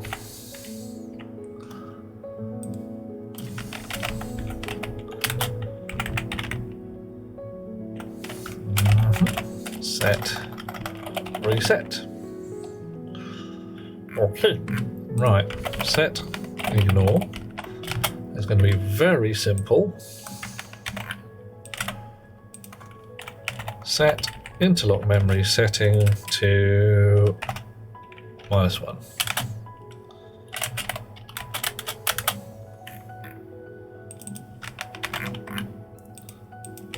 Set, reset.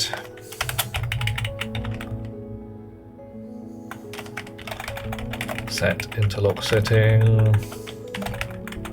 to -2. Okay. So what should happen right this very instant with the other chip is as soon as I sit one of these buttons, it should reset the dishes. They should just be like, yeah, okay, fine. Export, clunk, bonk. Confused. Ignore button is set to ignore button. Reset button, ooh, set to reset button. Okay, done. Wake up. Pop and drop you just in case. You are quite happily sitting over there. So if I hit the reset button, dish. Didn't work. Interesting. Hey, Mr. Ray Ray, how you doing there? Why did that not work? Why didn't you work? Why did you not work? Why did you not work? Why didn't you work?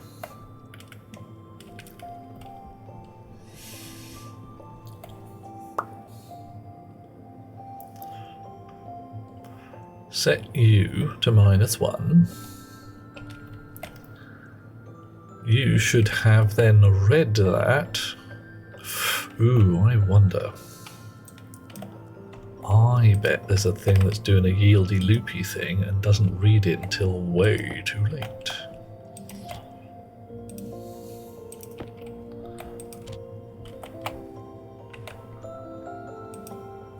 Chunk. So.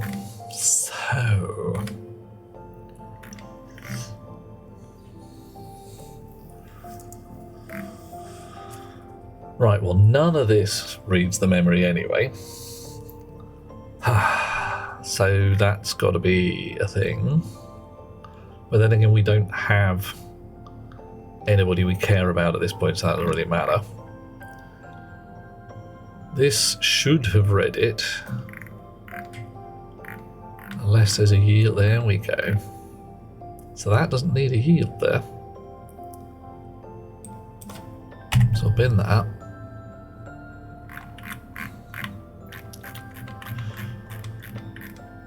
Yield.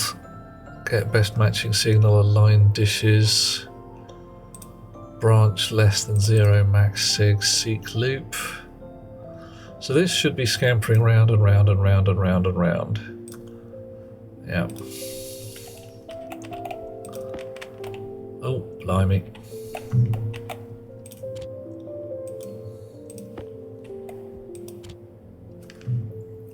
So now...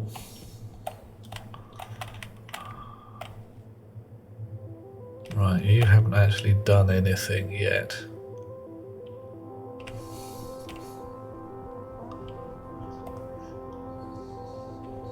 You're still waiting.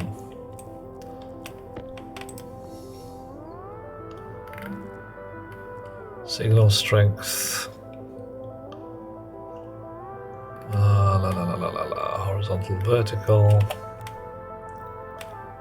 Okay, so you've got a fairly good signal strength at zenith. 53, 64, 54, 23. So you, why are you sat at 60? That one should have taken you.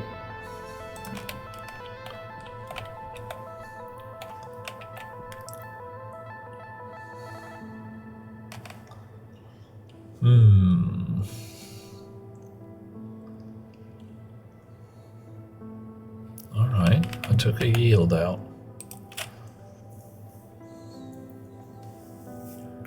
Took it out of the top of get best matching signal.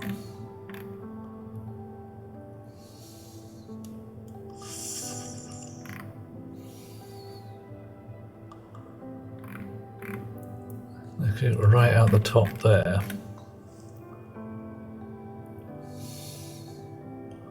Still shouldn't matter, there's still a yield in there.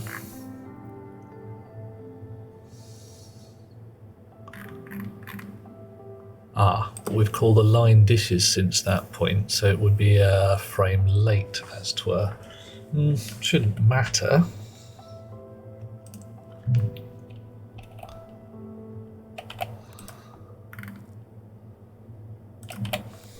Shouldn't matter.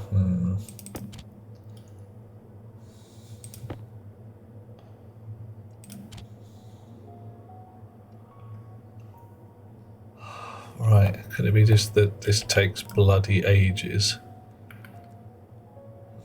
60 degrees off target. Watts reaching contact 9 watts. 9.6 watts. 8 watts. 26 watts. No, 9.6. And 47. So this one should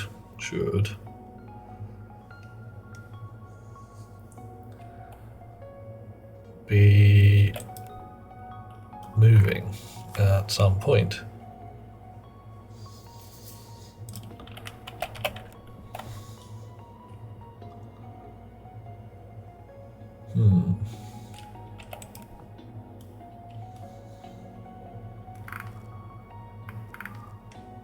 And it's taking ages.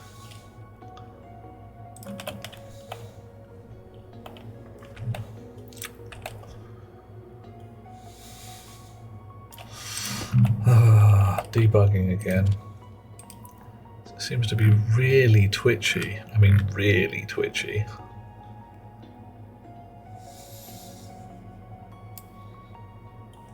Move from R1 to max signal strength. Save. DB.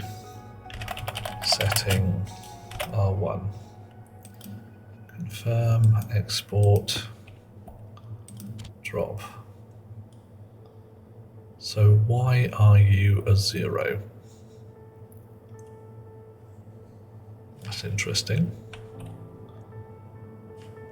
Did I export it? Maybe I didn't. Still a 0.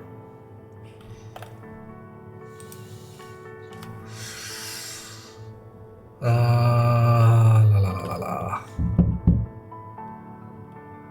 Right.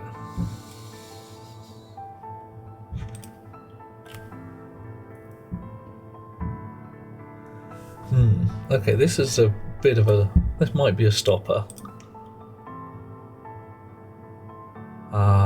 If there's less than 0 signal strength on the main dish, it will never update. Yeah.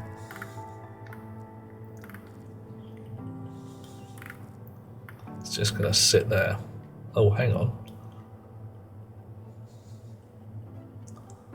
Right, it did update. Okay, fine. I honestly have no idea what the hell's going on. Why it doesn't do what I expect it to sometimes.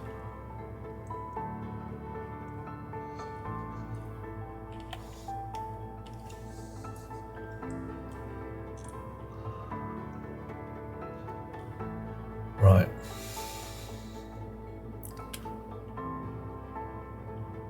Now that is entirely possibly correct. State 0 could well be real.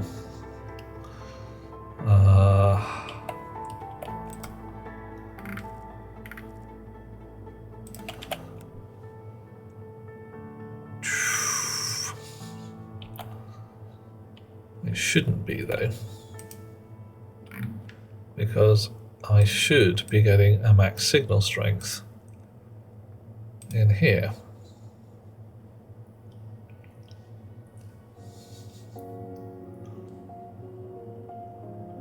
Confusion.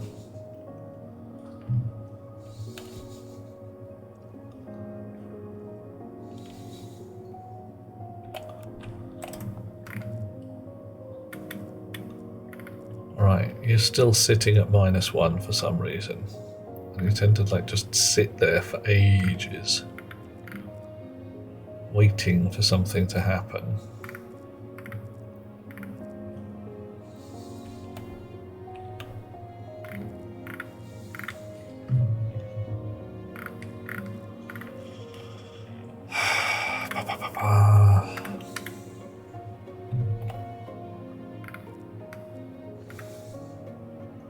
Still got a signal ID, but I've got nothing I can look at in terms of a progress.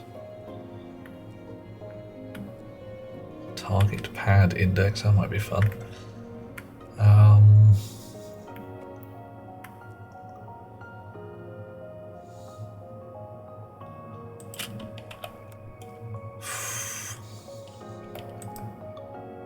Oh, okay, so that just blipped.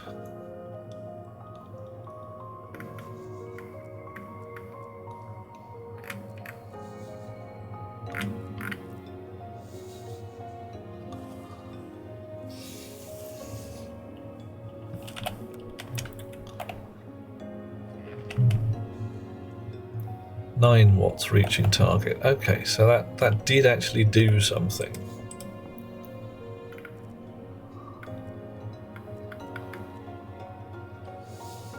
Blipped again.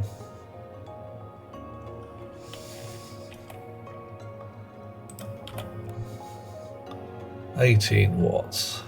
Of course, as soon as it actually starts pointing in the right direction, everything gets a lot faster because the interrogation or whatever the hell it is gets quicker. Right, 180. We got a, yeah, there we go. We got a number in there. Right.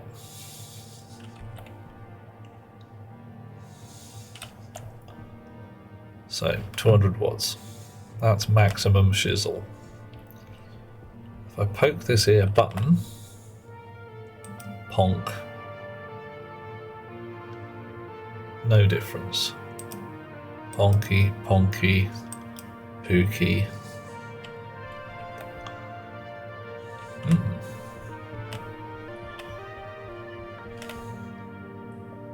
State 0. Oh no, it did do it. Just I didn't notice because I'm a derp. Okay. Alright, so now edit.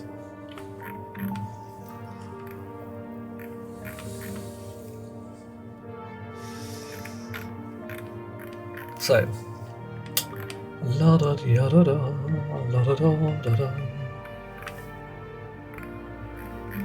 How much space do we have? A few lines. Let's see if there's any that we can get rid of. This is going to need some space inside it.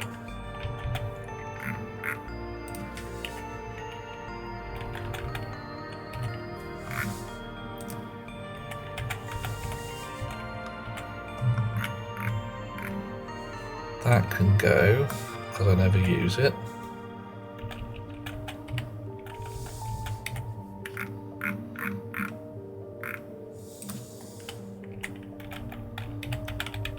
Lose all of this, like it's a bit more blocky and unpleasant when you do this, but hey,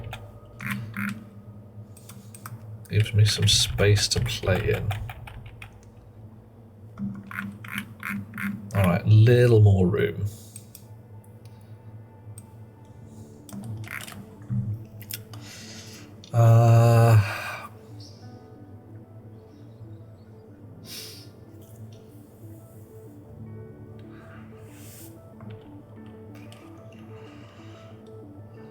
Can I lose any of these?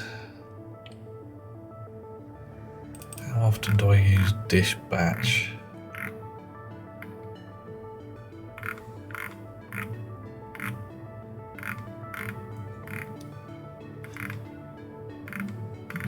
Not that often by the looks of things. So I can probably remove that.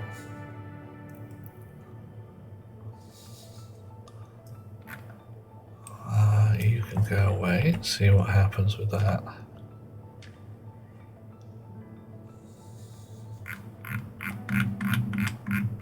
I suppose it doesn't actually make a lot of difference there. It saves a line.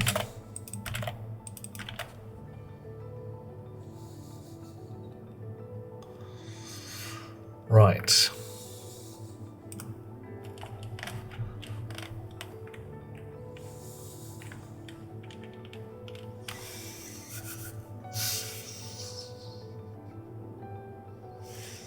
So here, branch if equal to, in the stack point, not the stack pointer, load into R0, output memory, setting, branch if equal to in R0 -1, ignore current target, branch, I'll call that AL as well while we're at it, branch -2, reset ignore list,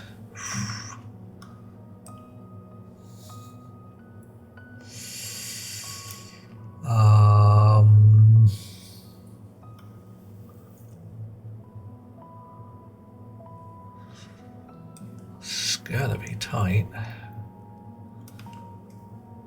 So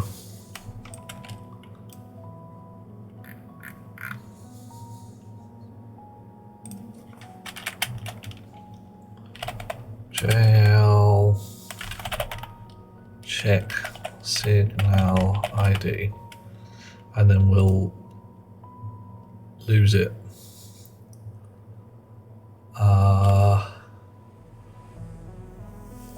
Yeah, we'll lose it if we don't like it because it's been ignored. Right, so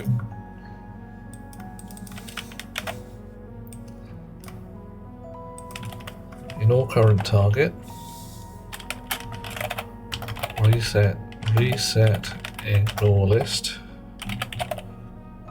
ignore list,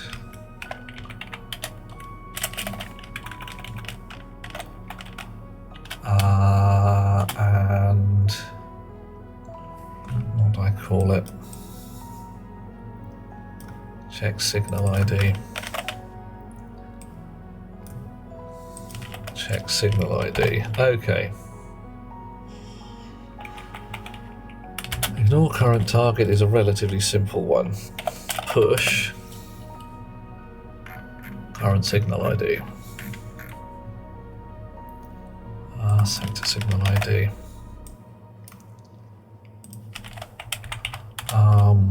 Branch if less than or equal to 0.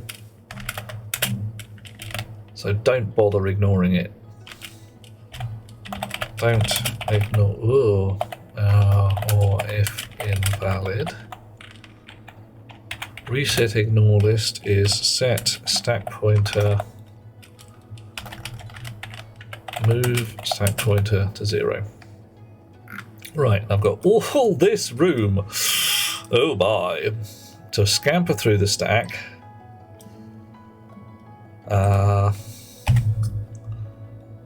And decide to return a 0 if it ever matches. Ugh. Alright, so move SP, we'll put it into R10, R9.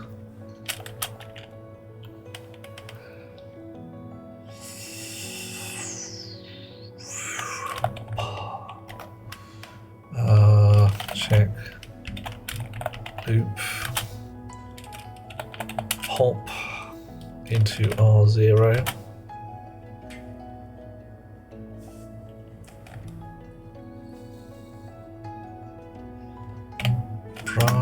if equal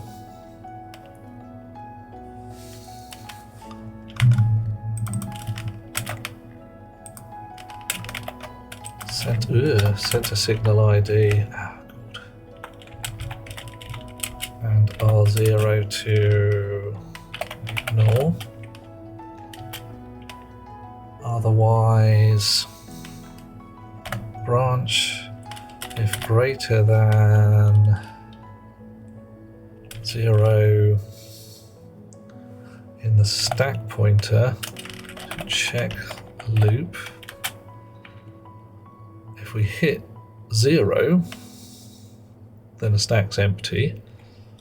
Move R9 to stack pointer, jump back to where we came from. We're going to make this nice. Ignore center signal ID, move into center signal ID 0, JRA. Whoa, look at that, we've got a whole line spare. Frickin' yeah, mate, look at that.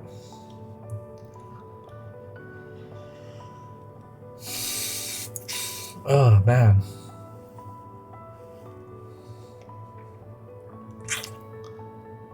Right. Whole line spare. Blimey. Export that. Pop it into there. And while we're here, library. 5-point dish aiming code. Wow. Dish. Overwrite. Brief trip to the bog. Back in a mo.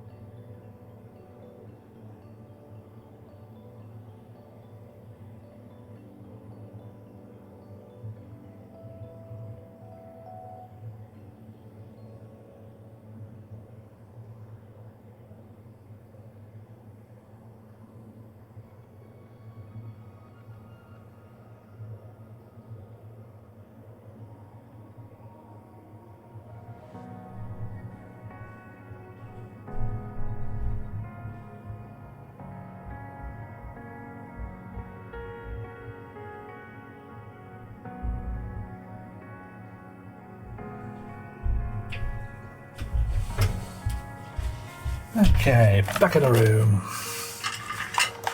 Wow, hello lovely chums. Hope somebody's looking over my shoulder at this point. Look at that. You can go away. That's 2 lines spare.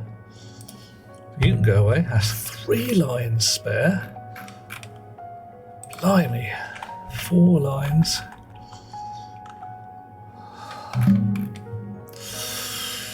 La da da da da.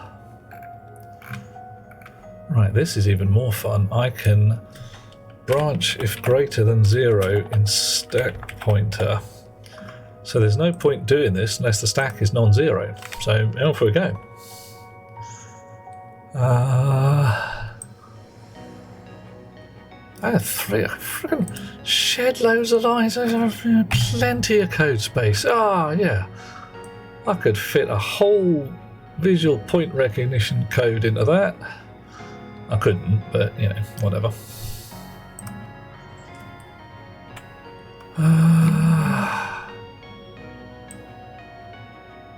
Right.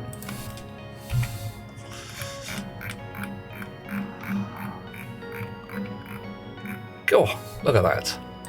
Right, so up the top here, because we can.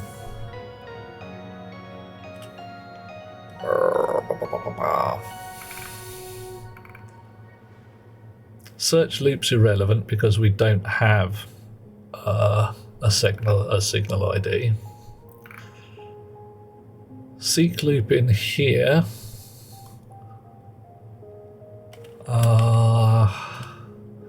Yield, output memory setting, branch less than 0 to reset angles. Reset angles, deal with shit, and then reset it to 0. Cool. If we are not that, well, let's go set db setting stack pointer. See what we've got. Confirm. Steal you, pop you in there, export, and see what you're complaining about. What are you bitching about? Bollocks. Missed whatever you were bitching about last time. Damn it.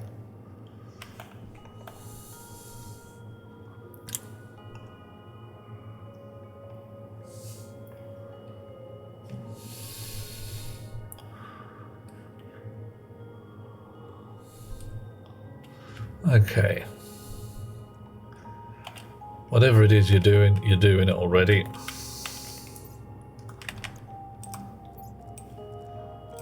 You're doing the thing where it takes you bloody ages to get your shizzle together. And I just got to sit here and go, yeah, whatever.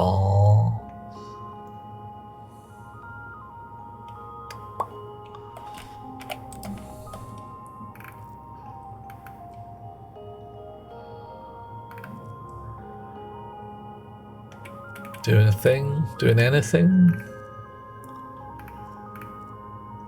What's reaching contact 5?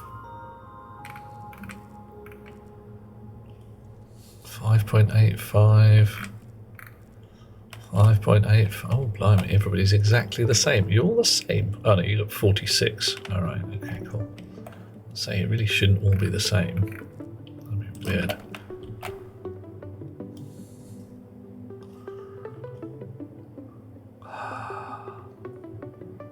So I could hook up a computer onto this and watch the little green bar. Just cause. No particular reason, just random curiosity. And to see that it's actually doing something rather than the bloody code is just completely stark.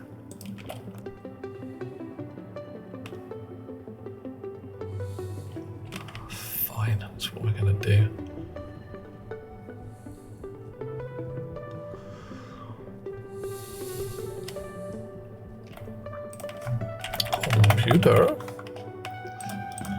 Computer, please.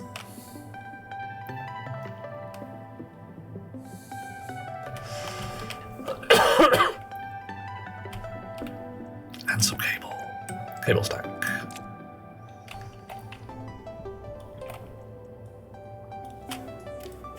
Wow.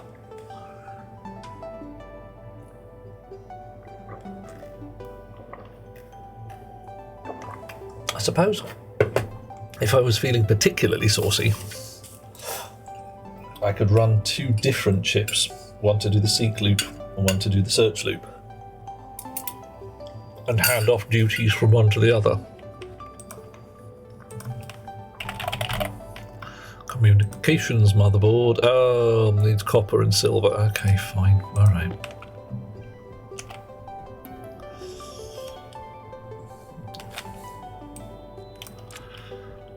Copper, please. Thank you. And silver. We just got one lying out, waiting for me. Ugh. Face first into things. Buren, how are we doing? We're not doing too badly, I think. I've got what I believe is a rudimentary, a definitely functional trading rig up and running.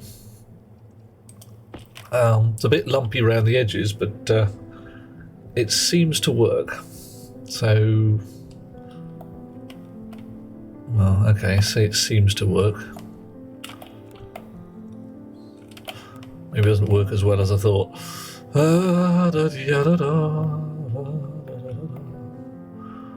Yeah, where's a good place to stick you? Right, computer. Oh, computer. I think I may have just broken it. See me boasting and going, oh, it's perfectly fine. I've got it just right. It's lovely. And it's like, no, you bust it, mate. You done bustinate it.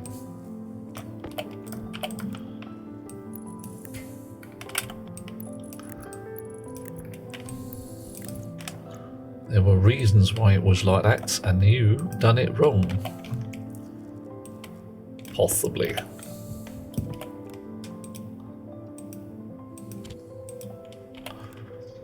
Yoink.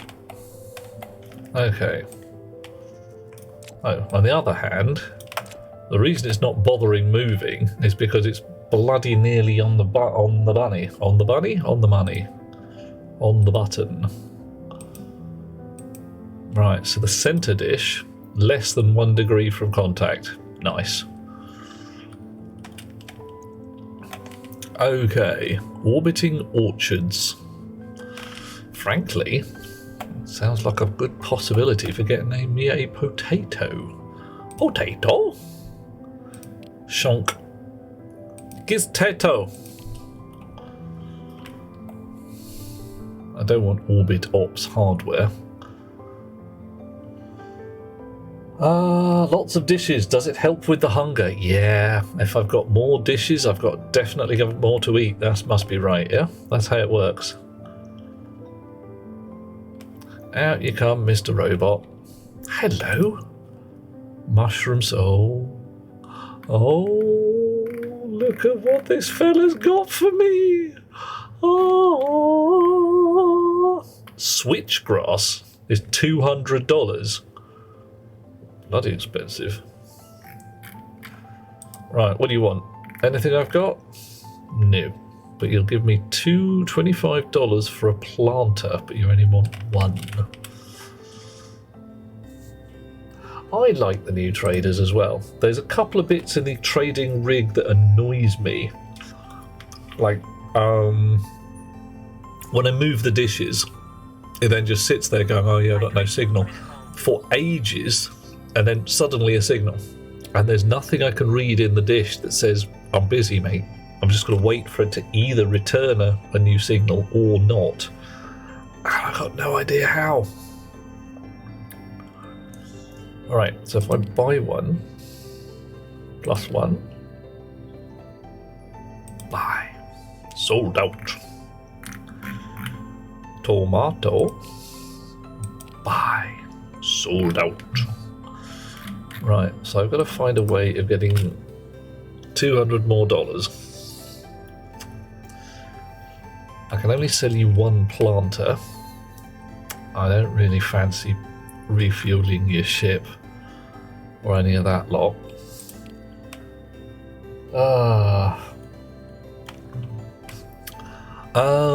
Basically, it's just the way things are supposed to work. When your dishes do their thing, it just takes ages for the signal to arrive. And by ages, we mean proper many seconds. So what we've got here is basically a bunch of dishes where the centre one, which I'm going to spray purple for no particularly good reason, shunk, is the key dish. And it looks up, and this one looks a bit to the left, and that one looks a bit to the right, and that one looks a bit up, and that one looks a bit down. And if this guy can see a signal at 27 strength, and the one on the right hand side can see it at 28, it says, oh, well, I'll move a bit to the right then. I'll copy your setting and reset the others to a little bit left, a little bit right, and onwards we go from there. Once it's got a signal that is sufficiently strong, it writes the angles it's got into this here memory, and this chip over here reads it and says, oh, we found someone. Point the big dish at them. And then this computer mob here says, yeah, you can talk to that fella. And so we do. Right, I need a drink of water. But I have in my pocket some tomato seeds, and some potato seeds. And a bit more bread. Which is frankly what I wanted the traders for. Now.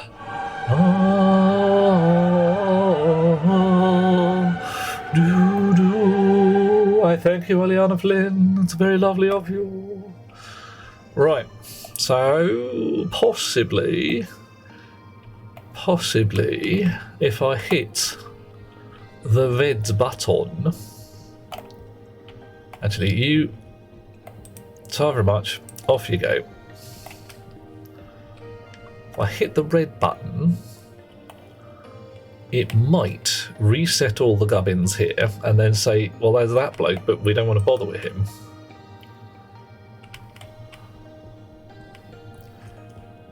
And hopefully this will now say 1, but it says 0.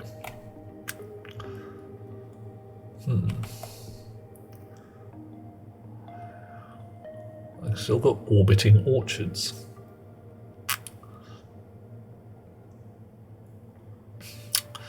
Fnarg.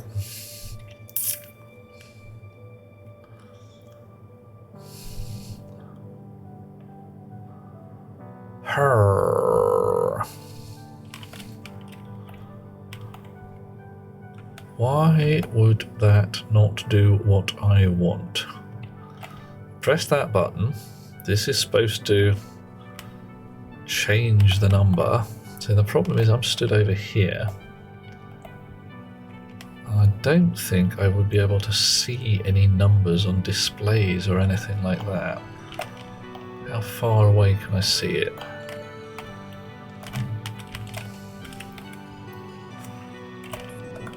Some distance off.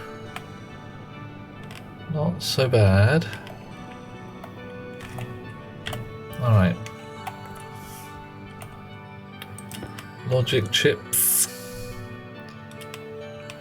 Console. Let's see how this goes then.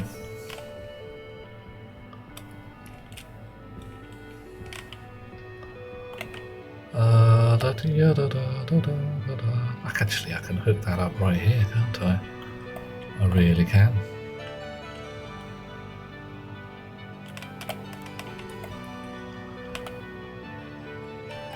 I can't be looking at that fast enough.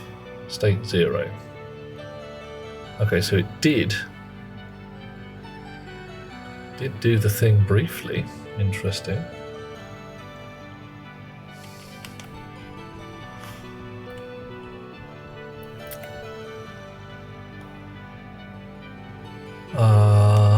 Okay. Right. Let's get the code in here and do a bit of shenaniganry with that. Hoink.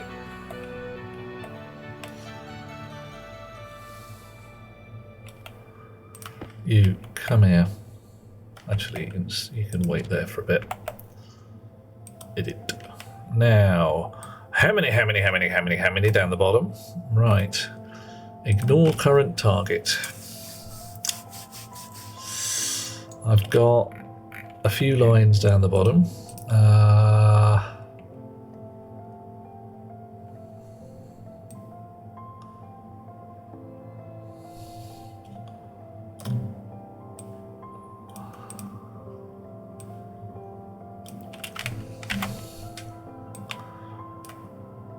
So I should, when I ignore the current target, I've got 2, yeah, alright. Blast.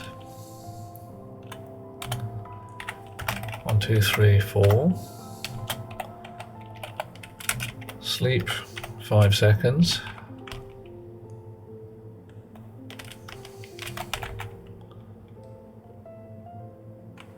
Center signal ID. Right. Do not cite the deep things to Oh me. my. I was there when they were written.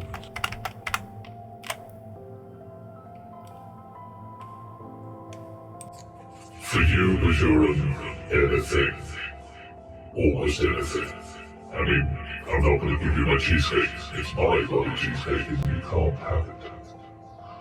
What that button does, in theory, is say, ignore that trader when you see it again. When you are scanning the sky, check whether that trader is the fellow you're looking at, and just pass over. If that is the ID that you see. In practice, I don't know whether it's working. So let's see if we can find out. So now, in theory, when I press the big red button, there should be some numbers in this chip. Nothing's going to happen for a little while.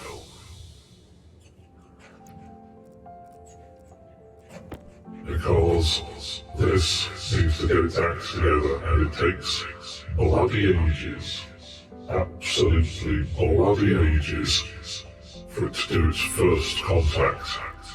Because the numbers are slim. How much data is going to the target is not correct. Or, sorry, correct is the wrong concept here, is not much data, so it takes ages to get its act together. I don't know why.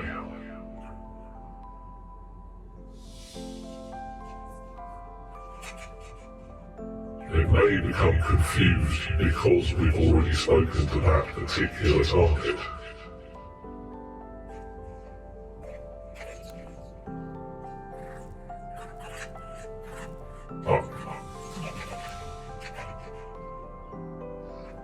Okay, so we wander over here. Orbiting Orchards have been contacted already. Right, this is reading state 0, which should be the number in there. So what I'm expecting now is to see a number.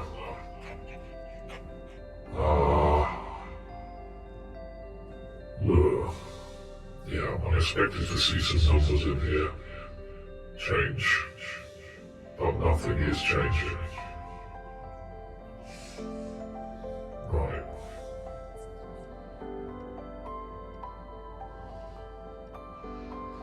You are the ignore button.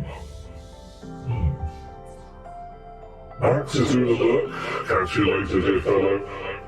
Have a lovely time.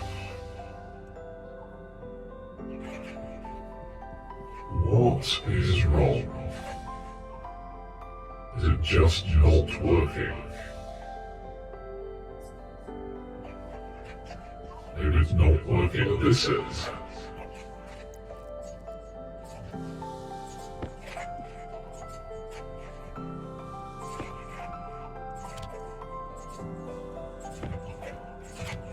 Let's have a look.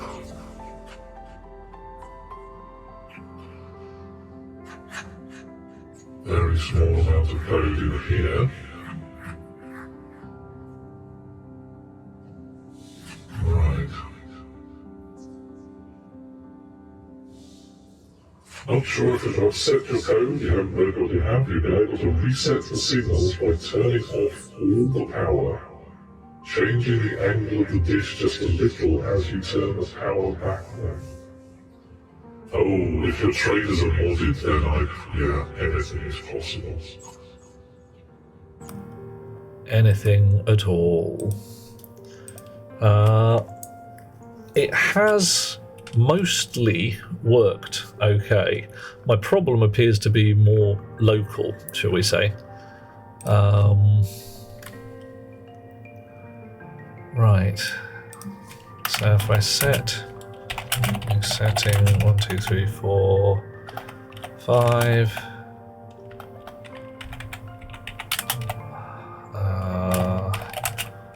Sleep 2 seconds.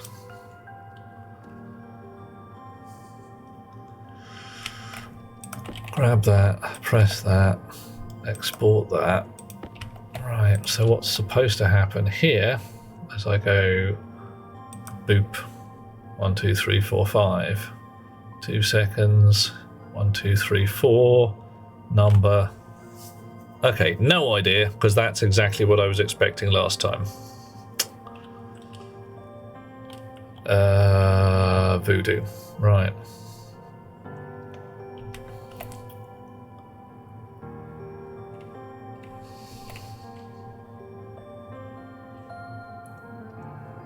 But that's now at 0.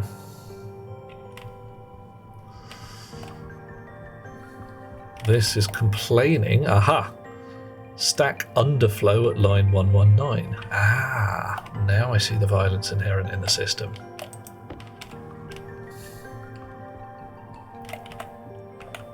That's what your problem is. Import. Edit. Shibbity-bibbity-boo. Woomph. 119. Pop R0. Alright then.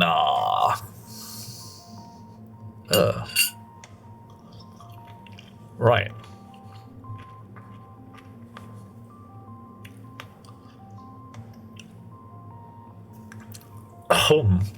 Alright.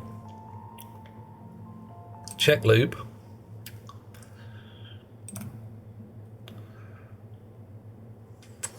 Check signal ID shouldn't be called unless our stack pointer is greater than 0 before we start. So we come down to here. Everything's a bit compressed because there's that much bloody code in here now. Branch greater than 0 in the stack pointer to check signal ID. Right. That's good.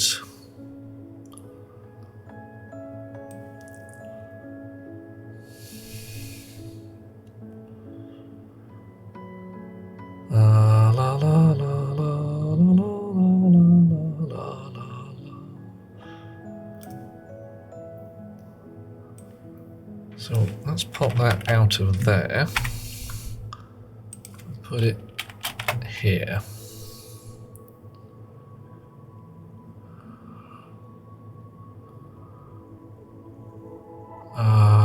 Okay.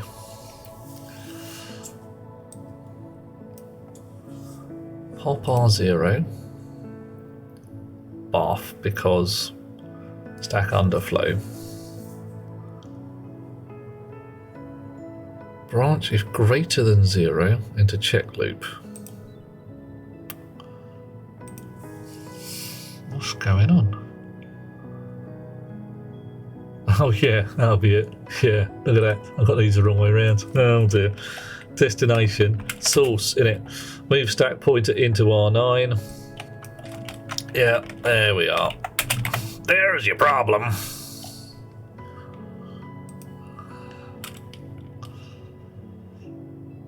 Export. While we're at it, let's pop this into the library because we can. 5-point dish aiming code overwritten. Confirm, export, grab, drop, off you go. Back in the pocket.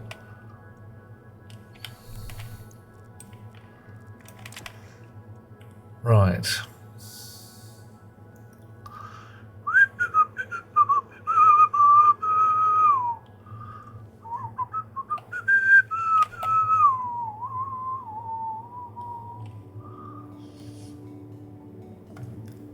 Busy doing a thing.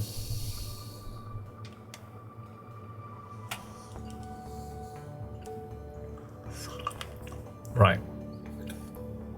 0 means effectively nothing's happening.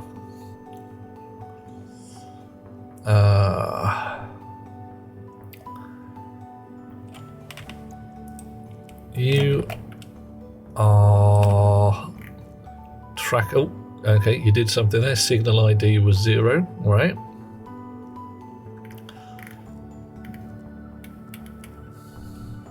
So nobody's moving.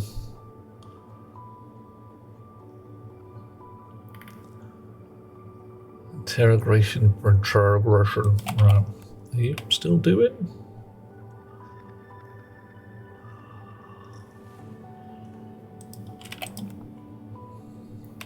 Okay, so signal ID is now a number. Ends 328. And is Cosmic Crush. Green bar is doing its thing. As soon as that hits the top, you should reorient, which it does. 62 degrees from contact. That's why do I not get a green bar? Oh, I do. There we go. Right. Things getting their gubbins together. 50 degrees from contact. Green bar again. A little faster. 47 degrees. Everybody turning really slowly. 44 degrees.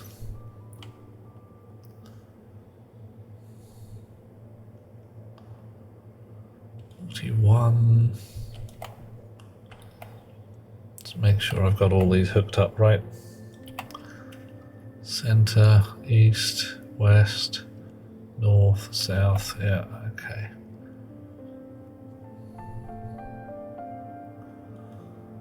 $19, $8. All right, so homing in quite nicely.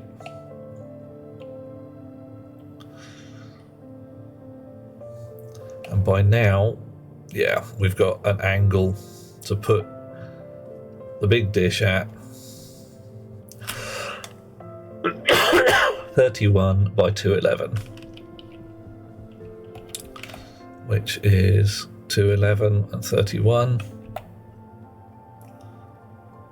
And it hasn't actually animated because I was all the way over there. Yeah. Right, but even then, 211, 31, and Cosmic Crush is in here. Also Star Stop and Asteroid Assayers. But if I hit the button to say ignore Cosmic Crush, 1, 2, 3, 4, ending 328. Back to 0, it should, with a little luck, home in on someone else. And this should now say 1, but it doesn't. Bottoms. Why not? Maybe I haven't told it to. That could also happen.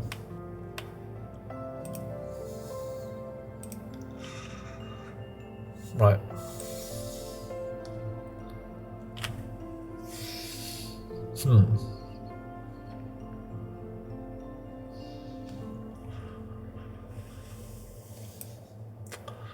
So it definitely pushed a number. That should increment the stack pointer, shouldn't it? Pushing a thing should increment the stack pointer.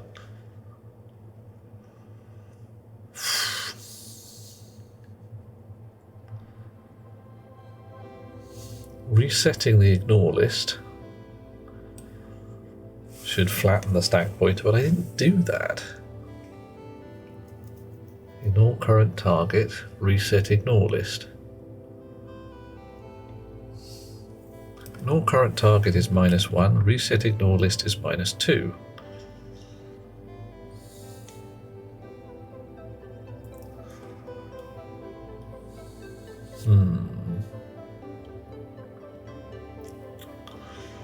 It definitely went down the bottom here. 1, 2, 3, 4, then a number. So ignore current target was a thing. Pushed, in theory, that, which it did,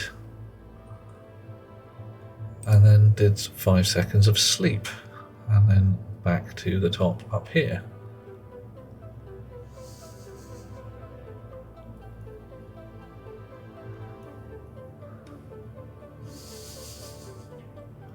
So it might already have dropped down into here, but even then, the stack pointer should still be set. Why is the stack pointer not set?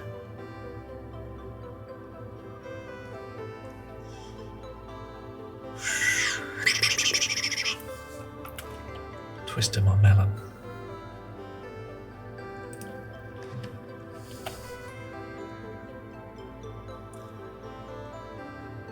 And Cosmic Crush is still not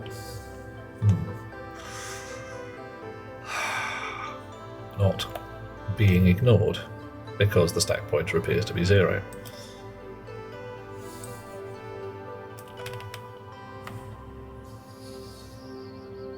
Right. Why? Check ignore list. Check signal ID. BQ. Right, pop R0. Yeah. Move 0 into center signal ID and jump to where we came from, which is back here. Branch if greater than 0, down to seek loop. If not 0, it should be just spinning round and round and round.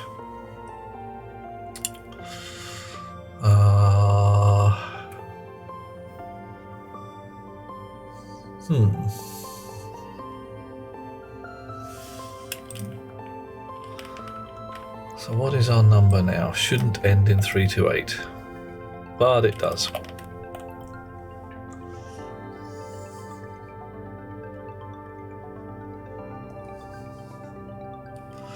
Jurum, do a lurk. Absolutely, it's 1 in the morning. I should also be hitting the sleepy time, I'm fairly sure.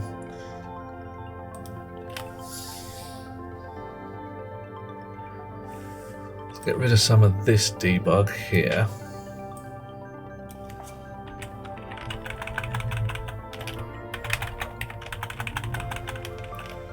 Right.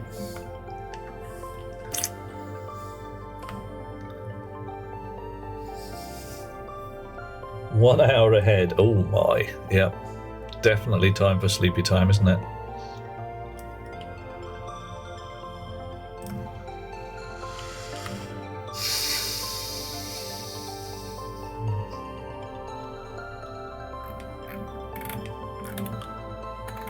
So when does the stack pointer get reset?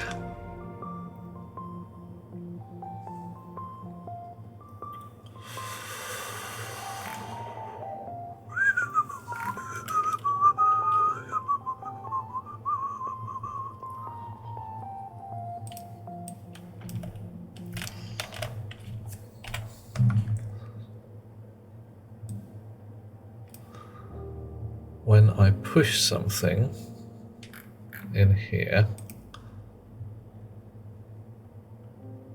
ignore current target. Right, that can go away. I only need push center signal ID. So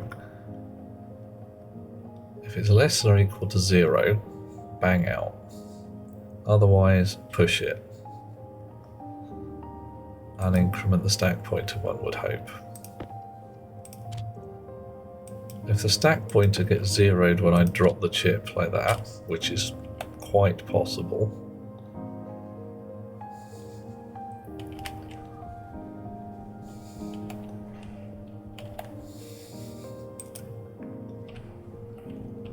that should increment it by 1, which it did, so that's nice.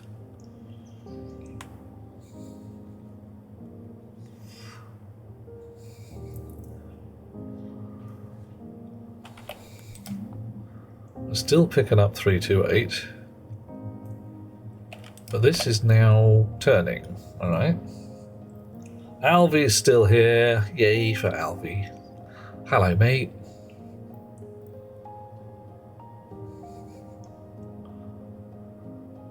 All right. Ooh. What are you doing?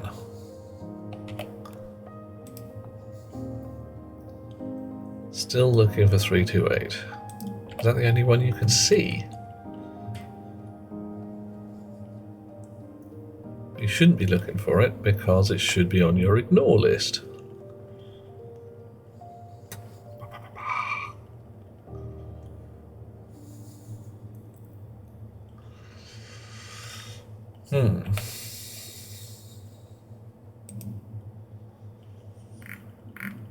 Sure. On to ignore. How about we set DB setting to R0. Sleep for 5 seconds.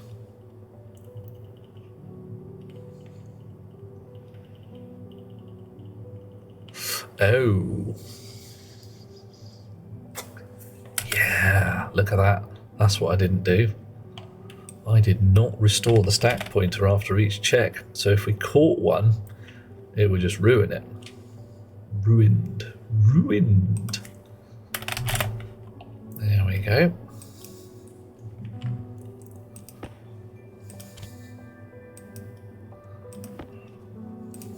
Okay. Well, stack pointer appears to remain. That's possibly not.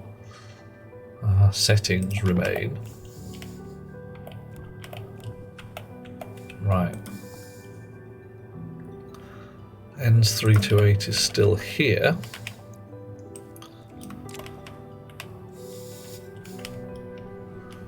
So if I tell you to ignore that. 2, 3, 4, 5. Okay.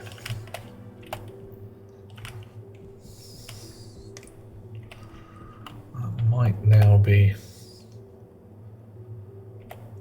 Okay, so we are ignoring that one in theory.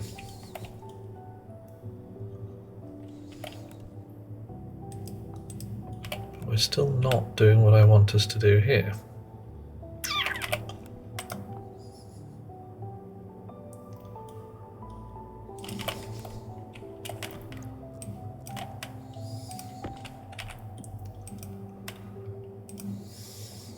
So much internal gubbins to do.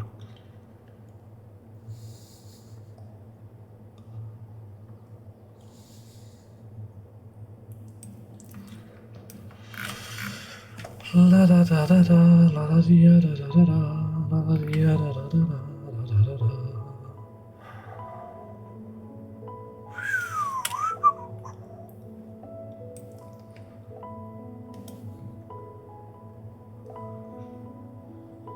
Setting R0.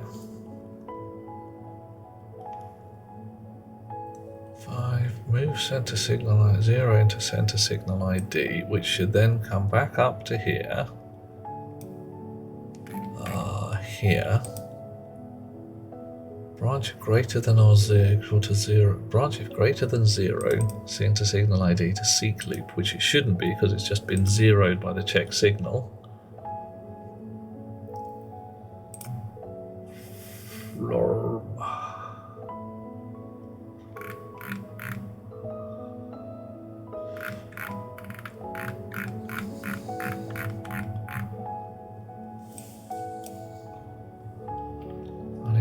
Current target did seem to work. So take you guys out. I've got a few places we can put in here.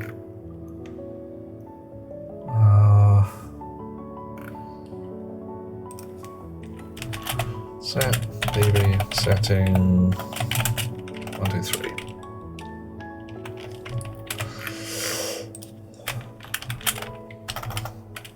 Or 6.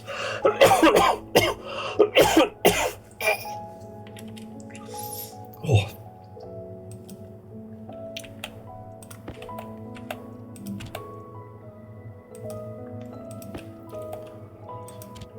Right. 4, 5, 6. Immediately.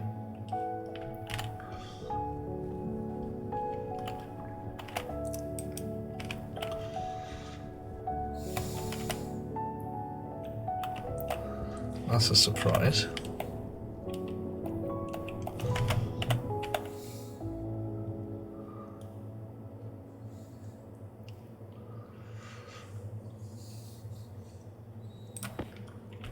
The big surprise.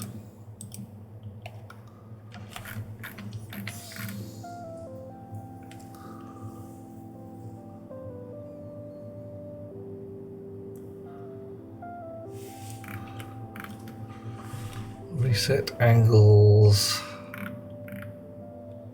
Ah, for the love of Pete. Well, that's a stupid thing to have done. I've got my horizontal and my vertical angles here. Have I actually put them into the bloody dish? Have I bollocks?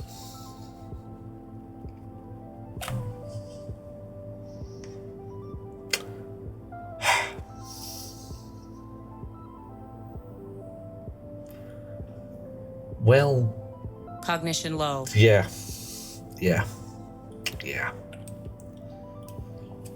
Right. Okay. Okay, so...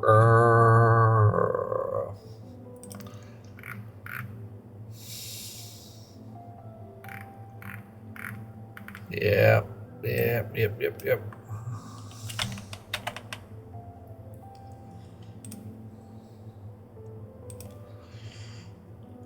Oh, God damn it.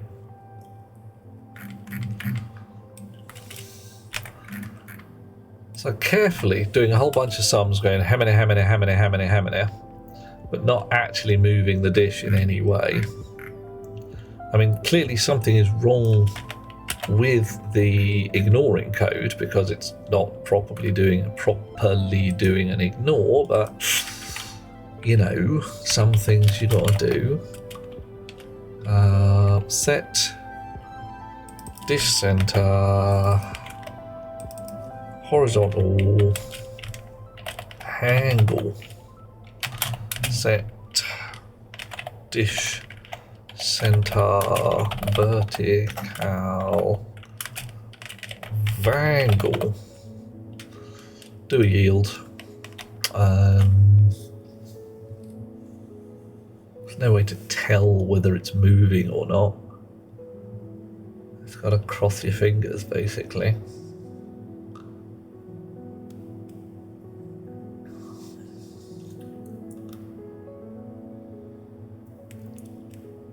Right.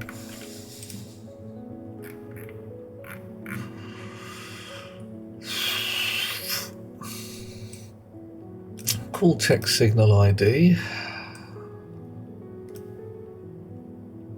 How about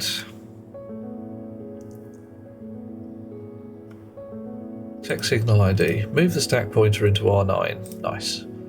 Pop into R0. Register equals the value at the top of the stack. Decrement stack pointer. Yes. Branch if equal R0 and center signal ID to ignore. Branch if greater than in 0 stack pointer to check loop. Nice. Move if that's 0, stack pointer's empty. Move R9 where we've saved the stack pointer earlier back into the stack pointer back the way we came. If we hit the ignore, move R9 back into the stack pointer so we don't forget about our list. Move 0 into the center signal ID back the way we came. So, how about we put a thingy in here that says set db setting. Actually, we'll do it this way around. Ooh, blimey. Set db setting sp yield. Didn't spell it right. And then set db setting. Oh, run out of lines. Run out of lines. Can't have no more lines. Everything's solid as well. Full of stuff. Okay.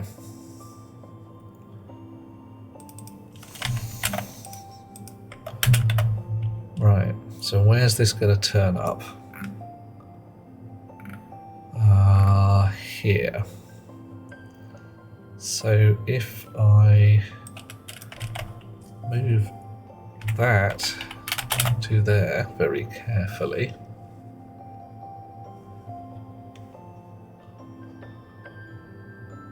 No, that's in the wrong place.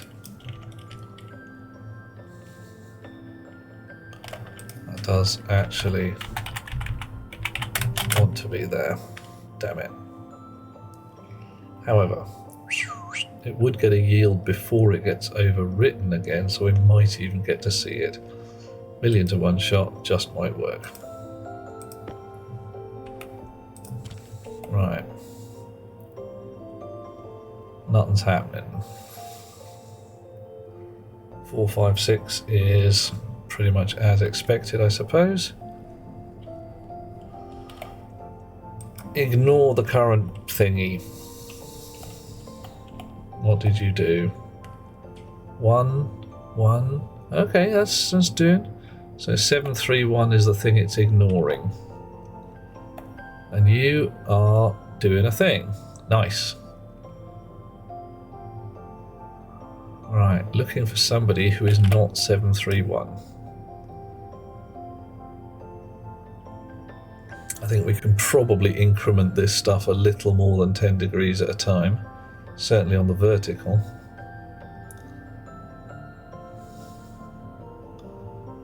Yeah. Okay. I think the yield in there might need to be asleep too or something, just to give it time to get its shit together.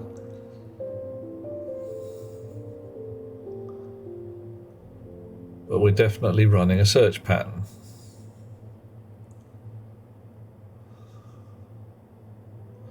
I'm going to swap the loops over. I don't like the way this is. I want it to go shroot, tonk, shroot, tonk.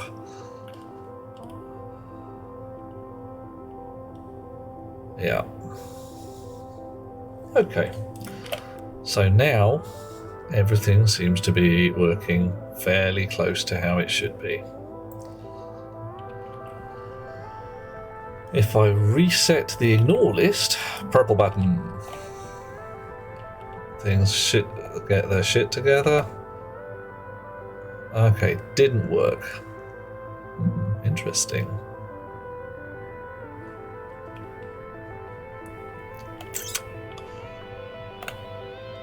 Reset the ignore list.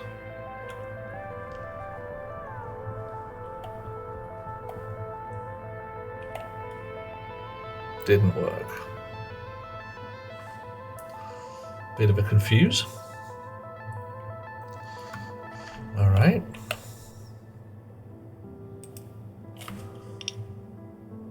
La la la la. Read the memory setting.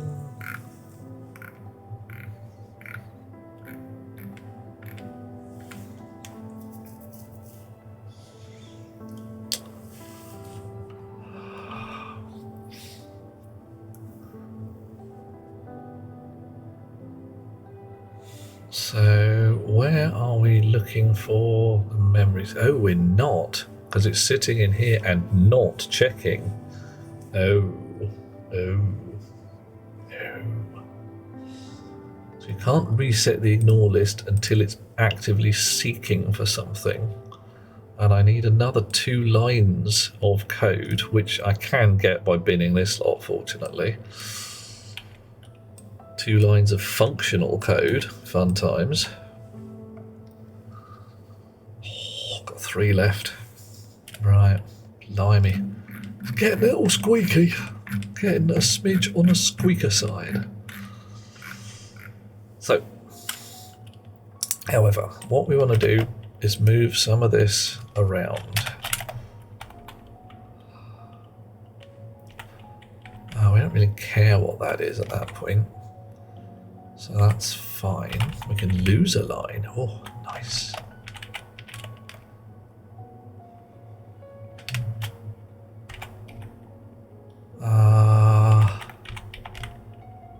That does need to go in there. Oh.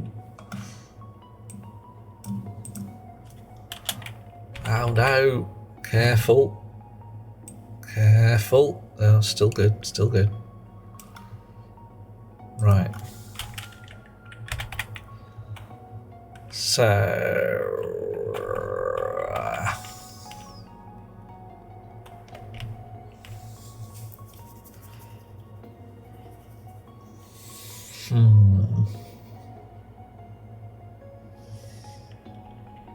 How do we tell when we've gone round the circle nice and easily?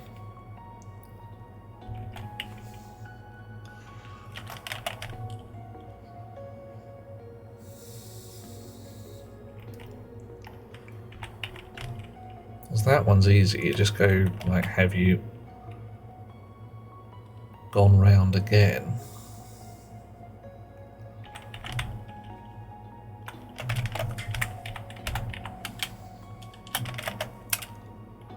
Add. Oh, okay, it's not too bad.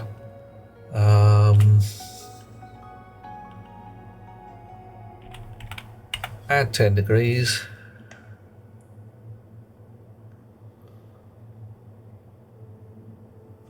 Mod 360.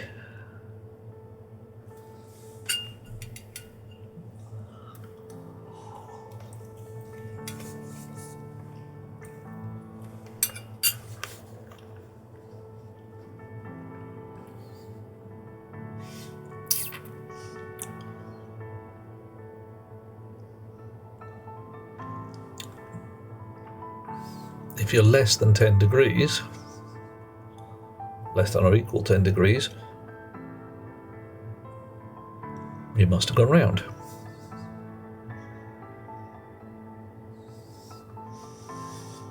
Okay.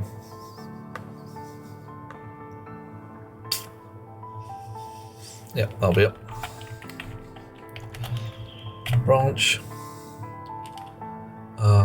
If less than or equal, H angle is less than or equal to 10 degrees. We want to go to search loop horizontal. Well,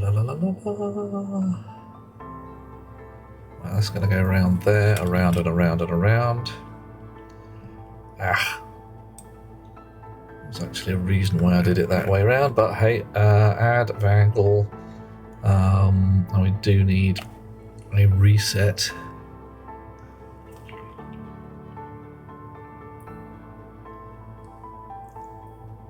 Search loop H. And branch less than or equal in angle to 90. Also branches to search loop H. Otherwise, we jump to search loop V, which resets angle.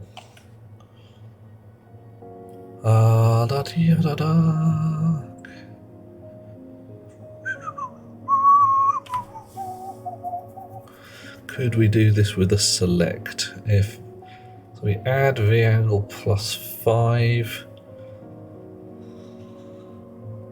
Select into V angle if V angle is less than 90. We'd have to have an SLT, which no, that's not going to work. Not going to work. Right, doesn't matter. So how are we doing for code space? Still got 3 lines. Not bad. Not bad.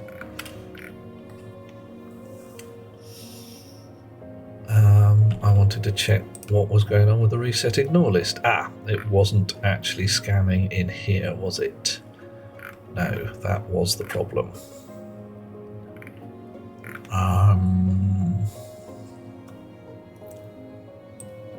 Yeah, and I needed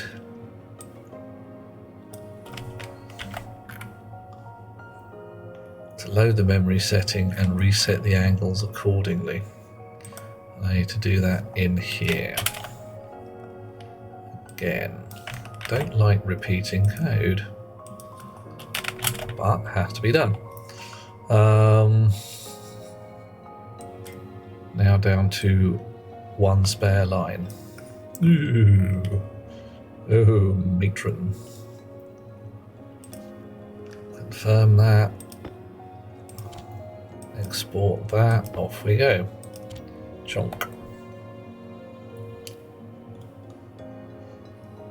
Right.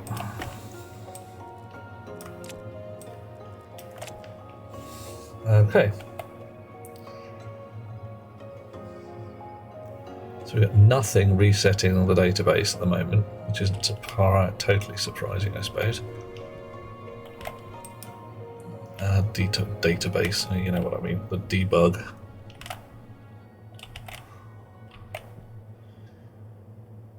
Star sippers. No, what that's going to do, but you know, we'll find out in a sec. Grind, grind, crunch, crunch. Get your gubbins together. Green line should turn up any minute now.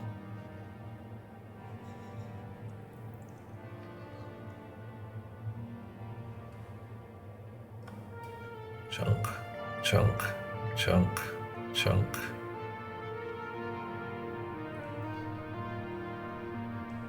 End of green line. Dishes reset.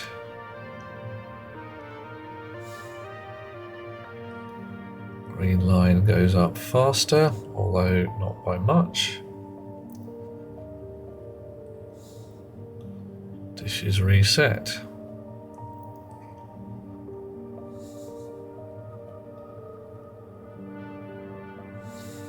Dishes reset. Star sippers doing their thing.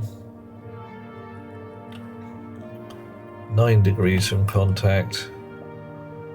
7 degrees. 5. 4. So it really is now just inching the last snippets of it the way in. I don't know why they move so far.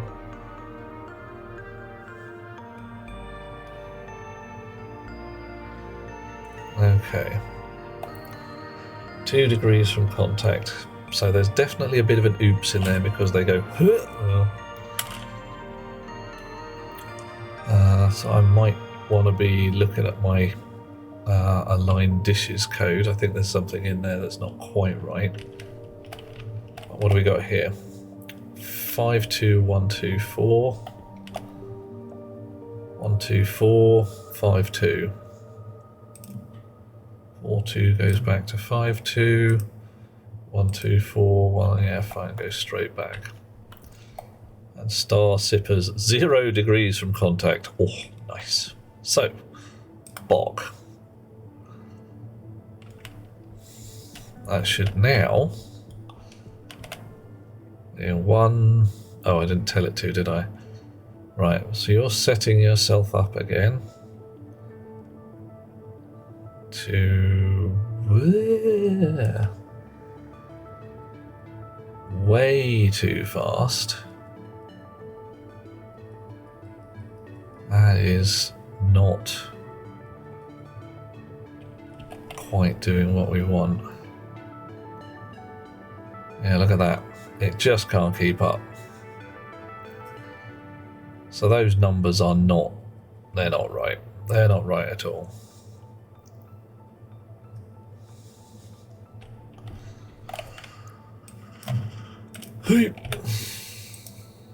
Okay, chunk. However, things looking better.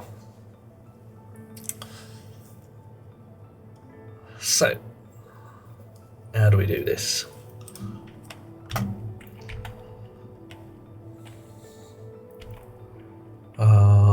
Add angle 1. Mod angle 360.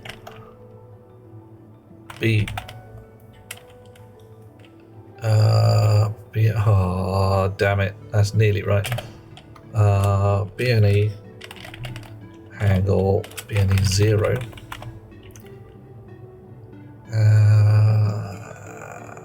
Is it ever likely to be? Let's go BLT angle 1 to my branch if greater than or equal. That was the error we had last time. Search loop at the top. And this does not want to be a yield. This wants to be a sleep. Maybe 3 seconds. Take bloody ages. Start that at 5.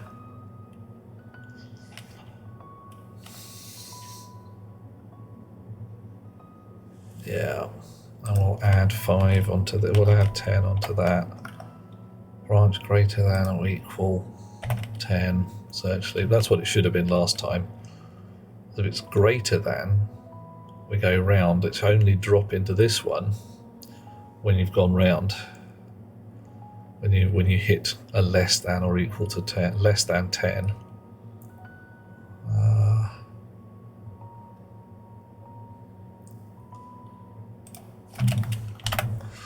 Off by 1 error is possible there. So we start at 0, we add 10, we mod 360, we are equal to 10. If we are greater than 10, we go round. If we are... No, we can hit the 0 there.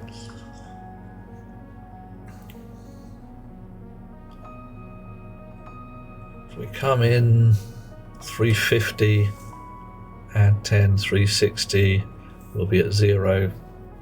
That's fine.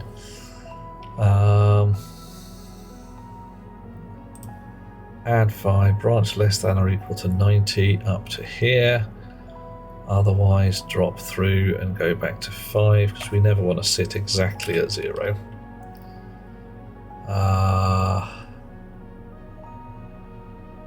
Let's put that at 3. He says making up a number. Right. Export that, pop that, drop that. Alright, so you guys are just going to sort your gubbins out.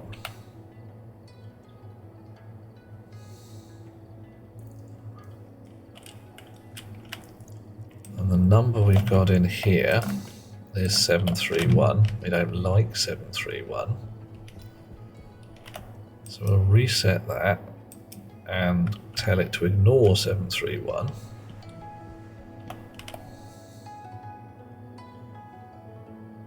So we're slowly turning round and around and around.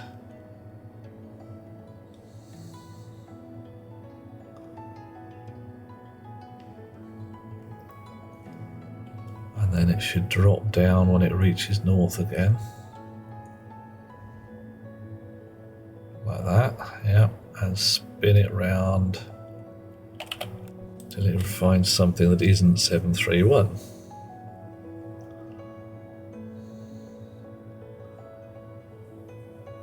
Which it might not do.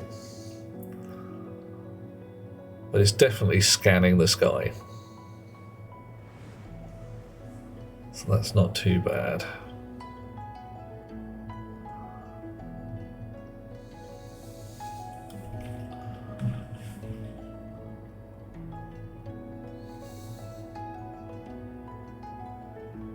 Okay.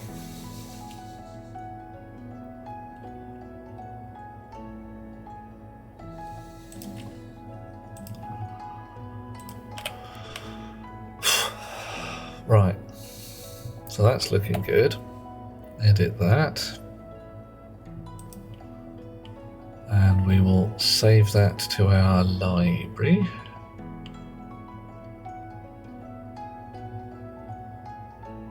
Save to personal library. Publish in Steam. Fixed search loop.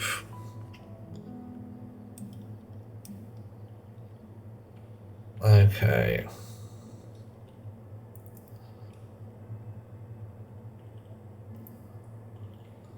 Upload complete. 5-point dish aiming code. Confirm. You come here. Edit.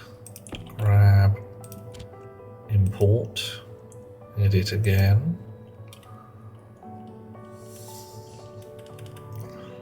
Right.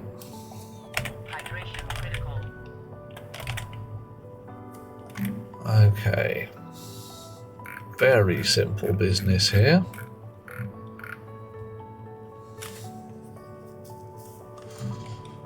Confirm that. Edit it. Right, I'm going to create a new library thing. So 5-point dish aiming code. So what's this? This is Big dish. Interlock.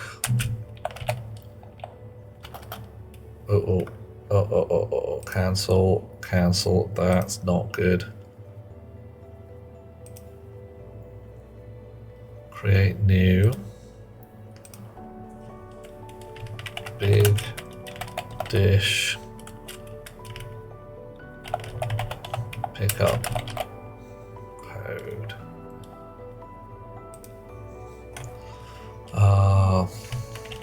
Goes. Can I do that? No, I can't.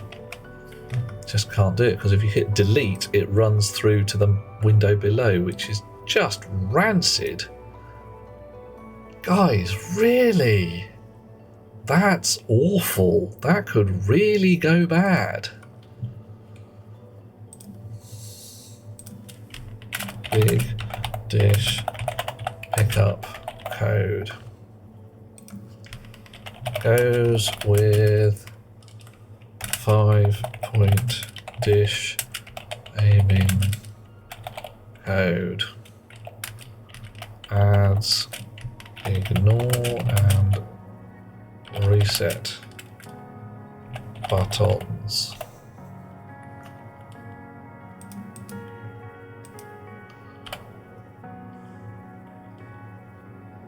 Livy says, turns out getting a lance to the chest and falling off a horse running at 30 kilometres an hour down a hill hurts a lot on Bannerlord. It hurts a lot in real life as well. Oh, blimey, Governor. That's a killing you kind of concept. Right, big dish pickup code. Publish to the Steam Workshop. There we go. Right.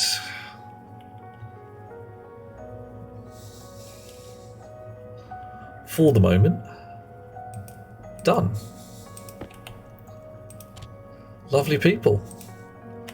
Some of you are wanting my trading code. It is now on Steam. I think, did I put a link in here? Steam? No, fine.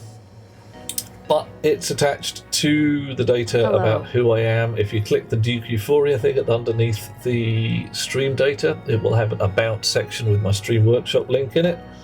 I might be able to post one up here anyway. Let's see if I can make that work.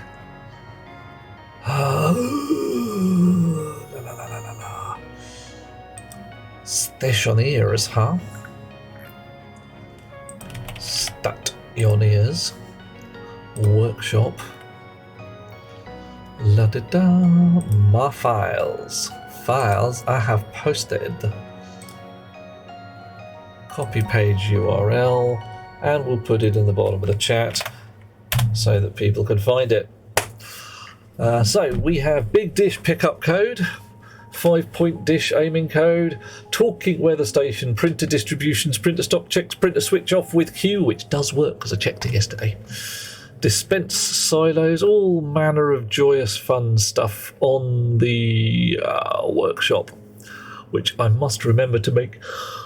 Oh, blimey, some use of. Oh, it's definitely night. It's night so much. Right, so what do we got? Nebula nucleus and galactic gush. I gotta find out what galactic gush is. I'm not sure I want to, but you know, some things you gotta try.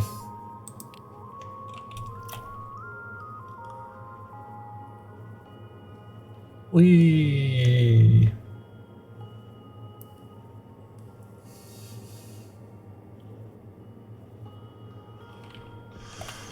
Right, now joyfully, I've got 5 small dishes here. There's nothing stopping us having 5 massive, great, stonking dishes, apart from, you know, power supply and all that jazz.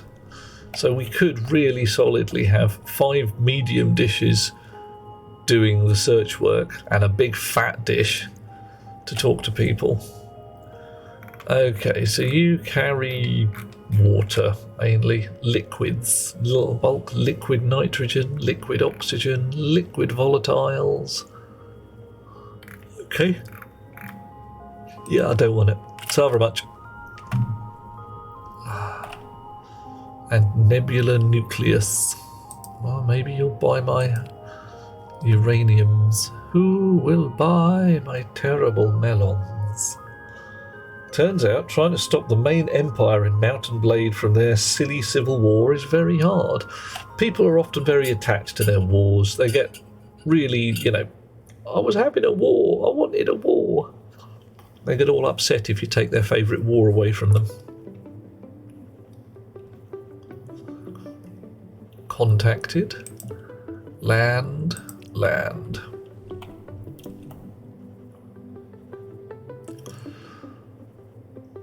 Oh, I've got to go and get not only a bun, but some water fairly soon. Oh my god. You're the size of a cow, aren't you? I haven't done a bad thing, have I? No, still 5 by 5, that's okay. Whoosh. Ooh, blimey. Slowing down at the last nanosecond there. Robot. What do you got? Nebula nucleus. Oh, look at all those lovely alloys. What do you want? Do you want your watermelon? You don't want your watermelon. Nobody wants the bloody watermelon. Fine. What are you going to give me? I'll give some. It wants 200 cobalt. I'll certainly give you some bloody cobalt. We got coming out of our ears at the moment. $1 for iron ore. $1.20 for copper. What's your price for gold? $1.80 for gold. Blimey. $3 for silver. $3 for cobalt. Alright, let's see if we've got any cobalt spare. Cobalt. We've got 10 blobs cobalt. Actually, I don't want to give you no cobalt. It's mine. You can't have it. Sorry. No cobalt for you. I'm apologising, but hey, see you later. Bye.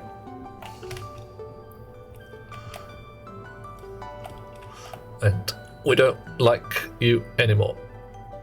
Oh, hang on. Who are we ignoring?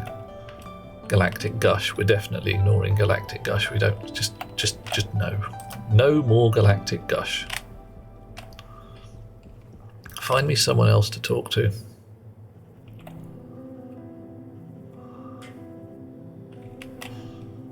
Oh, okay. Could have sworn that I just told you to ignore that and pick up a different signal.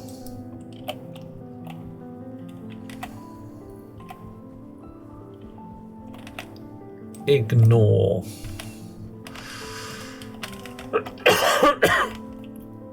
We just did it, so that's cool.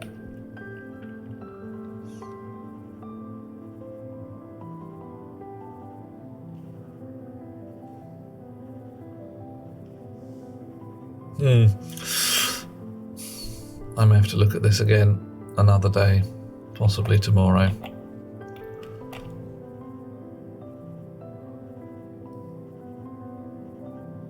Because that does not look like it's ignoring Galactic Gush to me.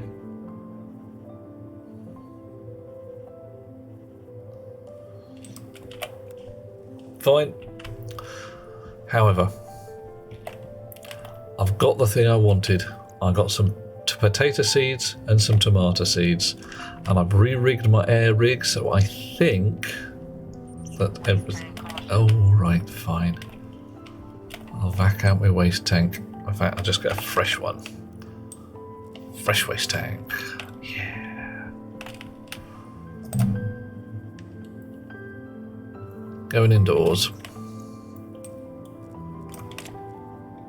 Chunk, chunk, chunk.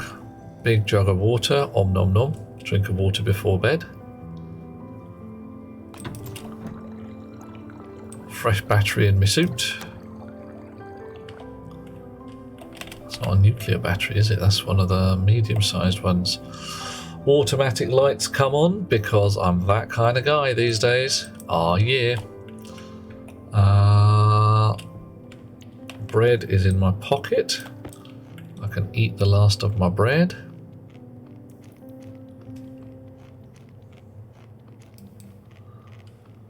Nomming it down.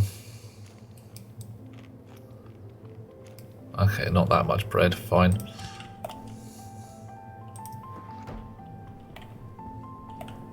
Pumpkins. Pumpkins are having a fun time. Making pumpkin seeds. Oh yeah. Look at that. I got 1,000,000 pumpkins. 1,000,000 pumpkins. And some pumpkin seeds. But what I'm gonna do now is very judiciously plant 1 tomato and 1 potato. And we will be very, very careful with our tomatoes and our potatoes. Admittedly, we're throwing the seeds on the floor because I haven't made a box to put them in yet, but whatever. Oh, pumpkins only stack up to 20. Can I put pumpkin in the thingy? Right. Can I make cooked pumpkin? Cooked pumpkin. I should be able to make cooked pumpkin.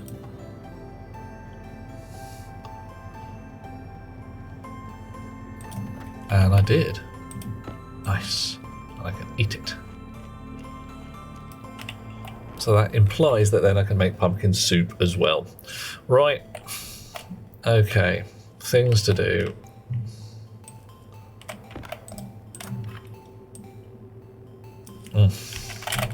Check. Ignore on trading dish code. Make cannery. Mace cannery. Oh. Make suit storage. Confirm.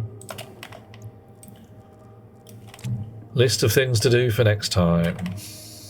Helmet off. Oxygen low. Suit off. Backpack off. Belt off. Glasses on the floor. A bit warm in here. 21. Oh, that's not too bad. Brief scamp around. 21 all over. I mean, it's not the 18 I've asked for, but, you know, I've had worse. And it is trying to dump heat. Because the radiator's up. See the big rad up there?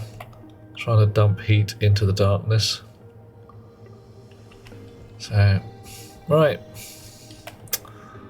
I'm going to read my book in bed. I'm going to turn the reading light on, turn the main light off. In we go. Let's raid out into somebody's channel. Open link, new tab. Who am I following today?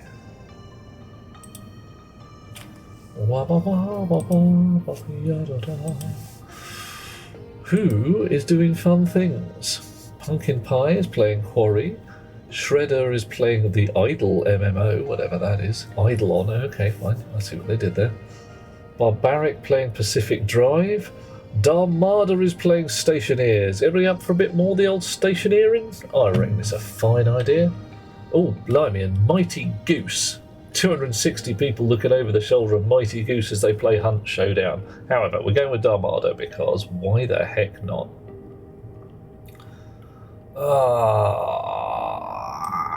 Here we go. Grabbing. Raiding. Raid. Dish.